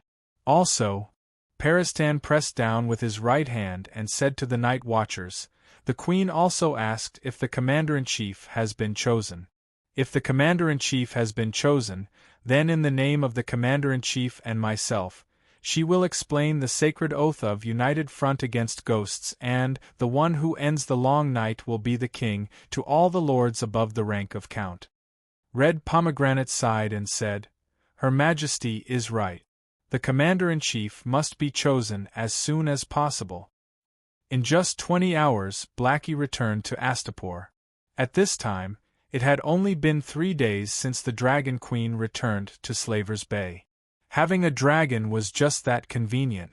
Especially after devouring the rat chef, Blackie's physique did not change much. Its strength, speed, and endurance had almost doubled. Previously, Blackie could only carry 500 pounds. Any more and it would seriously affect its flying posture. Now that it was carrying half a ton of gold, it was still agile and fast. When it was not carrying any weight, it could reach a maximum speed of 450 kilometers per hour. It could glide at a speed of 250 kilometers per hour for 3 days and 3 nights without rest. In fact, from the time it carried the sack and left the Great Pyramid to the Great Wall, dropped the gold and flew back, it had been 2.5 days. It did not touch the ground nor did it eat anything. In the 3 days back in Astapor, Dany only dealt with one thing, which was to detain the Count of Shattered Shackles, Clayon. Scholar Lai was imprisoned. Scholar Lai was too awesome. In the month that Dany left Slaver's Bay, he exterminated 80% of Meereen's nobles and merchants. He did not kill anyone, but they were all sentenced to death or permanent labor, life imprisonment. According to the code formulated by Dany, the result of a trial involving the death penalty must be approved by the Queen or the hand of the King before it could be finally carried out. At this time, There was no hand of the king in Slaver's Bay. According to the original plan, it was going to be done by Barristan after returning from his trip to the Westeros. The queen was also out, so the death penalty had not been carried out yet. When the news of the queen's return spread, the Green Saintess of Astapor, Grazda, immediately came over with 7 or 8 frightened toga-robed Gith people. At that time, Dany had just watched Blackie fly away with the gold. She was wearing loose silk underwear, lying under the cool persimmon tree by the pool, chatting with old Ymont and Cora about the Westeros. Well, Missandei was also listening. "Your Majesty, you are back."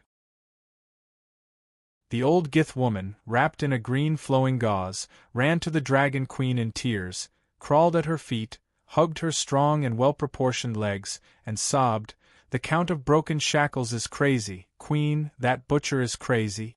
Lady Green Saintess, get up first." Dany helped the old Saintess to the soft couch opposite and pretended to be puzzled and asked, "What's so urgent that you can't say it at the banquet tonight?" Well, Dany was going to hold a party at the Great Pyramid tonight and invited all the senior officials and foreign businessmen in the city. It was to celebrate her return and to introduce old Ymont to everyone. As one of the ministers of the council, the Green Saintess was naturally invited. "Your Majesty, you can't help but be anxious. The good families in Meereen City are now empty. They are all detained by the Count of Broken Shackles and sentenced to death. There are more than 20,000 people." "What do you mean? How can they be sentenced to death, just because of the confiscation? More than 20,000 people, what is this all about?" The Dragon Queen was anxious and angry, but she also looked confused. While covering her face and crying, she secretly observed every expression of the Dragon Queen. The Green Saintess breathed a sigh of relief in her heart. "Fortunately, with the ability to observe people's expressions that I have trained for decades, I can be 100% sure that the Dragon Queen doesn't know about this." The butcher Cleon didn't get any hint from the Queen. He acted on his own. Too hateful. After cursing Cleon a few hundred times in her mind, the Green Saintess wiped the tears and sweat off her wrinkled face with a light green handkerchief. She cried to the Dragon Queen, "Your Majesty, the Count of Broken Shackles misused his power, framed the loyal people, oppressed the people, took bribes and broke the law, stole women, disregarded the law, and disrupted the order of the court." The Green Saintess did not repeat herself. She listed hundreds of crimes that Cleon had committed. Dany felt a headache coming on. She could only interrupt her and say, "Keep it simple and get to the point. What exactly did Cleon Shackle do?" Chapter 375. The Green Saintess slowly recounted what had happened in Meereen in the past month. Not only was Ymont stunned, but even Dany was convinced by the scholar. Not to mention Slave Bay, which had a population of 1.5 million, even in the ancient times of the Celestial Empire, where there were tens of millions or even hundreds of millions of people, major cases involving tens of thousands of people were rare. Zhu Yuanzhang, who liked to kill meritorious officials, only killed about 30,000 people in Hu Weiyong's case, and only 15,000 in Blue Jade's case. However, in Meereen, which only had a total population of about 300,000, Scholar Lai handled a terrifying case involving 80,000 people and as many as 20,000 prisoners on death row. As the Green Saintess said, almost all the Gith nobles and merchants in Meereen were defeated. Well, in the surprise attack on Meereen, because Meereen did not have time to resist, Dany only detained the great lords and some of the slave owners who supported Kaiyuan City. She did not hurt the Gith people above the middle class and below the Great Lord. There were economic losses, and Dany deprived them of their slaves and most of their fixed asset. Because of this, the Gith people who were dissatisfied with the Dragon Queen gradually gathered together and formed a terrorist organization called the Sons of the Harpy. Of course, Dany was not a White Lotus, and she was not like the original Dany Lilith, who was bound by the curse of, "You are as benevolent as Liga. Can't find a clear reason, so keep enduring?" It was impossible. Whether the sons of the Harpy caused trouble or not, the Gith people had to be cleaned up. According to her original plan, she intended to choose the battlefield under Serene City to let the Gith people bear the pain of the War of Liberation and completely destroy the existing social structure of Serene. There were two reasons for choosing Serene as the battlefield one. Resisting the enemy outside the country sounded simple, but it was difficult to do. If Dany chose the battlefield at Tolos, 900 kilometers west of Serene, just the food transportation alone would kill her. 2. The terrain of Serene is very unique. To the north of Serene is a huge plain that leads to the Dothraki Sea. If her army leaves the city walls and goes to the west to attack Toros, the Allied army will definitely cut off her escape route from the Dothraki Plains and the sea at Slavers Bay. They might even attack Serene, which is the center of grain transportation. If one were to compare Serene with the famous passes in the history of the Celestial Empire, it was very much like Shanhai Pass. It was close to the sea and connected to the Great River. Beyond the pass was a vast plain and a strong enemy of the barbarians. Beyond the pass was Serene, Kaiyuan, and Astapor. It was because of this black-hearted plan that Dany moved the Gith of Kaiyuan to Serene, and the new freemen of Serene to the Kaiyuan Plains. As for whether or not the Dorgis in Serene would revolt, despite the scholars' torment, Serene still did not lose control. In fact, one of the Dragon Queen's main field forces, the Imperial Guards, was stationed in Serene. Unfortunately, God's plan was not as good as man's plan. The Dragon Queen had gone against her conscience to play dirty, but the scholar had easily disrupted her plan.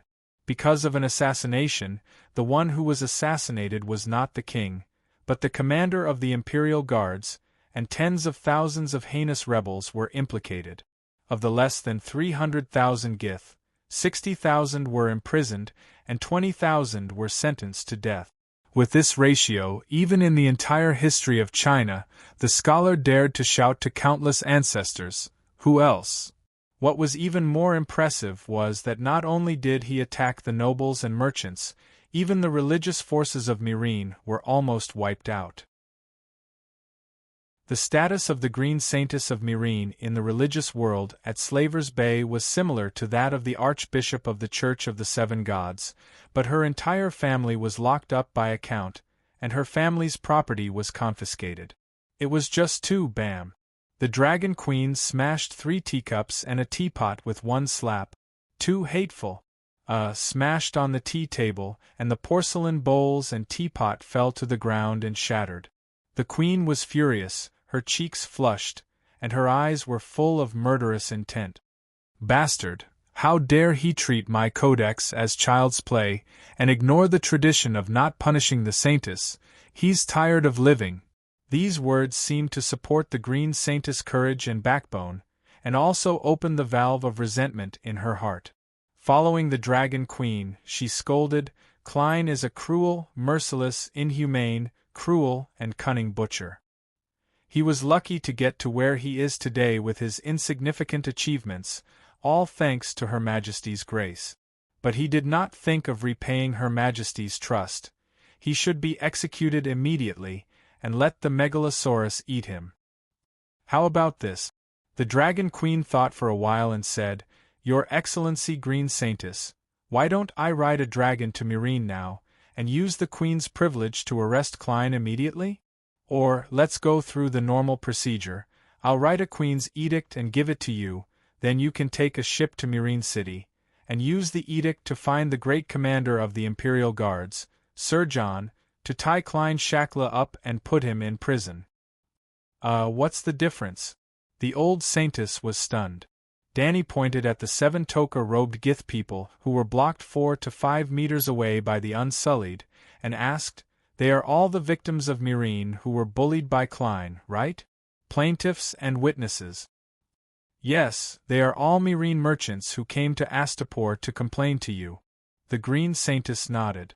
Originally, she was worried that the Dragon Queen would cover up for her own subjects, or even that she was the mastermind behind the scenes.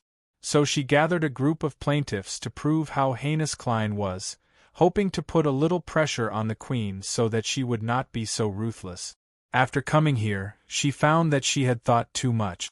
The queen had always been so wise and benevolent, and she also sympathized with the Butcher Earl's atrocities and decided to arrest him immediately. In this way, the witnesses who were used to complain and gain sympathy were useless. Do you remember the code of nobility that I made? It's the legal provision against crimes committed by nobles. Danny asked. The Green Saintess was stunned and began to think hard. But after thinking for a while, she only remembered that there was such a law, but she could not remember the specific content. I don't really remember, she said honestly. Danny waved to the little black girl in a purple cheongsam with a serious expression and said, Missandei, come and explain to Her Excellency Green Saintess. Missandei's big golden eyes widened and said, The Code of Nobility stipulates that there are only two ways to arrest a noble. First, regardless of whether there is conclusive evidence, the Queen or the King's hand can announce the crime in front of the person and immediately arrest him. But in the trial process, the Queen or the King's hand cannot appear as a jury. Second, the plaintiff provides sufficient witnesses and material evidence, legal and reasonable, and the Queen or the King's hand can approve the arrest warrant. A minister holds the arrest warrant to arrest the criminal noble, and both the Queen and the King's hand can appear in the jury. To put it bluntly, like the judicial system of modern society, arrest, administrative, and trial, judicial, were two different institutions. The Queen could automatically choose to join one of them, but she could only be one of them. She could either be a police, prosecutor, or a judge. She could not arrest and convict people. There was no doubt that this law greatly limited the Queen's judicial power. Yes, I remember, that's it? The Green Saintess nodded repeatedly. Catching a glimpse of Yimant's thoughtful eyes, Danny smiled and explained, The story of my father killing Duke Stark and his son was too shocking. When facing Mrs. Stoneheart and Jon Snow, I was a little lacking in confidence. In order to prevent such incidents from happening again, I made a law that strictly protects the rights of the nobles. Of course, there are also laws that protect the common people.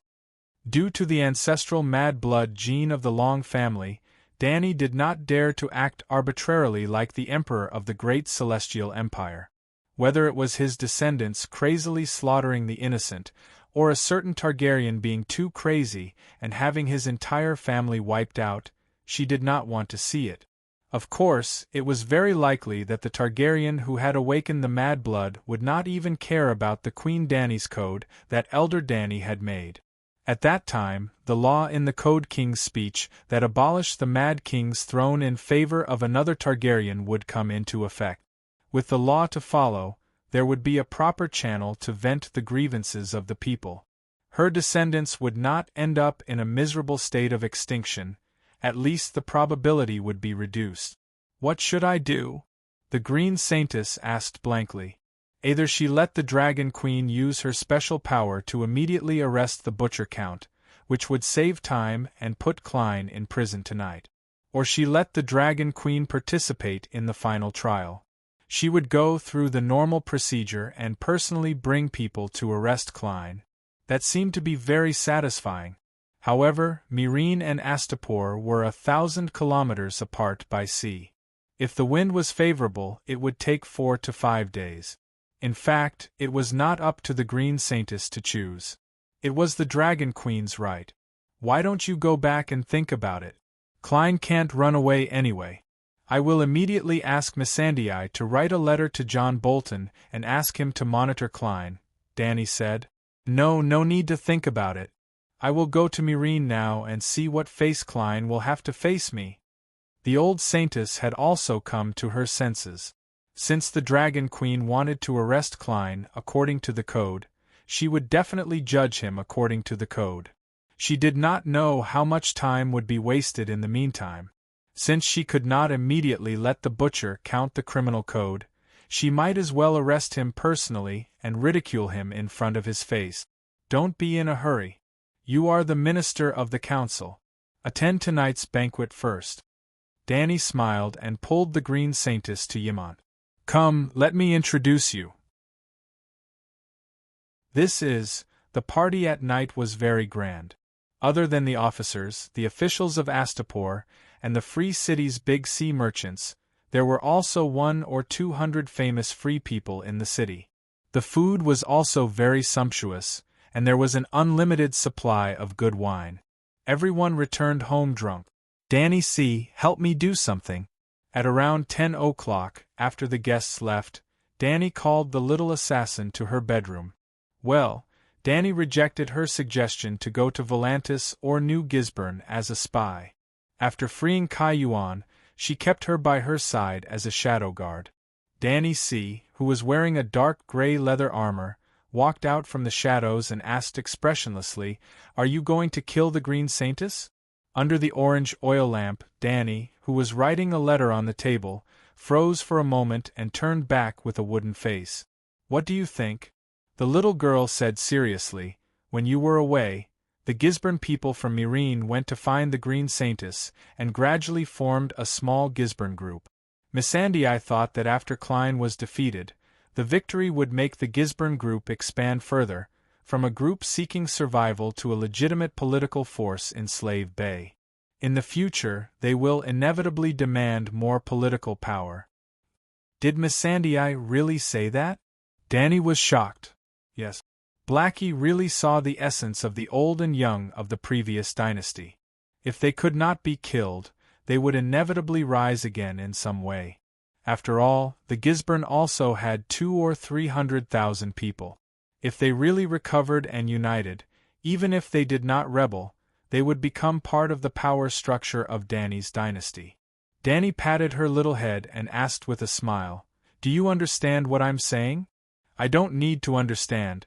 Danny C. turned her head awkwardly and muttered with a nasal voice, "I am a sword in the dark. As long as the dagger is sharp enough, it will be fine." "Oh, there are some things that can't be solved with a dagger alone." Danny smiled and pinched her cheek. Before she struggled to resist, she pulled out a roll of parchment from the table and stuffed it into her arms. "Give this to Klein." Chapter 376. Danny C. did not have wings and could not fly to Myrene. Little White and Big Black, who had dragon spirits, were not at home. Danny C. could only ride on Little Green and personally send the little assassin to the outskirts of Myrene. 4 o'clock in the morning, on the 7th floor of the Great Pyramid, in the bedroom of the Count of Broken Shackles, Clayan. Slap, slap, slap. A few crisp slaps sounded between the beds. There was a wide feather bed by the window. Under the pink silk curtain, a strong man who looked like a black pig was entangled with 2 women, one brown and one black, like tree root. They were sleeping soundly. At this time, there was a little person in black who was squatting beside the strong man's pillow. She stretched out her small hand and slapped him hard on the mouth. Looking at that face, wasn't it Danny C.? Clayan, wake up, she slapped and shouted, but the strong man with black and red hair did not respond. Helpless, Danny C. could only turn over and pull out a bronze chamber pot from under the bed. She pinched her nose and poured it on Clayan's nose. Clayan opened his eyes in a daze. The room was dim, and there seemed to be a candle swaying above his head. His consciousness gradually returned, and the smelly liquid in his nose began to send stimulating information to his olfactory and taste nerve. "Demon dragon above, who peed on my face. You guys are going too far, aren't you?" He rubbed his sore temples and cursed at the woman beside him. "Clayan, you're awake?" Danny C. put down the candle and asked coldly, "Who? There was someone else in the room?" Clayan was completely awake with a sudden shudder and a layer of sweat on his body. "You are.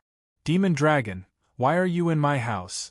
Clayan only opened his eyes to look at the little girl and recognized her identity as an old acquaintance. Well, Clayan and Danny C. were very familiar. They were both slaves of the great benevolent lord, and they had revolted together and destroyed the great benevolent lord's entire family. Are you here to kill me? He shook his body a few times like a chicken and said in horror, If I want to kill you, how would you know? Danny C. rolled her eyes and said in a bad mood, Oh, that's true. The Count of Shattered Shackles was relieved. He wiped his face and complained, What's wrong with you? Why did you pee on my face? Dang dang dang. Danny C. kicked the copper pot beside the bed a few times and threw the letter over. She said impatiently, Don't talk nonsense. Her Majesty the Queen is back. This is a letter for you. Ah, Her Majesty the Queen is finally back. Klein was shocked. He opened the letter and asked casually, Did she approve me? I'm being arrested? Damn it, those traitors still haven't been completely caught. Some of them actually ran to Astapor to report me. Butcher Count cursed loudly. After cursing a few times, he stopped. Bewildered, he moved closer to the two girls by the pillow and looked left and right. Even such a loud noise didn't wake them up. Butcher was shocked and angry. You suffocated Xena and Angie?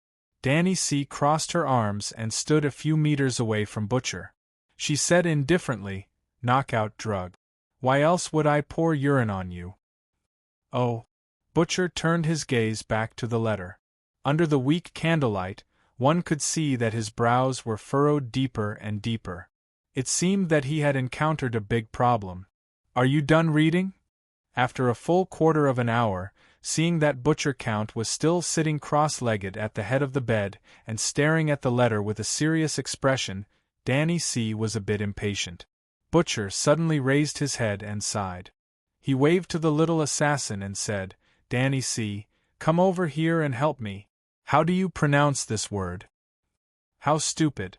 After learning for more than a year, you still can't recognize all the words, Danny C. said disdainfully. However, she still walked over and asked, Which one don't you know? This. Danny C.'s face scrunched up in embarrassment and annoyance. She muttered in a low voice, The Queen is really something. Why did she use such a rare word? Butcher glanced at her with a wooden face and moved his finger to the next word. Hey, this is a letter from the Queen. I can't read it. Danny C.'s face was slightly red. She retracted her head and said with a straight face, Then, can you explain to me the story of Scholar Bao? Butcher Count asked again. What Scholar Bao? The Queen thinks that my methods are too cruel and will affect the people's perception of me. However, in Westeros history there was also a famous official who enforced the law. Scholar Bao had 3 guillotines. He killed the husband of a princess, the dukes of 7 countries, and his own family members who committed crimes. He also killed countless nobles and poor prisoners. However, this Scholar Bao, who was even more ruthless than me, became a model official who was loyal, just, and righteous. The Queen asked me to learn from Scholar Bao and present myself as Scholar Bao. At least, let the people think that I am Scholar Bao. I have a lot of respect for Scholar Bao, and I want to know more about him. Cleon sighed with admiration. There was Scholar Lai before and Scholar Bao after. They are both role models for my generation to learn from. Speaking of which, the Westeros are really full of talents and famous officials.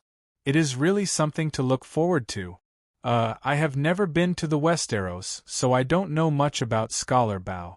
Braavos was located at the intersection of the Narrow Sea and the Trembling Sea. It was made up of hundreds of islands in the bay, and the islands were connected by stone bridges and riverboat. It was like a water city in another world, Venice. However, in terms of terrain, Braavos was 10 times, no, 100 times better than Venice. The bay where Braavos was located was surrounded by islands as tall as mountains. There was only a natural gap that was large enough to accommodate long-distance merchant ship. It was as if the gods had molded a stone wall around the bay to protect it from any tsunamis, storms, and enemy fleets from the ocean. Even during the period of Valeglia, the sky was covered with a thick layer of fog that could make the Megalosaurus lose its way. The Dragon King had never thought of conquering this water city. Today, the other 8 free city-states and the Westeros could not take down this Bay City even if they joined forces. In fact, ever since Braavos was built, no enemy had ever broken through its first line of defense, the Titan's crotch. The people of Braavos had built a statue of the Titan at the Gap. It was made of a mixture of stone and bronze. It was hundreds of meters tall and stretched across the mountains of 2 independent islands. All ships entering and leaving Braavos had to pass through the narrow passage at its crotch. There had been no exception for hundreds of years. Until today, the red sun was setting in the west. The sea was sparkling, and the sky and sea were soaked in a blood-red sunset. A swan ship with white sails was slowly approaching the gap. No matter how many times they saw the bronze giant in front of them, the sailors from the Midsummer Islands could not help but be shocked. The sailors put down the ropes, barrels, and sacks in their hands. The captain left the rudder. The red archers put away their golden and wooden bows. They walked to the deck together and looked up at the godlike giant. The sun was immersed in the sea. 2 blazing flames were ignited in the Titan's eye socket. It was as if the gods had opened their eyes and looked at the world. The swan ship came under the legs of the black granite reef. Suddenly, the giant seemed to have come to life. Roar! The giant's mouth let out an earth-shattering roar. Coupled with the flashing red eyes and the green hair that swayed in the wind, a green rope tied to the head, the sailors were really scared. They were afraid that the broken sword in the Titan's right hand that was raised high above its head would come swinging down and split the laurel wind in half. That's scary. Can the giant really roar? On the bridge, a black guy was horrified. That's the horn. It's a trick of the Braavosi. Every time a ship enters the harbor, the guard in the Titan's mouth will blow the horn to alert the munitions factory behind. If it's an enemy, the horn will sound different. Captain Koholu smiled. The swan ship sailed under the giant's armor. They could see the beehive-like arrow holes on the inside of the Titan's thighs. There were even rows of killing holes under the skirt. The bald black girl with the golden and wooden bow sighed. I wonder how many passages and rooms are built inside the Titan. I heard that there are thousands of armored soldiers stationed inside at all times. Even the Dragon King would not dare to hiss. A loud and majestic roar came from the sky. The black girl and the captain's expression changed. This sound, they all felt that it was familiar because they heard it 2 years ago. However, the roar was not as loud and domineering as this. Clang! The golden and wooden bow fell on the deck. The black girl Kojia suddenly turned her head and screamed in horror. Megalosaurus! The red sun was like a huge plate that slowly sank into the dark sea. A black mark with the setting sun as the background flew along the red sparkling sea surface and quickly flew towards the Titan. As it got closer and closer, the black shadow became clearer and clearer. It was like the god of the sky that came out from the red sun. Hiss, Megalosaurus! It's him. That black dragon, Black Diamond. Dragon Queen called him Big Black. Captain Koholu's dark and rough face showed a complicated expression. I haven't seen him in 2 years. He has grown so big. He could already draw back then. I wonder how smart he is now. Will he be able to recognize us? Kojia said, Dad, the Dragon Queen might be up there. Should we wave at her and shout? Thinking of the painting hanging in the captain's room, Koholu felt a little excited. However, when he looked up and saw the giant Titan statue, his excited brain instantly sobered up. No, he shook his head and said seriously, the Dragon Queen is not here with good intentions. I'm afraid that there will be a big dispute between her and the people of Braavos. You mean the Alliance? But didn't the people of Braavos always say that they are against slavery? The Dragon Queen might be here to form an alliance with the people of Braavos. The black girl was a little confused. Koholu's black face showed a mocking smile. Since the beginning of Braavos, they have been promoting the idea of abolishing slavery. After 900 years, they have become the world's #1 city-state. However, they didn't even abolish slavery in the neighboring Novos. The other slave trading city-states also never treated Bravos as an enemy. On the other hand, the Dragon Queen doesn't shout slogans to the outside world. However, in just 2 short years, she liberated 3 cities in Slaver's Bay. Now, all the slave traders in the world have trouble sleeping and eating. Roar, roar, roar, the Titan suddenly let out a rapid and sharp roar. Then, the stone and bronze giants seemed to come alive. Countless holes opened up. Ballistas, bows, catapults, and even dragon-slaying crossbows, which were identical to the ones in the City of Knowledge, were all pushed out from the holes. Under the light of the fire, the densely packed metal arrowheads reflected a cold light. Dong, dong, dong. Heavy drums sounded from the munitions factory behind the giants at the mouth of the gorge. At the entrance of the Great Lagoon, which was behind the Titan of Bravos, there was a fist-shaped reef island. On top of it, there were countless catapults, ballistas, and fire-breathing crossbows. This was the munitions factory, the headquarters that guarded the main port of Bravos. At the same time, the munitions factory was also a dock that could accommodate dozens of large ships. On its shores there were countless docks, sheds, and docks, where even more ships were anchored. The city's defense fleet was stationed here. At the same time, it was also the shipbuilding center of Bravos. On average, 1 warship could be built in this place every day. The name of the munitions factory was appropriate. Woo woo woo, the sound of horns on the munitions factory's dock was continuous. One after another, warships and paddling boats left the rocky island and formed a formation at the wide mouth of the lake behind the Titan, ready to welcome the enemy. Blackie picked up the golden wood bow from the deck and looked at the huge fleet in front of them. She said bitterly, "The Bravos people were prepared? They're moving too fast. This is troublesome." Koholu's face was pale. He stomped his feet and cursed, "We're stuck in the middle of the battlefield. What should we do?"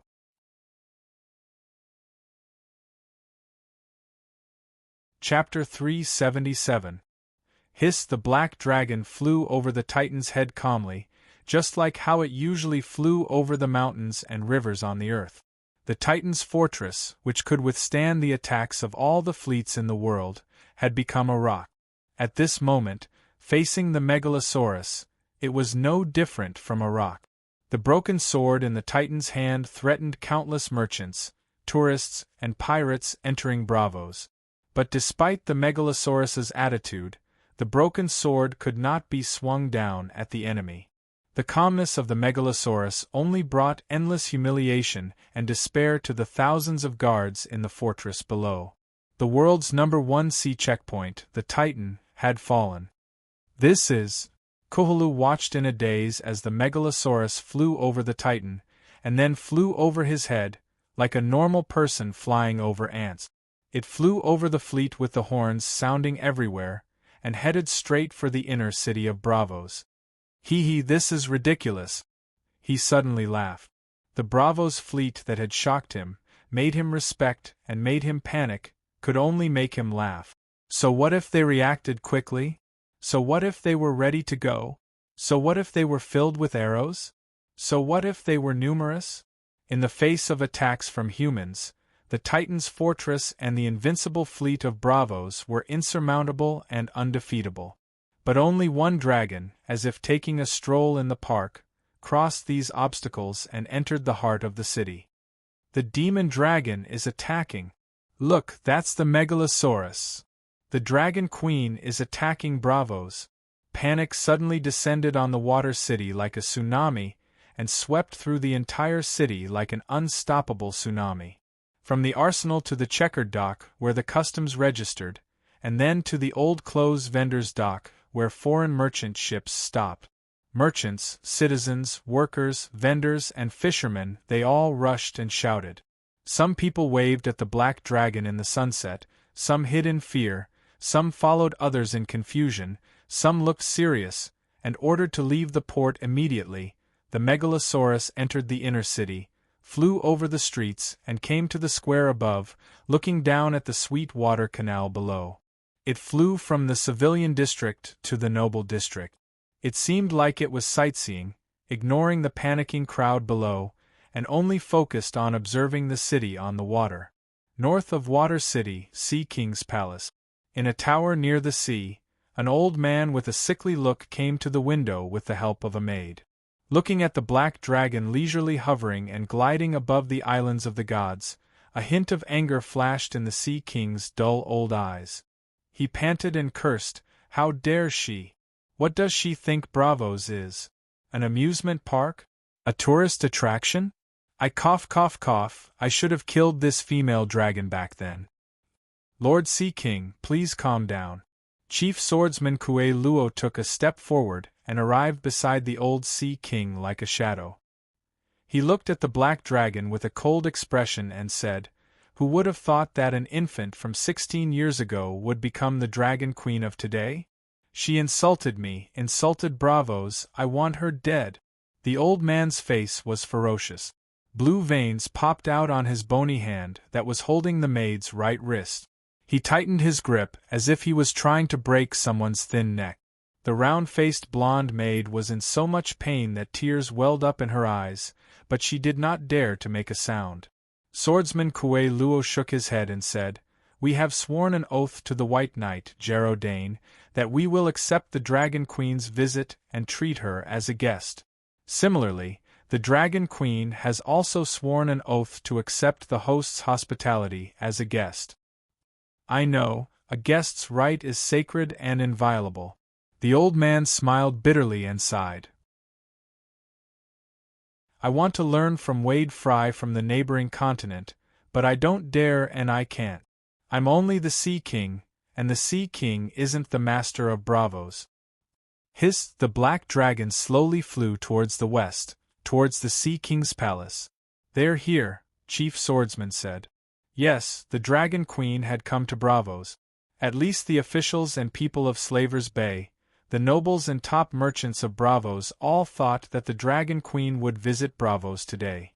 On the second day of the Dragon Queen's return to Astapor, the Green Saintess took a ship to Myrene to arrest the Count of Shattered Shackles. Count Leon Shattered Shackles was formally charged, and the Dragon Queen informed Myrene, Kaiyuan, and Astapor of the matter. She also announced the formation of a final jury of 15 people, and after Leon was escorted back to Astapor, they would hold a public trial. The case would be tried strictly according to the code. The Dragon Queen was the chief judge, and 5 nobles, 5 representatives of the new freedmen, and 5 representatives of the Gith people would put an end to the case of the Harpy's son at the same time as the trial of Leon.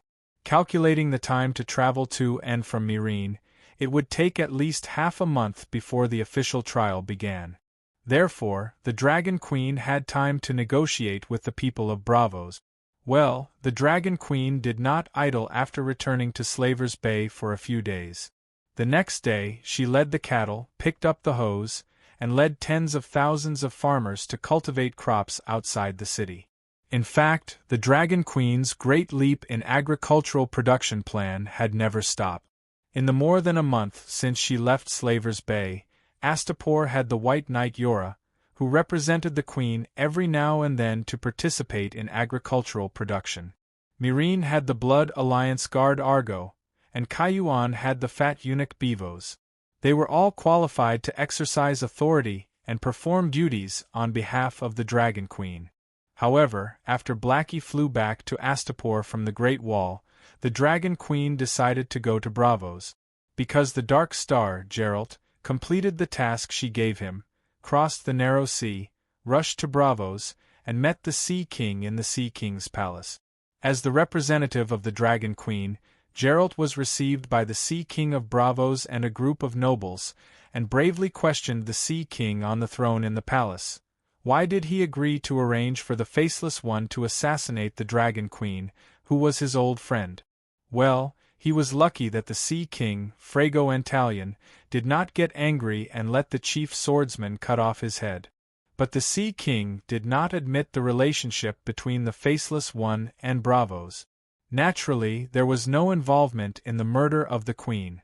In this way, the talks between the two sides reached a stalemate. The Dark Star planned to leave Braavos with such an answer. The Queen had told him that if the people of Braavos were not sincere, he should go to Pentos. As for the plan of food futures to save the world, Danny had the intention, but the Sea King did not even admit the matter of the Faceless One, so how could the two sides trust each other? In the end, the key-keeper of the Iron Treasury, Bersalo Ryan, stood up and proposed. The Sea King and the Dragon Queen should each make a sacred oath to meet and talk in person, and both sides would not harm each other. The Dragon Queen only needed her or her White Knight to make an oath. The Braavos side needed the Sea King, the key-keeper, and the chief swordsman to make an oath at the same time. It seemed that Braavos was very sincere, and completely sincere in wanting to get along with the Dragon Queen in harmony. Then, the Dragon Queen seemed to have forgotten the lesson of the City of Learning last time, and did not hesitate to agree to this matter. So, there was this evening when the Black Dragon flew over the Titan, and the Dragon Queen came to Braavos. Well, the two sides agreed on a time and place for the negotiation, so the munitions factory fleet could react so quickly because they were prepared in advance. They were ready to let the Dragon Queen see the majestic military power of Braavos, and it was a show of strength. In the end, he was easily taken down. However, beyond the expectations of the Sea King and the key-keepers, the Dragon Queen did not land at the stargazing tower of the Sea King's palace after touring around the islands of the gods. Instead, she went to the neighboring flooded town and landed on the rooftop of the Green Eel Inn by the Moon Pond. The hundreds of islands of Braavos were distributed near a main river, or the so-called islands were originally swamps near the estuary of the river. The river came from the southern continent of Ursos, and the island of the Sea King's palace was north of the river, facing the open sea, so a huge harbor could be built, Purple Harbor. But at the estuary of the river, there were many islands and reefs nearby, and there was no place for ships to dock, so a dock could not be built. There was no doubt that an island with a dock was more prosperous. However, because the flooded town was right at the estuary of the river, although it was not as prosperous as the Purple Harbor and the Old Clothes Merchant's Dock, it was still crowded with people because of the river boats. In short, the flooded town had people and inns, and it was a place for middle-class residents and inns.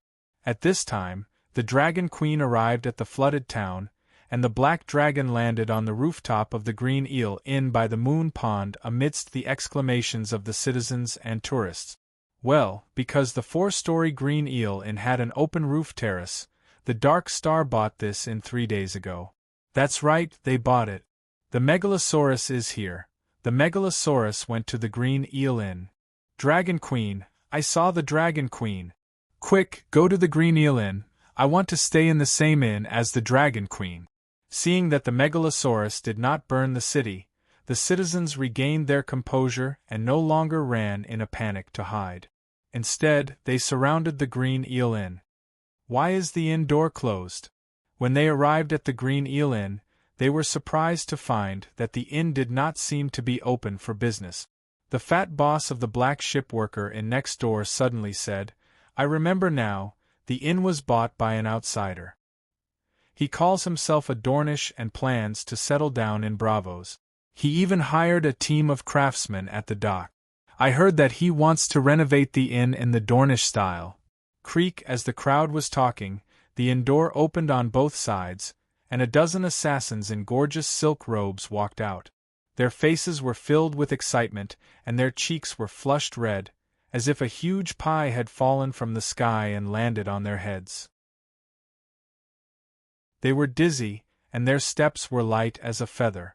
Even the water dancers' steps were messed up. The assassins dressed like peacocks separated the crowd and made way for the people behind them.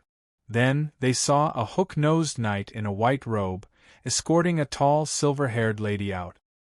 Everyone's eyes were wide open, and their mouths were wide open. The lady had exquisite facial features, fair skin, and a pretty face. The lady exuded a dignified aura, and there were 3 dragons on the lady's leather armor, Targaryen, it's really the Dragon Queen?" A Westeros merchant moaned. "Ah, she's Dany Liz Targaryen, the Queen of Slave Bay. Dragon Queen, this is the Dragon Queen. Gods, I've seen the Dragon Queen." Everyone's mouths were like little motors that had been switched on and started buzzing. Silence. The hook-nosed knight beside the Dragon Queen had a loud voice, and instantly shut down the hundreds of little motors at the door. At this moment, the Dragon Queen cleared her throat and began to speak. "As you guessed, I'm Dany Liz Targaryen, the mother of dragons, the Queen of Slave Bay. This time, I came to Braavos under the joint invitation of the Sea King, the Iron Treasury Keykeeper, and the Chief Swordsman to negotiate a solution to the assassination of me by the Faceless One."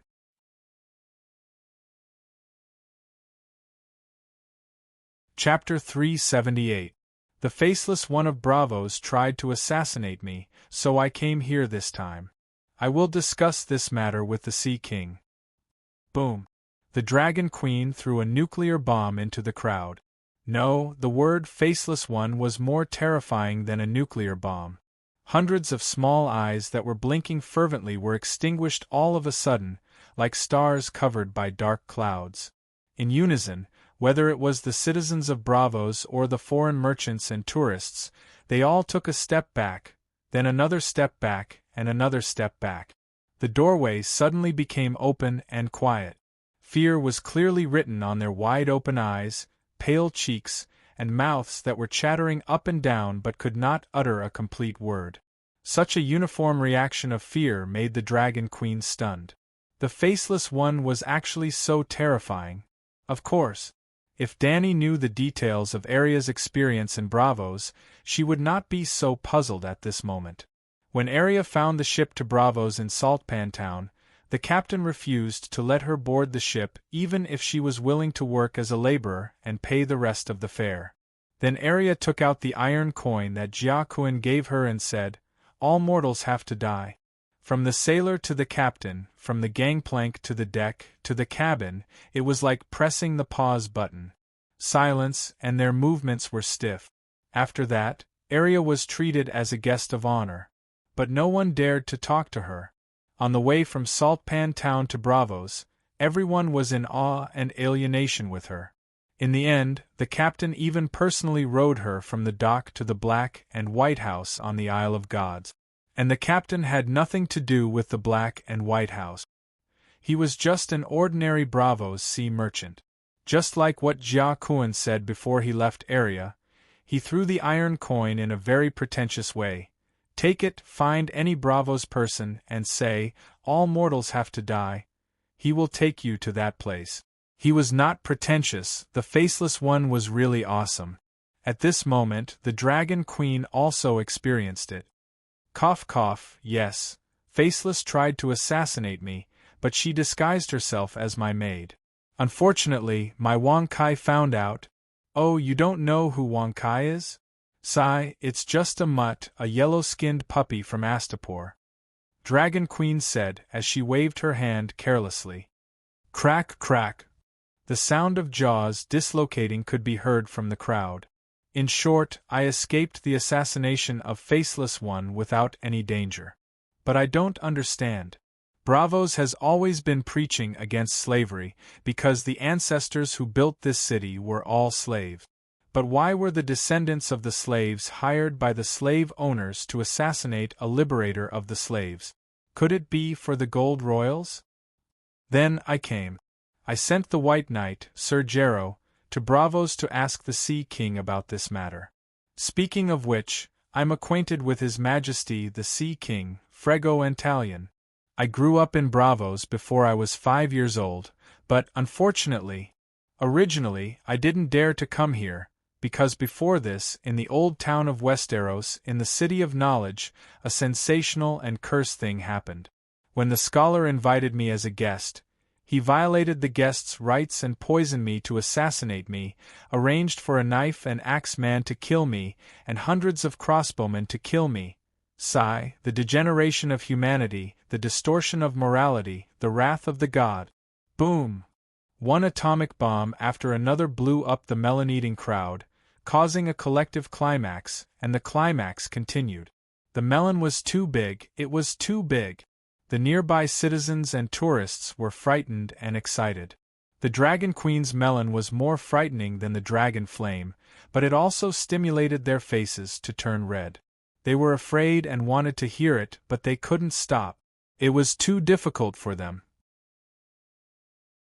They unknowingly took another step forward, and another step forward, and another step forward.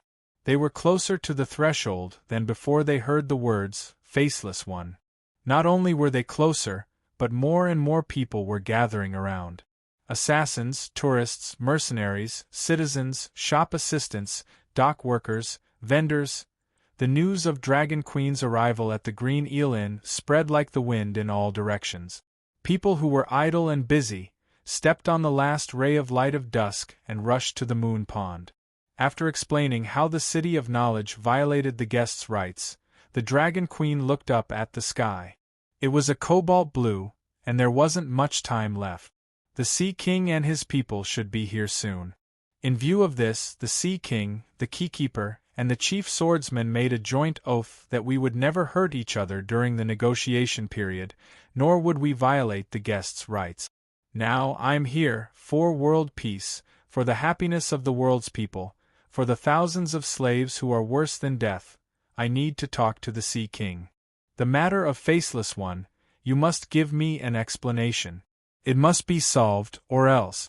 The Dragon Queen, who was originally amiable and soft-spoken, suddenly turned stern and said in a cold voice, "I will burn Bravos, let the Sea King's palace and the School of Black and White turn into scorched earth, and let this water city boil. The worst result is here, don't say I didn't warn you." Wow. Everyone was shocked, angry, and frightened, and their faces were green and white. While they were at a loss, the Dragon Queen took a step back, and the door of the inn slowly closed. "Is it useful to say that?" Hearing the uproar outside, Dark Star's stern face flashed a trace of disapproval. If the City of Knowledge cared about the contempt and blame of foreigners, it wouldn't have repeatedly arranged for scholar spies to steal the technology of smelting steel and firing high-grade lenses from Reese and Co. The Sea King and the nobles of Bravos, if they really wanted to do something, they wouldn't stop because of public opinion. The nobles only believe in swords, and the swords in their hands make them confident and powerful, while the swords in the hands of the enemy make them afraid and obedient. Danny walked to the stairs and said with a faint smile, if the public's words were really useless, the story of the rat chef wouldn't have been passed down through the ages. Or is it that they have no sense of shame at all, and don't care about becoming the rat chef in the legend? Even if they can be shameless and proud, at least I can take the righteousness and the title, and stand on the moral high ground to judge the enemy. Righteousness and what not are not as practical as a dragon flame. Geralt sighed, stopped, and said to the dozen or so assassins behind him, "You all wait here and prepare to welcome His Majesty the Sea King." "Yes, Sir Geralt," the assassins respectfully answered. Dark Star accompanied the Dragon Queen to the third floor, where a spacious hall was. The former dining room was empty, and the walls and roof were covered with new yellow satin. The fireplace was lit and 40 to 50 candles were lit on the chandelier. The room was warm and comfortable. Danny was by the window, gazing at the scenery of the moon pond. Drown Town was named appropriately. There used to be a city in the mud at the mouth of the river. Hundreds of years had passed, and the environment had changed. The buildings there had been submerged under the green water, and only the domes and spires of the ancient buildings were occasionally exposed. Since the ancient town had sunk to the bottom of the river, its original dock for river boats had become deeper, and more ships could be docked there. Therefore, the people of Bravos built a dock out of wood and stone, and surrounded it with a pond for ships to dock there. The locals called it the Moon Pond. The entrance of the Green Eel Inn was facing the moon pond. Winter was coming, and the weather was getting colder. Otherwise, the children would have jumped into the water long ago, playing in the moon pond and swimming in the deeper water. Some mischievous children would even dive into the buildings at the bottom of the river, and then climb out through the domes that were exposed above the water. After waiting for about an hour, a fleet sailed over from the distant sea, escorting a strange cruise ship that was covered with exaggerated smiling faces from the bow to the stern. The ship slowly entered the river. It's the Sea King's fleet. He's on the smiling cruise. The dark star's eyes flashed, and his voice was flat.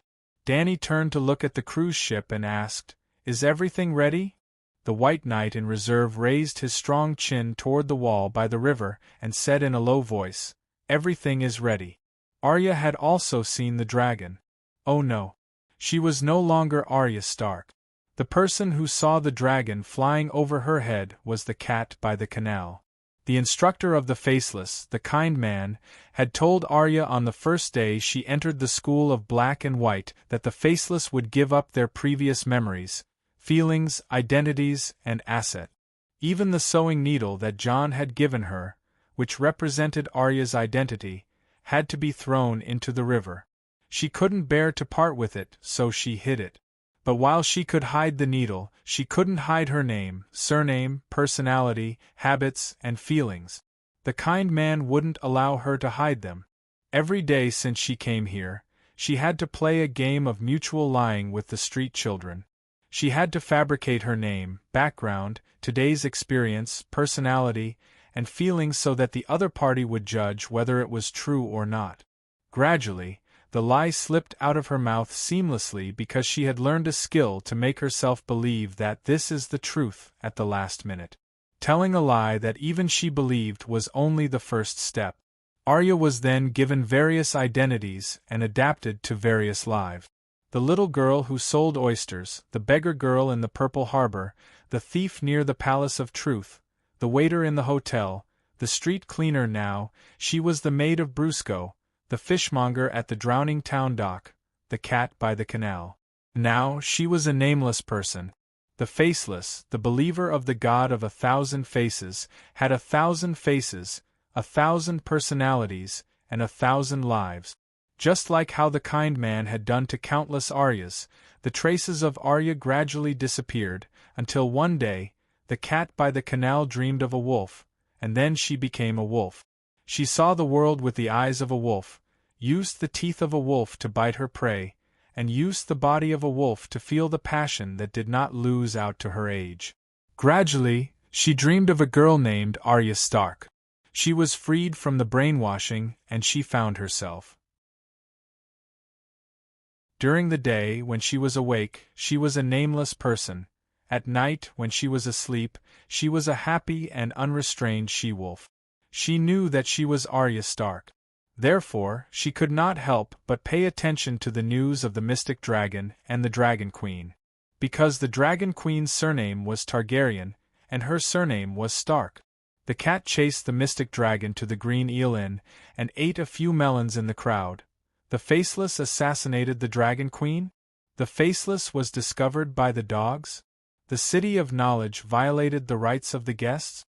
The Mother of Dragons was indeed a Targaryen, and when the negotiation failed, she went berserk and burned Braavos and the House of Black and White? But she seemed to be a member of the House of Black and White, and she was also a Faceless.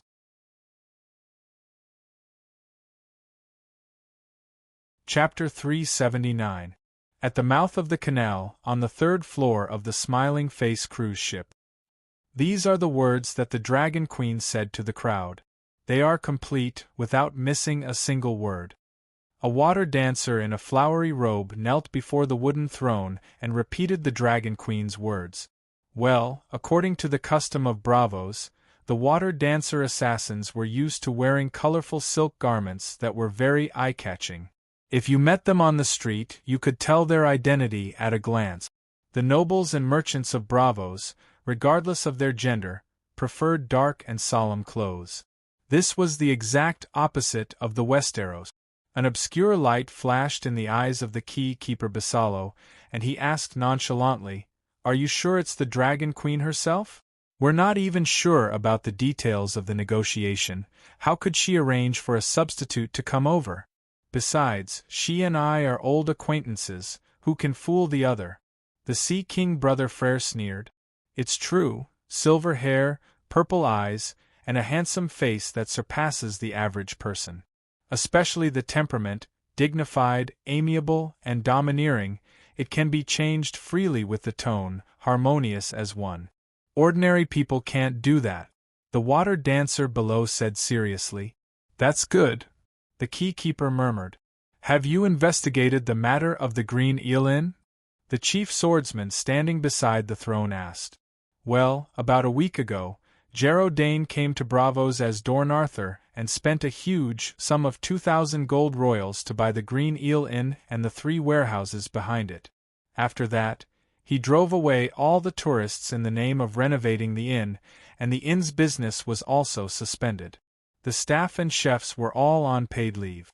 In addition to hiring craftsmen to do a simple renovation of the inn's 3rd floor, Jarrow Dane also recruited 15 water dancers who are proficient in sword skills from the Moon Pond. A week ago, the key-keeper's expression was unpleasant. At that time, Jarrow Dane had not yet gone to the Sea King's palace. When did he come to Bravos, and how many things did he do with different identities? If he didn't have such caution, he wouldn't be worthy of being a white knight, the chief swordsman praised. But at that time, no one could be sure that the Dragon Queen and the Sea King would have a face-to-face meeting. Bisalo, the key watcher, said angrily. He had always thought that he was the one who suggested the 2 kings' association to break the deadlock between White Knight and the Sea King. He was the one who initiated this meeting, but now, could it be that he had been fooled? What's the point of saying all this now? The chief swordsman shook his head and said to the Sea King, The most important thing is to ensure your safety. We must always be vigilant, and we are about to face a Queen of Westeros. In fact, the things that had happened in the Westeros in recent years were all shocking. The Queen's betrayal, adultery, incest, using a lion in place of a deer, Robert's mysterious death, Eddard Stark being beheaded by Joffrey, the Red Wedding, the Purple Wedding, the patricide, the Great Fire of the Academy. In the end, the chief swordsman sighed. I didn't expect Westeros to be so rotten. It's too scary. There's nothing surprising about barbarians who don't know etiquette and aren't educated, the key watcher said with a look of disdain. The more rotten and chaotic Westeros are, the better it is for us, cough cough cough. The Sea King covered his mouth and coughed out a puddle of sticky yellow phlegm. His face looked better, and he asked, Do those water dancers know that the Dragon Queen is about to arrive? No, they only think that they serve the Dornies, Arthur. They don't even know the true identity of Jarrow Dane, the rainbow-robed water dancer kneeling under the throne said. Have you checked the houses near the Green Eel Inn? The chief swordsman asked. There are no suspicious people within 500 meters, and there are no flammable goods such as kerosene and kapok. After a moment of silence, the Sea King Frere asked softly, Is the nameless man here? There was silence in the ship's hall. After a while, the key watcher on the wooden chair twisted his body uncomfortably and said, He's waiting for you by the Moon Pond. Who? The kind man, he's here in person. With 2 rowed longboats moving side by side to clear the way, 10 warships meandered into the canal, almost causing traffic on the river to come to a standstill. Beside the Green Eel Inn, there were 2 large warships with decks full of ballistas. However, not only were the ballistas not loaded, they also deliberately changed their direction to avoid the airspace near the inn. After that, the Smiling Face cruise ship slowly entered the Moon Pond and stopped beside the small dock. 2 blue-robed eunuchs walked down the ship, holding shiny gongs in their hands, and ran along the dock towards the Green Eel Inn. Dang! The eunuch hit the gongs and shouted in a sharp voice, His Majesty the Sea King has arrived, please step aside. Behind the eunuchs, there were water dancers in golden short robes. They held swords in their right hands and torches in their left. They formed 2 rows between the dock and the inn, separating the crowd of onlookers and clearing a path for the Sea King. 16 strong black men carried down a huge octagonal palanquin from the ship. The palanquin and the poles were painted with red paint. The surface of the palanquin was 7 to 8 meters square, with a gold roof and colorful brocade curtains hanging in all directions. As the palanquin swayed, the people nearby could see the sickly sea king through the gaps and the huge throne he was sitting on. It was the same one on the ship. At that moment, the Dragon Queen and the hook-nosed knight went downstairs again. She even ordered 2 colorful assassins to climb up the wooden ladder and change the plaque on the door. Green Eel Inn was changed to True Dragon Resort. She didn't mind this shabby place. The Dragon Queen didn't leave the inn, no, the resort. She didn't leave the resort to welcome the Sea King outside. Instead, she opened the door and allowed the Sea King's chief swordsman to bring people into the 3rd floor of the resort. After the chief swordsman checked the spacious negotiation room on the 3rd floor, he came down and reported to the Sea King's palanquin. The palanquin approached the entrance of the resort and landed. The brocade curtains were opened and 2 maids helped the old Sea King down. The Sea King had a pig's kidney face and sky-blue eyes that Danny was familiar with. However, his face was older and weaker than in her memory. His strong muscles were loose and his tight skin was wrinkled. However, the majesty in his eyes was stronger than before. "Your Majesty Antalion, I haven't seen you for more than 10 years. You're still so. What's wrong with you?" Danny asked with concern. She was going to say, old but vigorous, hale and hearty, but the old Sea King's appearance was too weak. Danny wouldn't be surprised if he died in front of her in the next moment before answering her question. She couldn't even say any polite words. She could only show her sincere concern. The old Sea King seemed to be very touched. 2 tears came out from the corner of his eyes. He said with emotion, "It's an old illness. It's okay. But you, Danny, you were a chubby little doll back then. Now you've become a queen. If Sir William Derry was still alive, he would be very happy and proud to see you now." When William Derry was mentioned, Danny remembered the time when little Danny, Rise, and second brother Way were driven out of the mahogany door by the servants. She couldn't help but feel sick of it. It was obvious that the old Sea King was behind this. Robert's throne was becoming more and more stable. He even defeated the rebellious King Balan. Little Danny was driven out just after Balan's rebellion was quelled. Targaryen, who didn't have a dragon, seemed to have lost its value as an investment. In order not to offend the new king of the Iron Throne, the Sea King plotted to let the servants take away the family property that William Derry bought for the 2 siblings, the property that they brought from Dragonstone Island. "Your Majesty Antalion, it's cold outside. Let's talk inside," Danny invited. Soon, the group climbed up 3 flights of stairs and entered the warmly decorated hall. A long wooden table and fur-covered chairs were prepared in the hall. Danny sat alone on the north wall, while the Sea King and the key-keeper, Bezeler, sat on the other side. Danny began to look at Bezeler, who was twice the size of the others. He was a white fatty with a kind smile and proper etiquette. At first, the iron vault was built in the underground mine by 23 escaped slaves. Each founder had a key to open the huge underground vault. They and their descendants were called keykeepers. The members of the keykeepers were not the same. After hundreds of years, some people fell and lost their keys. There were also new nobles who became the new keykeepers. The location of the iron vault where the gold was stored was also changed. The old keys were no longer useful. It was said that the people of Bravos had too much gold, and the previous small iron mine could not hold it. In short, until now, the keys in the hands of the keykeepers could not open the door of the new vault. It had completely become a symbol of the family's heritage and power. The Ryan family was the descendant of one of the original 23 founders. They were definitely senior keykeepers and the real masters of Bravos. At least, they were one of the masters. "Your Excellency Bezeler, Your Majesty the Sea King, first of all, I have to apologize to the 2 of you. I did not go to the observatory as agreed, but instead troubled you to come to my broken hotel. As for the reason, I don't need to say it. You can understand. Yes, I was worried, I was afraid. So I stood at the door and told the people of Bravos the whole story of this meeting. I hope you can forgive me for being so careful. It's really that the experience of the City of Knowledge has left a psychological shadow on me. Danny smiled and told the truth.